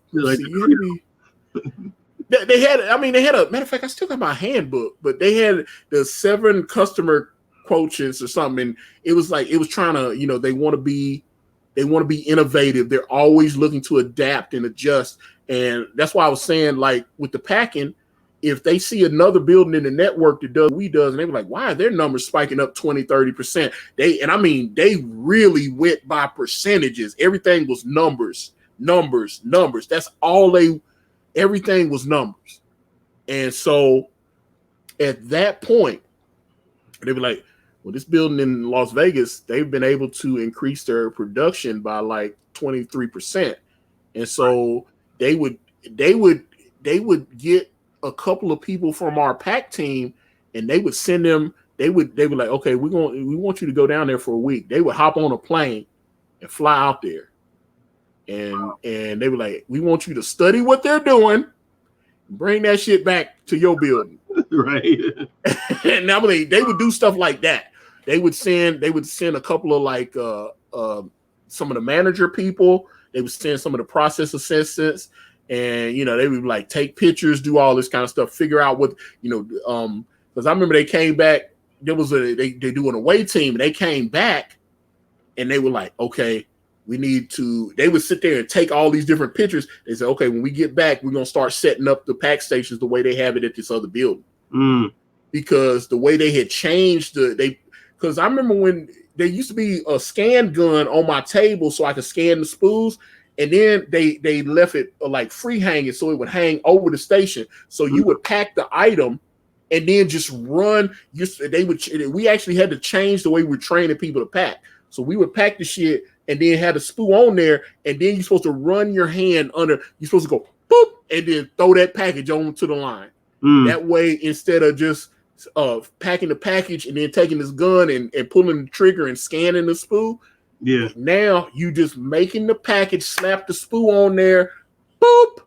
And because they sat there and had the facilities guys rig all this stuff where we didn't touch the gun anymore. It was just hanging over the station. So all you had to do was just scan the spool. You put this tape on there, boop, and move on, grab the next slip, pack that shit, boop, and that way you're not having to just making that with that little stand and making where we don't hold the gun anymore. It was shaving like 5 or 6 seconds off the pack. Just a little bit of adjustment, man, seems like it made a heck of a difference. Dude, I'm telling you, I made the joke and people didn't catch it, and then I told them, I said, Amazon is like running a drug house in here. And they were laughing. I was like, no, it's like Nino Brown at the Carter. That was because everybody else was just drug dealers. And then you saw Nino. Nino had like an assembly line. He had it all. He had stuff going on different floors and everything. Had people walking around. It was, and I'm telling you, and people started laughing. They said, I remember I told somebody that, they laughed. And a couple weeks later, they were like, Antonio, you're right. It's like we running a drug house in here. They are here's what they do. They got you in your pack station, and then they got the PAs, the process assistants. They walking up and down the line. Make sure you keep working. They walking up and down the line, making sure you don't stop working. They don't want you in there. You can talk, but you need to keep moving. If you stop packing, they got a problem. Wow. They keep walking up and down the line. Hey man, is something going on? You're not packing. I remember the building GM, he came up the floor, and there was these two girls. They were some of our fastest packers, actually. Right. But they was just like, yeah, girl. So yeah, I told her, blah, blah. And they sitting there packing and all this, and they just sitting there talking and shit. He said, I need you guys to get back to work. And she was like, we're working. I need you to start pay. That's what we're paying you for. Wow. And they were like, they didn't know he was the GM. He had just got there maybe a week or so before, they hadn't met him. I said, that's the GM. What? That was so crazy. Because he had got out the Army. He had been an admiral in the Army. I mean, he'd been admiral in the Navy for 34 years. Oh man, he's a career soldier. Yeah. And matter of fact, he was on the news. I can't remember his name, but if you Googled him, there was a scandal where one of the captains on the ship, they had something going on. What was it? Was it the tailhook scandal? It was something. He had been the rear admiral of the fleet when all this stuff went down. Where they'd had some girl on the vessel, and I guess they was like having her naked or something. There was some kind of sex scandal.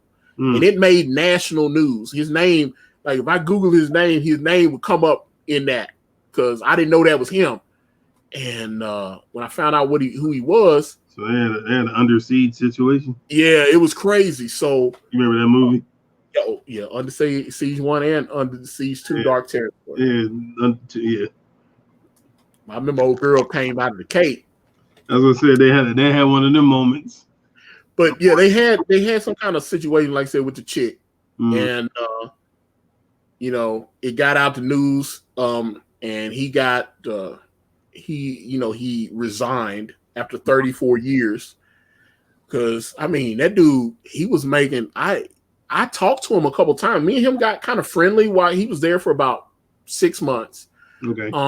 His name is Ron something, and I did not realize that dude was making like $300,000-$400,000 a year. He was making crazy money, and he was talking about the money he was making as a rear admiral and shit. You know, he was the money the military was paying him. Yeah. And I mean, he was talking, man. At it's that just level, like, man, you make at that level, you get paid well. yeah, he was. I mean, my God, because I mean, he was like one of the highest ranks out there. And then like my buddy Tracy, he was a major in the Army, and he retired. He did 20 years and he retired, man. He still draws. He draws his military pension is more until I did brand. There was more than I made in a year. I was like, he was telling me just how much his little pension was. I was like, oh, and then obviously that first year we had a good year. Right. And so I was like, this is the most money I ever made in my life. I was like, wow, look at that. But crazy. It's at that point, man, I don't know. I started talking to people that were making, that kind of money, and then they knew people that were like millionaires and stuff. They were like, oh, I ain't making no money. I just make $300,000 a year. What? Like that ain't nothing. Just me. Like, I understand. I know you would be able to appreciate, making $300,000 a year. Yes, I would be very appreciative of that. Yeah, I was like, but they would just talk about it like money, like it ain't no thing. It's like. But you gotta remember too, man. When you're in a different bracket, man. It's a whole different. You know what I mean?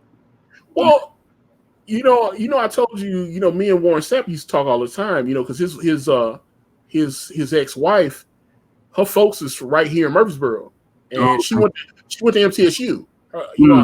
Her first cousin Teddy, I used to work with him over in Johnson Controls. I know all them people. So his ex-wife, he used to come. He would come here. I guess he still does with his although his kids are like, his daughter Mercedes is in. She was going to Missouri on I think she had a rugby scholarship. But yeah, she and his son Warren Jr., his son was I know he was like a junior or whatever. They was Warren was trying to work with him and get him so he could actually get recruited to like to a university. He was talking like he was going to Florida. I thought he would try to get him to go to the U. He went to Miami. Did he play the same position as Warren? It's something. I know he's on defense, but he didn't look like he quite had the same size as his dad. Probably defensive end or defensive tackle, but he was getting ranked in their state. I know he was getting ranked in Florida and stuff. He was showing me. He would be texting me and showing me, little articles that were written about his son and stuff like that. So I was like, what if he gonna make it to the league? He might make it to the NFL. But when I was talking to Warren would be talking about, this stuff with millions of dollars like it wasn't nothing. He just had no. But when he talked about when he was a boy, they were dirt poor. He was like, dude, I grew up in the country. We barely had 2 nickels to rub together. Yeah. At a certain point, he started making that money. And he was, when he told me about how much money he had to spend buying Super Bowl tickets when that year they went to the Super Bowl. Yeah. He told me he spent like about 80, 90 grand getting everybody tickets and stuff. And I was like, what? That's a lot. He's just on the tickets, and then he had to pay for hotels for everybody and all this kind of stuff. He was doing all this, so he ended up dropping like about $200,000-$300,000 altogether on that year that they won the Super Bowl. And I was like, but he was like, dude, I had a contract where I was making like $6 million a year. And I was like, what? It was just different, man. You think about like that when that was then. You think about the money that they throw. Oh, they pay him now, yeah. It's not that. It's ridiculous. Yeah. Like them signing bonus. My dad used to work with. He was the heck? Yeah. Hold on.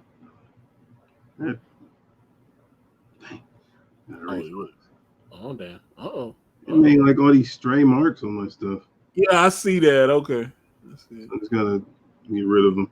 But no, my dad was he was a financial advisor for Derrick Brooks. Oh yeah, Warren and Derrick is tight. Yeah, I mean, and to this day, I mean, they're still really close friends. And Dad used to have his jersey in the office and everything. But yeah, I mean, he would tell us just like the whole, just how it's different, man. Like, we look at that amount of money, we're like, oh my gosh, but then you gotta remember, they get taxed in that bracket too and all that other stuff. So, when you see, the layman is like, why are these players fussing about their paychecks? Don't they know they make them $100 million, whatever? But dude, like, you think about, Tom Brady's house bill, for his utilities, what I mean, and everyday stuff, not to mention, business ventures and all that stuff. So, when he's fighting like that contract that he wasn't able to get in New England is why he left. It's like he actually took less money to stay. I mean, to go to Tampa Bay, they only gave him 25, and they said New England was willing to pay him like 29. Well, I mean, like, that's what I'm saying. It was a respect thing because he took less money. Because I mean, the year before he was only making like 22, I think. I wonder. And New England was willing to pay him $29 million to stay, and he was like, "Yeah, I'm out of here." I wonder had they got a hold of him earlier, because it seemed like they didn't really like, you know what I'm saying? Like, but they say he talked to Belichick, and after he talked to Belichick, that he was just like, "Yeah, I'm definitely out." It just seemed like they didn't have a good conversation based on what a lot of the like ESPN and stuff was saying, that people that knew about the phone call. And they said Belichick just automatically assumed he was going to come back, and he talked to him on the phone. And Tom was like, "Well, can we do this? Can we do this?" And it reminds me when Tom Landry was coaching Roger Staubach, and they was like, Tom Landry was like, "We have a system," and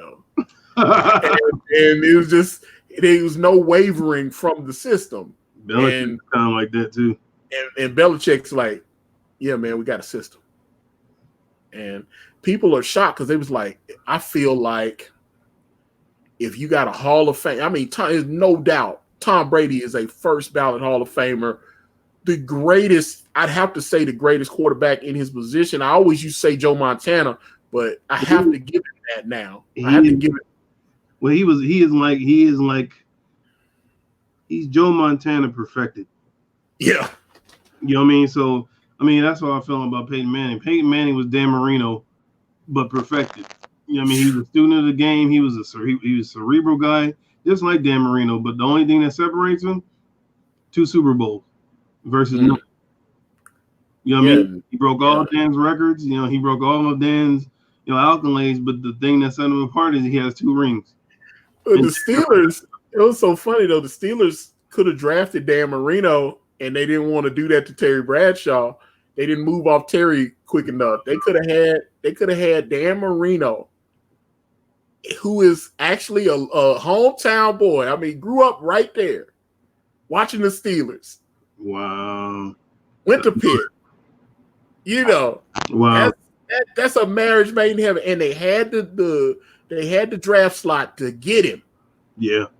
And they let him go, and he went to Miami. Can you imagine how different the Steelers would be? They would come off of one Hall of Famer in Terry Bradshaw. I know he would Dan Marino. I know he would have had a ring. Oh, he definitely, because the Steelers for a couple of years, especially in the 80s, they looked like they was they were like, man, if they just had a quarterback, they might have been able to do a little something. Yep. And the Steelers didn't pull the trigger on Marino and let him go to the Dolphins. I mean, he became an icon in Miami, but still, no ring. But hell, there was people that thought Peyton Manning was going to be that. They thought Peyton Manning was going to be, that guy. Yeah, I'll tell you what, I mean, they thought Peyton was going to be that. I know they thought John was going to be that too. John Elway. He was like, doggone, I'm giving me 2 rings before I retire. Well, John flexed on him though. John was supposed to go play for the Colts. Oh, wow. I think it was John and his dad. I think they did what Eli Manning did with the Chargers. The Chargers had his draft rights, and they said that Archie Manning talked to him, and he was like, "You draft my son, he's gonna sit out. He's not gonna play for y'all." Wow. So if you draft him, you better make sure you trade him. And the Chargers drafted him and traded him to the Giants, and then they picked Phillip Rivers. Right there in that draft, they had Eli, Phillip Rivers, and Ben Roethlisberger all in that draft. Wow. 2 of them got rings. Yeah. I mean, you know, Phillip looked great. Phillip Rivers looked great, and you know, I'm a softie for Phillip because he's an Alabama boy like myself. Well, I find it ironic, man, that he's going to Indianapolis. Yeah, but it'll be good for them, man. But that's the thing. I don't think he's got much left in the tank. But they got a good O-line and stuff. I don't know how long he's gonna be able to hang in there, but I'm like, dude, they should have the whole thing with I can't remember what dude Andrew Luck did when he retired. They was shocked. They was like, when he walked away, they were like, wait a minute. Yeah. They said he left like $150 million on the table or whatever. He could have all that money from the endorsements and all that. You know that his mind, the mental game of trying to come back from all them injuries, man, was too much. He's just can't do it no more. I mean, and it's like you know. Well, the $90 million that he had, they said he had like $90 million in the bank. So he was like, "Yeah, I'm good, man." Yeah, that's true. But I mean, like, do you risk playing? You know, to get something that's irreparable, but you got $90 million in the bank, or do you just take the $90 million? It's like, you know what, I'm done. And I know a lot of people didn't like that, but it's like the way the game is now, man. It's like it's, you know, the rules are better, but I mean, you know, the life of a player, man, is, you know, 4 or 5 years usually. You know, nowadays, you know, you got kids retiring in their 20s. Yeah. You know, it's just like, man, I can't do it anymore. I'm like, wow. So, I think, you know, gone are the days of where you got that gridiron quarterback. Well, it's like same thing happened with Aaron Rodgers and the 49ers. Glad the Packers got him though. Well, he held a grudge on that. He was upset because he grew up. I mean, he went to Cal. He went to Cal with he played with Marshawn Lynch. You know, him and Marshawn Lynch was on the same team together. He thought for sure he was gonna be the number 1 quarterback take, and they took Alex Wright or whatever his name was. He went to instead of Aaron Rodgers. They matter of fact, it was Alex Wright or Alex Rice or whatever the hell his name was, who still ain't came back from that broken leg from like 2 years. What team did he go to? The Alex guy. I'm trying to remember who you're talking about. The 49ers. Oh, the skinny kid. Yeah, he went to he went from what's his name? Urban Meyer. He played for Urban Meyer when Urban Meyer was up there at Utah. I think Steve Smith played for Urban too, because Steve Smith went to the Carolina Panthers. And you know, he'll be a Hall of Famer for sure. Yeah, easy. Alex was the quarterback there. I remember they beat Alabama that year, and it pissed me off. But Alabama had lost like 1 game, so all of a sudden they were out of the championship picture or whatever. They weren't gonna be able to play, and then so they had to play Utah in the bowl. And I think they slept on Utah. They didn't think Utah was about that life. And they showed and got trucked. Alabama got trucked, and I was like, damn. And, I just wasn't. I don't know. I kind of had gotten to that point where I thought Nick Saban would always win every game. You know, because it just seemed like he put like 2 or 3 years together where they had won. I mean, they end up winning like, you know, maybe they might lose 1 game in like 2 or 3 seasons. You know, every season they might win. They might lose 1 game. So I mean, hell, this year they lost 2, I guess. Well, like when they lost to LSU, I thought the season was over, but then one of the other high-ranked teams lost, and then so Alabama was still in the Final Four hunt. Then they lost to Auburn. When they lost their game to Auburn, I was like, okay. So they lost. I was like, if they can beat Auburn, because I thought Georgia lost or something. It was like, and I was sitting there going, all they got to do is not lose to Auburn, and we can slide into that last playoff spot or whatever. And then that Iron Bowl happened, and it was a wrap. I was like, okay, 2 losses because, you know, Auburn's kids. I think Auburn had beat Georgia, and they beat Alabama, which Auburn and Alabama always gonna play each other hard every year. Auburn could have the worst. I've seen some bad Auburn teams, and they show up for Alabama. You know what I'm saying? Man, some people like that, those rivalries, man. Yeah. They may suck all year, dude, but they play that rivalry game, and it's like a whole other team. You be like, dang, like what's the season? I remember because it was a couple years ago. I think Auburn had lost like 2 or 3 games that year, and I was like, okay.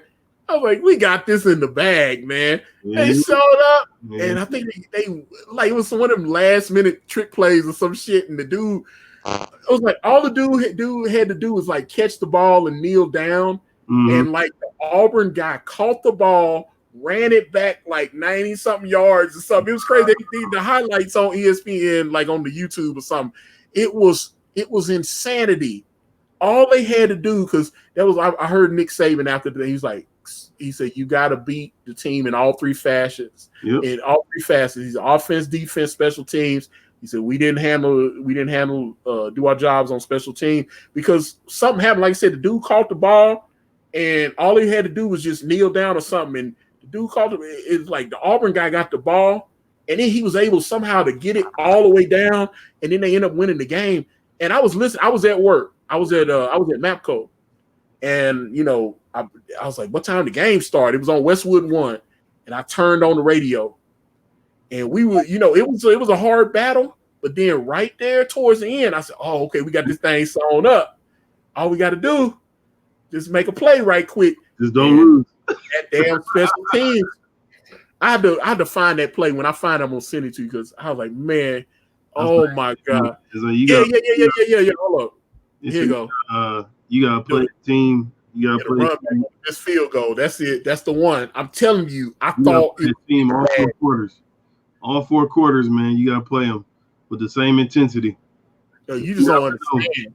I thought Alabama had it sewn up, man. Yeah. I thought they had it, and he missed that field goal, and then the dude ran the ball back. It's like them games, man, where people tune off, they turn the TV off because their team is getting whooped, and they turn it back on, man. It's like overtime. It's like, what? It's like. Yeah. Well, there was what was it? Hell, it's about 12, 13 years ago, probably longer than that. I mean, I'm trying to hell, it might have been about 20 years. I'm trying to remember. Warren Moon was still playing. Oh man. Playing for the Oilers before he went to the Vikings. Yes. And they went up to Buffalo. They were like the number 1 or number 2 seed in the AFC in the playoffs. And they went up to Buffalo, and they were blowing the Bills out. It was a wrap, dog. That game was over. I was like, oh man, Warren Moon about to go through a Super Bowl. It was like all that shit was going down, right? And I think I'm trying to remember the guy that's the defensive. He was the defensive coordinator for the Rams. He just got his Wade Phillips. Wade Phillips was the coach, and they had him down there in Houston for a little while too, and he had been Dallas Cowboys head coach. But Wade Phillips, I think he was like the interim head coach of the Bills. And that game was over, and then somehow they put Doug Flutie in the game.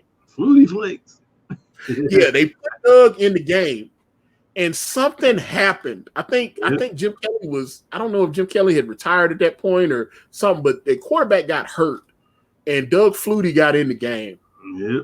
And somehow, I mean, they was down like 25, 30 points, and you look on the TV, and them motherfuckers that left the damn stadium. They left. They were like, this game's over. It's a wrap.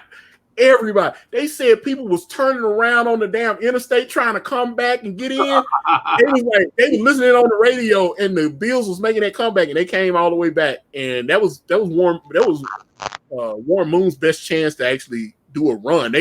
That Oilers team they had, that was right before the Oilers left and went to Tennessee. I think, yeah. And but that was like the best, because I think that was either Warren's last year or his second to last year, because he ended up, like I said, he ended up going to the Vikings. But that was like all them years he had been there, he had only had a couple times where they were like, if they could have got to the Super Bowl, they might have had a chance to win it. That defense was legit. That offensive line, they had the weapons, they had the receiver, they had a good enough running back. That Oilers team was stacked. Dude, that's how I felt about this year's Titans team. Dude, yeah. We was this close. I mean, we was up like 20-something against the Chiefs. We was killing. Because after I told you, I went down to Inglewood, Tennessee to hang with Aaron for that week. I think I did We did the wrestling council from there, and his internet signal went out. But I went down there, and he was telling me, I was like, I'm telling you, man, Aaron's like me. When we get talking about the sports, he gets hot. Do you understand? He's like, oh my goodness. Yeah, man. He was like, he is a diehard Baltimore Ravens fan. And he knows how I feel about my Titans. So I went down. He's like, look, man. He's like, I love you, but they about to lose today, bro. I was like, oh, so he didn't like that outcome, did he? Oh my God. No, and so no, you don't understand. Yeah. His mama. No. They all. I was the only one. I was wearing a Titan shirt on. Everybody. He had his mama, his daddy, his little sister, her husband, his little nephew, and his niece. They all had Baltimore Ravens shit on. Yeah. His mama looked at me and I had my Titan shirt. She was like, Tonio, you wearing Titan? You ain't a Ravens fan? I was like, oh, hell no. Tighten up, baby. She was like, and Aaron looking at his mom. He's like, I tried to tell him. He said he about to get hurt feelings today. He said the Ravens about to run all over your boys. I said, I don't know. I said Tom Brady thought that they was gonna win too. He said, put $100 on it right now. I was like, whoa. I don't have that kind of money. You know what I'm saying? Whoa, bro. I'll bet you $100 right now. And I was like, dude, I'm not making $120,000 a year like your ass is. He was like, $100 right now. Shut up. And he bet like a couple $100 with some other friends of him from Amazon. He bet like a couple $100. And boy, when the Titans started dominating, boy, that phone started blowing up. People was texting him and stuff. He said, man, I just lost about $1,000, man. I was like, damn. He said, you should have bet that $100. I was scared. I couldn't do it, man. I was like, I couldn't believe. I was like, boy, because I know. I seen his bank account. I remember he just showed me his bank account one time and how much money he had stacked up in there. I was like, whoa. I was like, he got thousands and thousands of dollars in there. And I was like, oh, I'm used to having like $350 in there. You know, like, see, you laughing, but you know the struggle is real, bro. I feel you. And I'm like, my brother-in-law, man, we were like that, man. It's funny. It's just like something about the Titans and the Ravens when they play. But we've had a rivalry with them for years. Hardcore Ravens fan, like you're talking like Ray Lewis days. Oh yeah, like when he came to Adelphia, he stripped Eddie George. Well, like that game where Eddie George stiff-armed Ray Lewis and put him in the out of bounds. You know, he lifted him. Ray came in for the tackle, and Eddie George like stiff-armed him, man. Stiff-armed him out of bounds. They both got up. It was like in each other's face. Like that whole game, man. Like he put his jersey up on the TV. I put my Eddie George jersey up on the TV, dude. And so it was like all day. We was like, let's go.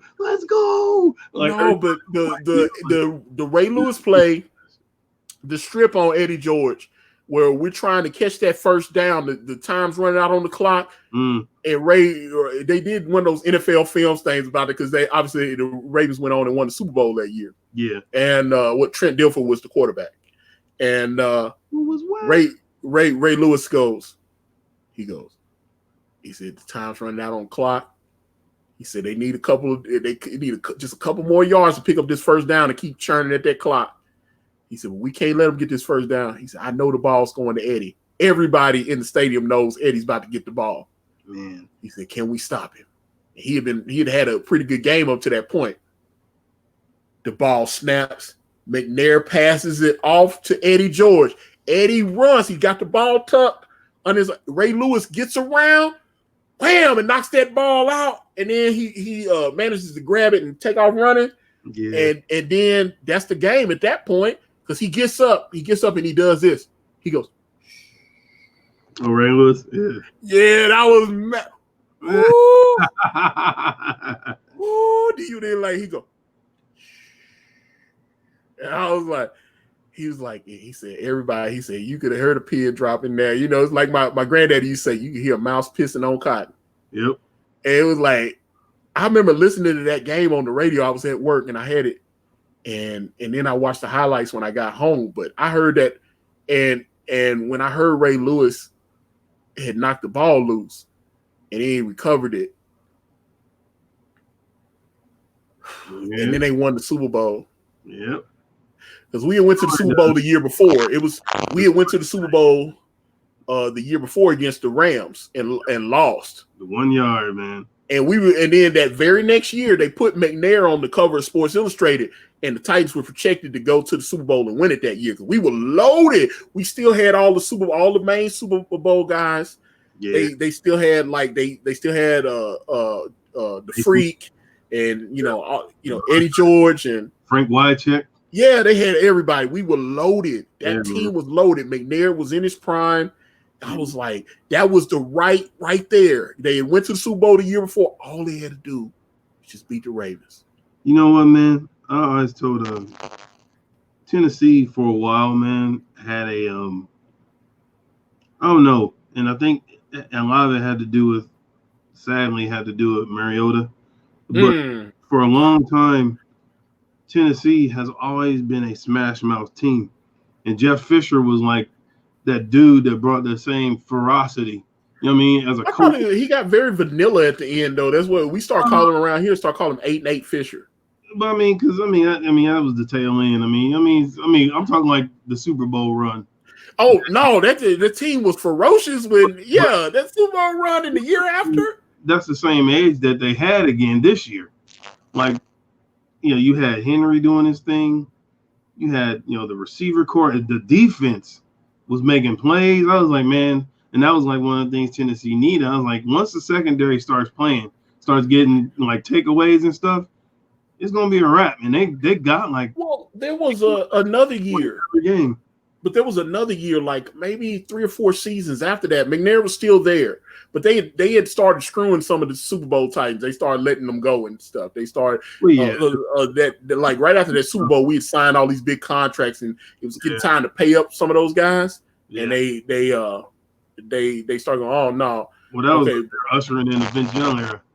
Yeah, it was right, but McNair was still a quarterback then, and the season started out 0-4, and we ended up going to the AFC Championship against the Patriots. Yep. And the Patriots won, and they faced T.O. and the Philadelphia Eagles in the Super Bowl. Yeah, they sure did. And T.O. with that incredible performance. Yeah. And that was a B squad dude too. The Donovan McNabb days, man. Matter of fact, that was the year they gave McNair co-MVP with Peyton Manning. They split it.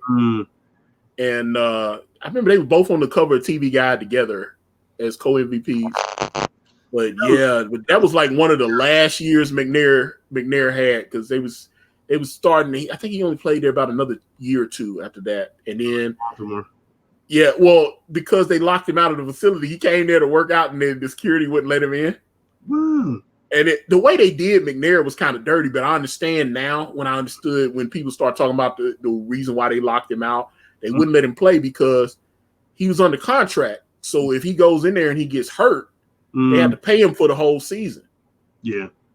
So what they did is they told security not to let him in. And his agent was the same agent that was representing Brett Favre.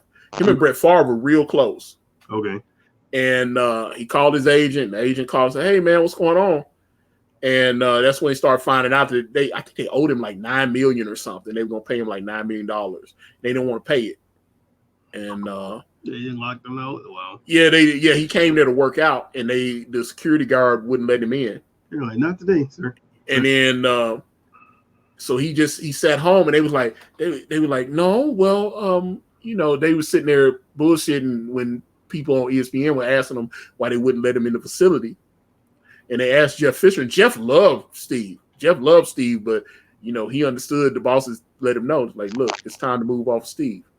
Yeah. And obviously, they X'd him out, and they end up having the third pick in the draft, which Vince Young Vince Young thought that the Houston Texans were going to draft him. That's why he came out early. He said he would have stayed.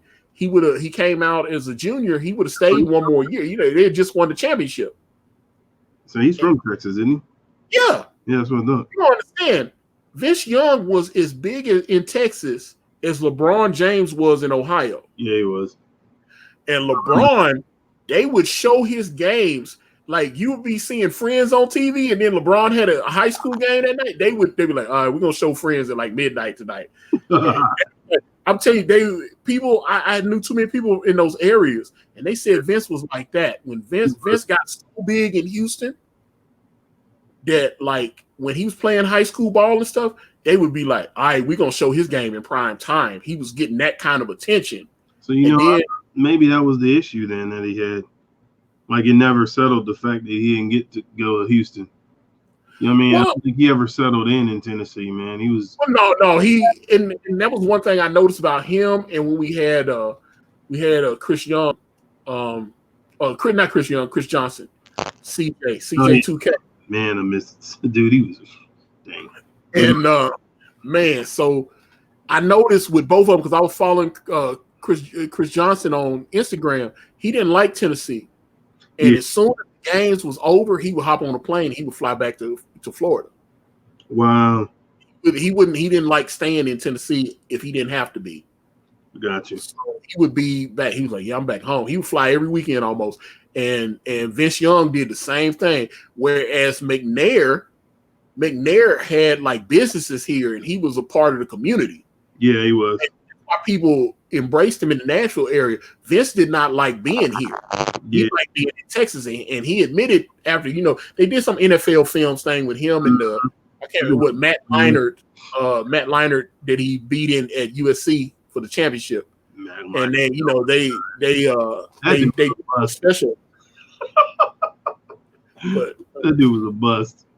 Yeah, well, I mean, it was crazy, man, because Vince Young was bad, but Matt Leinart, dude, was like Ryan Leaf. Vince actually made it to a playoff game. We got smoked, though. We made it to a playoff game against the Chargers and got drilled, dude. It was ugly. Yeah, I liked Vince Young, man. And I thought he was like, he could have been on a level with somebody I thought he was going to be special. I thought he was going to be special. Vick. He could have been like a Michael Vick for Tennessee. He made that Rookie of the Year. I thought, I thought he was going to be something special. He wasn't. His mind, man, just wasn't like you said. So I didn't know he wanted to be in Houston. Yeah, he didn't want to, because that's why he came out early. He was going to stay for his senior year, and he admitted on the special with Matt Leinart. He said he had talked to some of the scouts from the Texans and stuff, and they kind of intimated that they were, oh, hey, and he said one of the guys talked to him. He's like, hey, we got the number 1 pick. They were being real friendly and stuff, and they were kind of intimating that, he was like, this is perfect. The Texans have the number 1 overall pick. They need a quarterback. They played him, man. If I come out now in my junior year, I'm coming off this national championship, then I'm going to get drafted by Houston, and so I'll get to be the hometown Houston guy playing for Houston. Wow. So he thought it was perfect. And then he found out they were going to draft Mario Williams. I think he was like one of the only I think it was like Lawrence Taylor and him were like the only defensive ends to be drafted at number 1 or whatever. You imagine Vince Young throwing to Andre Johnson, dude? Dude, that would have been freaking. My God! Oh, that would have been nuts, bro. Well, it would have drove me nuts because they was in our divisions. I'd have been hating his black ass every year. But that would have been phenomenal, bro. Just like I hated Peyton, and I love, Peyton went to UT, and I loved, rooting for Peyton when he was at UT. It was I felt real bad for him. He went to UT for 4 years and always came up short when he played Florida. And then as soon as he left and went to the pros, T. Martin took him to the damn championship and went undefeated. The first BCS championship went to the University of Tennessee. It was the very first year they were doing BCS. and the University of Tennessee won a first national title in like 45, 46 years or whatever. Well, that's funny because like I couldn't stand Peyton when he played in Indianapolis. But as soon as he went to Denver, I was like, yay. Well, it was like when he went to Denver, I was a lot happy, but I was like, "Cause damn, I gotta play that ass twice a year now." Yeah, right. And so That's a rivalry, man, between like Colts fans and Titans fans, dude. they beat the Titans like 12 or 13 times in a row, dude. Yeah, That wasn't even a rivalry at that point because they were beating us. It was just a torture. I would go through my schedule and I'd be like, okay, playing, those are 2 losses right there. Okay, that's how it would be. It would be like, it was I think maybe once or twice with McNair, we split. Like they won their game, we won our game. Yeah. But for the most part, they beat us 8, 9, 10, 11 times in a row. It's insane. And then I said, okay, well, maybe it'll be different with Andrew Luck. Andrew Luck came in there and beat us like 8 or 9 times too. It just wasn't even close. And there was one time Luck had so many injuries on it. They had all their main starter guys had been hurt. I said, oh, we're going to steal this game. And we was trying to sneak into a wild card spot. I said, oh, man, all the damn Colts is banged up. All the main receivers like T.Y. Hilton and all of the guys are all pulled hamstrings. They're not starting. I said, okay, we got this bad boy. No, was that when what's his name was still playing? What was the dude before? He was before Marcus. He quit. Not Jake Locker. Oh, okay. It wasn't around his. Okay. No. Dude. This was Mariota was the quarterback on this game. Oh, okay. Jake Locker. And I thought we had it. Like I said, they're all banged up. They had managed to beat us in Nashville. And then we went up to Indianapolis and they were banged up. I said, oh, we got this. Went up there. And all of a sudden, the Scrubs was playing. Yep. I was like, how the hell is this happening? Yep. And so I couldn't believe it. I was shocked. And Andrew as a matter of fact, he ran a touchdown in on us or something. And I was like, but I mean, he got dinged up pretty bad in that game. I remember we got some licks on him. Dude, him at his healthiest was unstoppable. Yeah. Like ridiculous. Some people were saying, he's probably gonna wait a couple of years and go play for his father in the XFL. Oh, I know that coached. No, his dad's the commissioner of the XFL. Oh, okay. Yeah, his Think so? Yeah, no, I don't see that. He's had like I think people were speculating because Oliver Luck is the commissioner of the XFL and they thought he was gonna go. I never saw that. He done had like 6 concussions already by his own. Because once he walked away, man, I was like, he's done. He was like 29 or whatever, and he was like, yeah, I'm done. And he was like, oh, he's gonna take a year or 2 off and let his body rest, and he'll come right back. But dude, like he done got comfortable, man. I mean, but you know what I'm saying? Like you think about the repercussions, man. You see it now more than ever, man. Like them players, man, just keep getting concussions, and i.e. Junior Seau, guys. Oh Lord, Brett Favre had like 4 or 5 that were reported. I saw him do an interview, and he said, I know that they just like in Troy Aikman too. Troy Aikman had about 5 or 6 that were reported. And he said he knew he had more than that because sometimes they just shake them off. Back in the day, they would just shake them off and just go back in or whatever. Didn't Romo get a whole bunch of them too? He got every damn thing. I know Romo used to take a beating, man. Yeah. I mean, Romo used to take a beating, bro. It was horrible. I think he was as good as they made him out to be. He won some games, but he was never although that first year with Parcells, I think it was like I can't remember that black dude that was the quarterback for the Cowboys because Romo was the backup. And somehow they just I can't remember I can't remember because my buddy Reggie, he's a big Cowboy. He flies at least once a year to that damn stadium to go watch a game. Damn. And he's dedicated. Oh, dude, he makes sure he picks the game. He goes because I remember he be on Facebook Live. He'll be streaming on Facebook Live. I'm at they're on Sunday Night Football. He was like, "Yeah, we here, man." And he's like, "Yeah." He goes once a year. He goes to the Cowboys. I think he flew down there a couple years ago. He tried to get me to go with him. I couldn't get the time off. He said, "You don't have to pay for the ticket. You just have to pay for the plane ticket." Oh, dang. He said, "You just get your own plane ticket." And he said, my uncle got 3 tickets. It was the Cowboys versus the Steelers, and I wanted to go.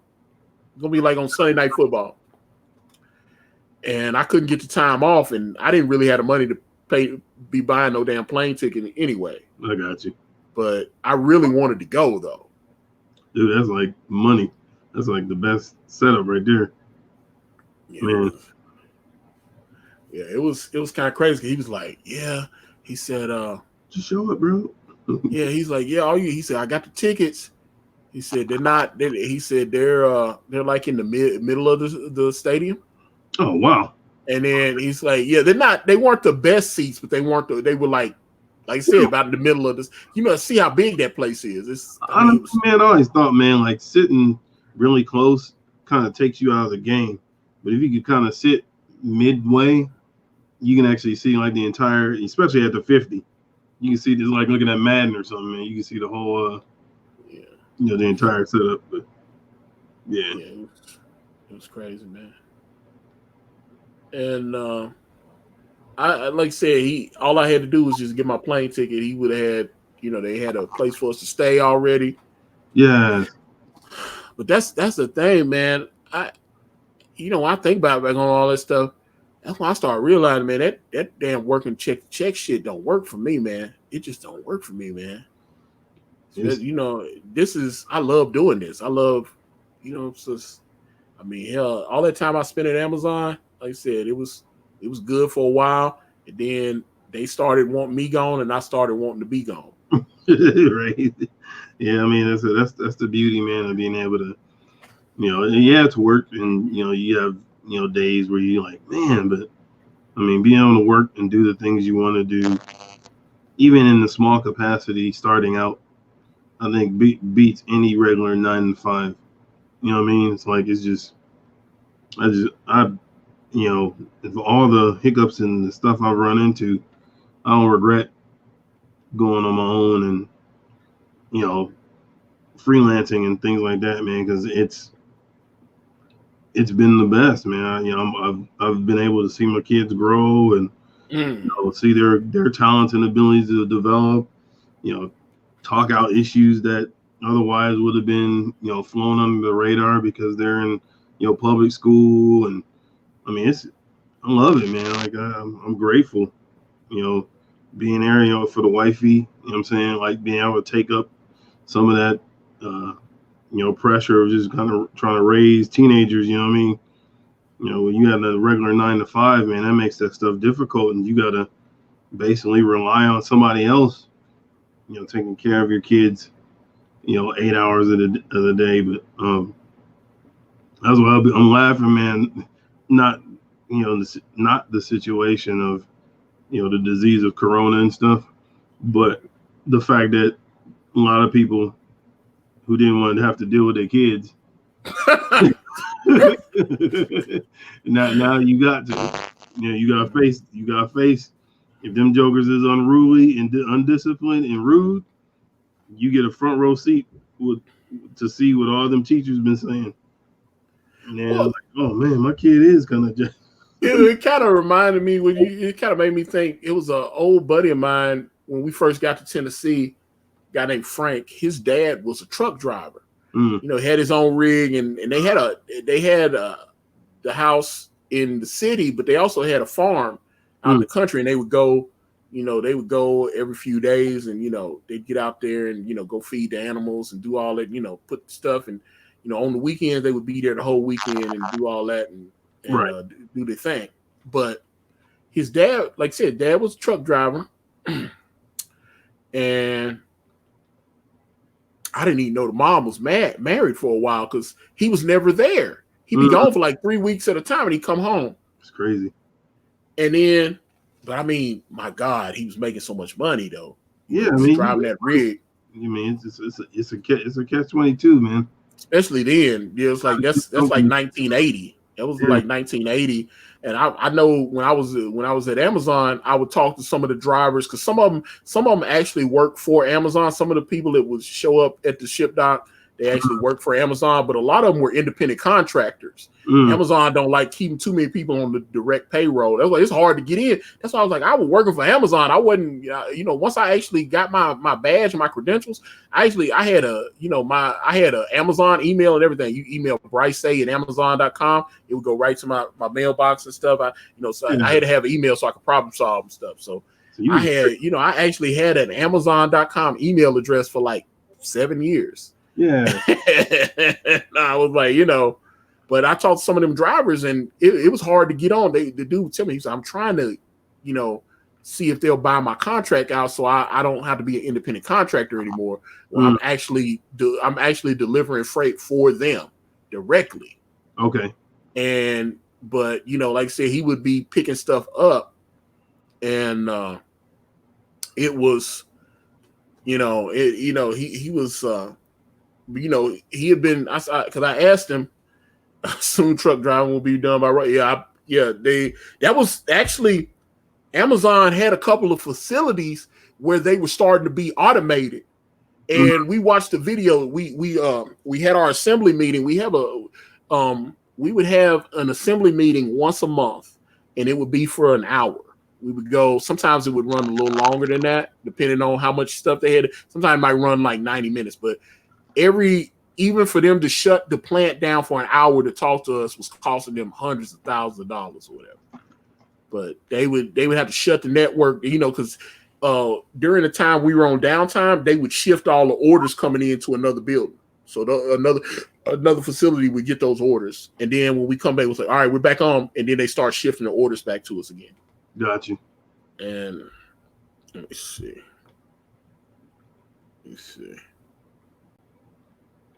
All right. So yeah, let me see, because we're getting close to that point. Let me see, because we can definitely wrap this one up.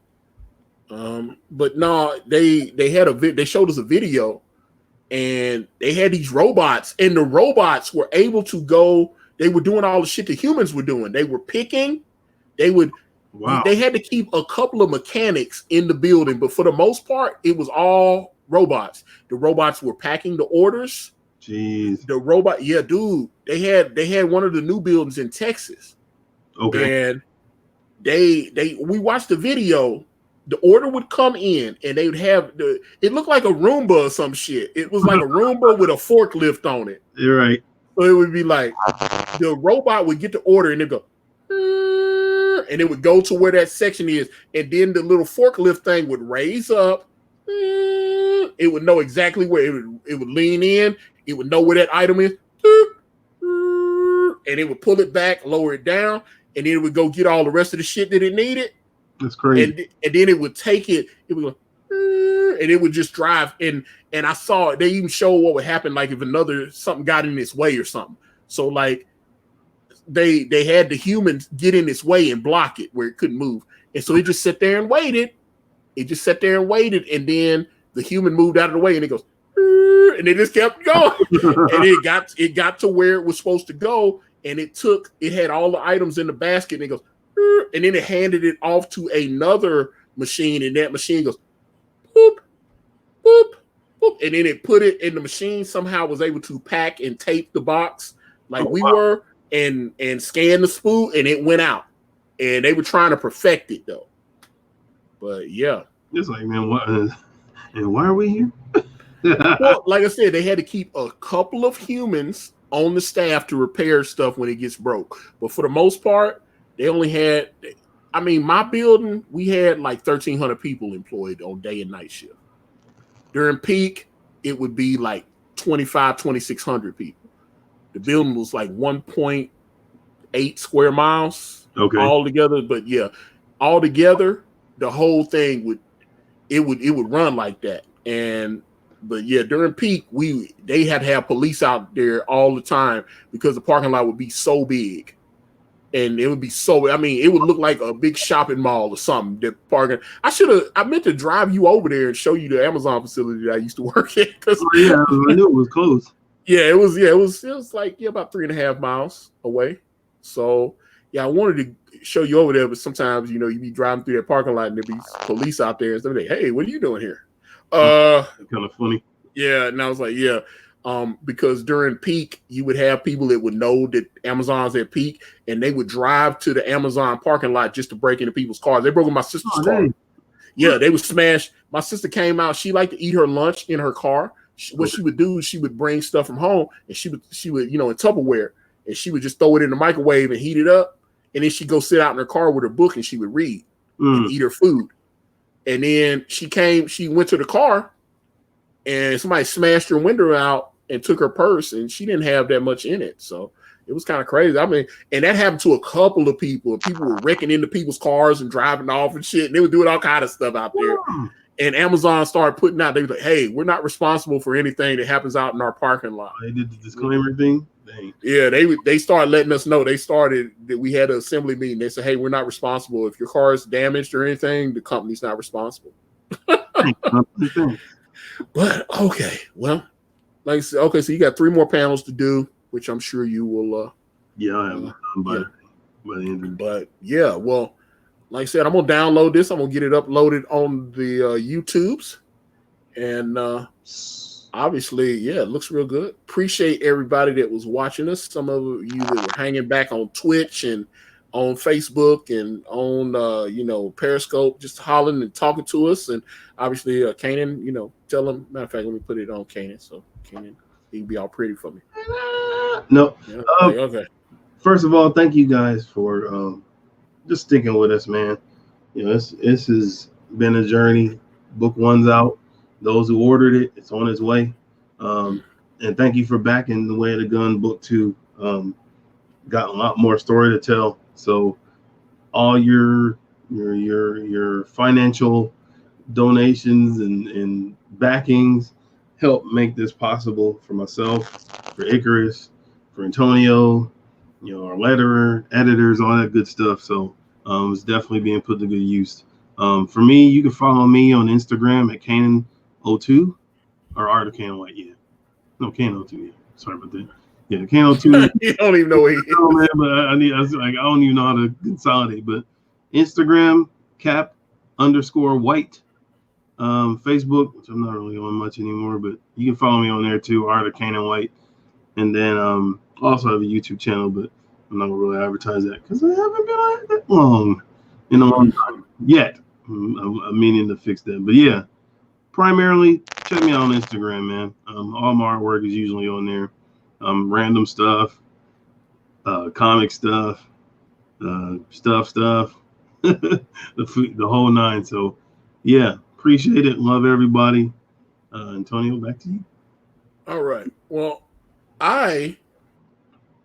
you just said something that really made me think, because I saw someone tweeted it earlier, and they were like, they didn't, want to buy the books and then have to wait, however long for the book to be completed and then obviously the fulfillment stage. But that's why we're crowdfunding and raising this money so that we can create the books. And, so many people, especially on book 1, you said, over 2,400 backers. I don't take that lightly. Some will join us again for the Way of the Gun journey, and others won't. But, so many people, like I said, I was really proud to see that we got over 300 backers. I have some personal goals as far as how many backers I'd like to retain on this book. And right now we are crushing it. We are on track to do exactly, what I talked about with Caanan. And you guys, like I said, you gave us enough. We only ran the campaign for 24 days. It was not an extended campaign. We only ran it for that long. And you gave us enough capital in just that time to be able to actually, pay people to continue the work on this book. So, I mean, now, like I said, we're over 15. Let's get to 16. When we get to 16, let's get to 17. Let's just keep going.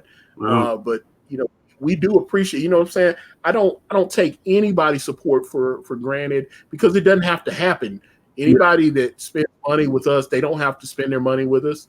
And so, I never take that for granted. People are like, people thought, I saw some people and they were talking like I was supposed to be the anointed one or something. And I was, the reason I'm saying that is they were shocked that like we launched book 2 and it didn't, we were supposed to do like $48,000 in like a day or some shit. I never saw that for us, because that $78,000 that we raised on book 1, it took a year and almost a half to do that. Yeah. A lot of people forget that. They act like we all of a sudden just had $78,000. That didn't happen. we had to hustle and really grind to get it there. So, you know, that's just from, you know, just finding new backers and you know, just, you know, interacting with fans and everything. And, you know, like I said, we appreciate, you know, everybody that's, you know, had a couple people back brand while we were doing this stream. You know, thank you guys so much. We do appreciate it. And other than that, you know, Facebook, Instagram, Twitter, YouTube, Twitch, all at Akari Press. AkariPress.com takes you to brand way of the gun with that guy there. You know, we'll be back in a couple days, maybe do another stream. Obviously, check us out on Amazon. We've got the stuff on Teespring. You know, appreciate you guys keep buying those shirts and supporting. But other than that, Caanan, do you got anything else you want to say? That's it, man. I'm set out. All right. I love you, brother. Everybody, peace.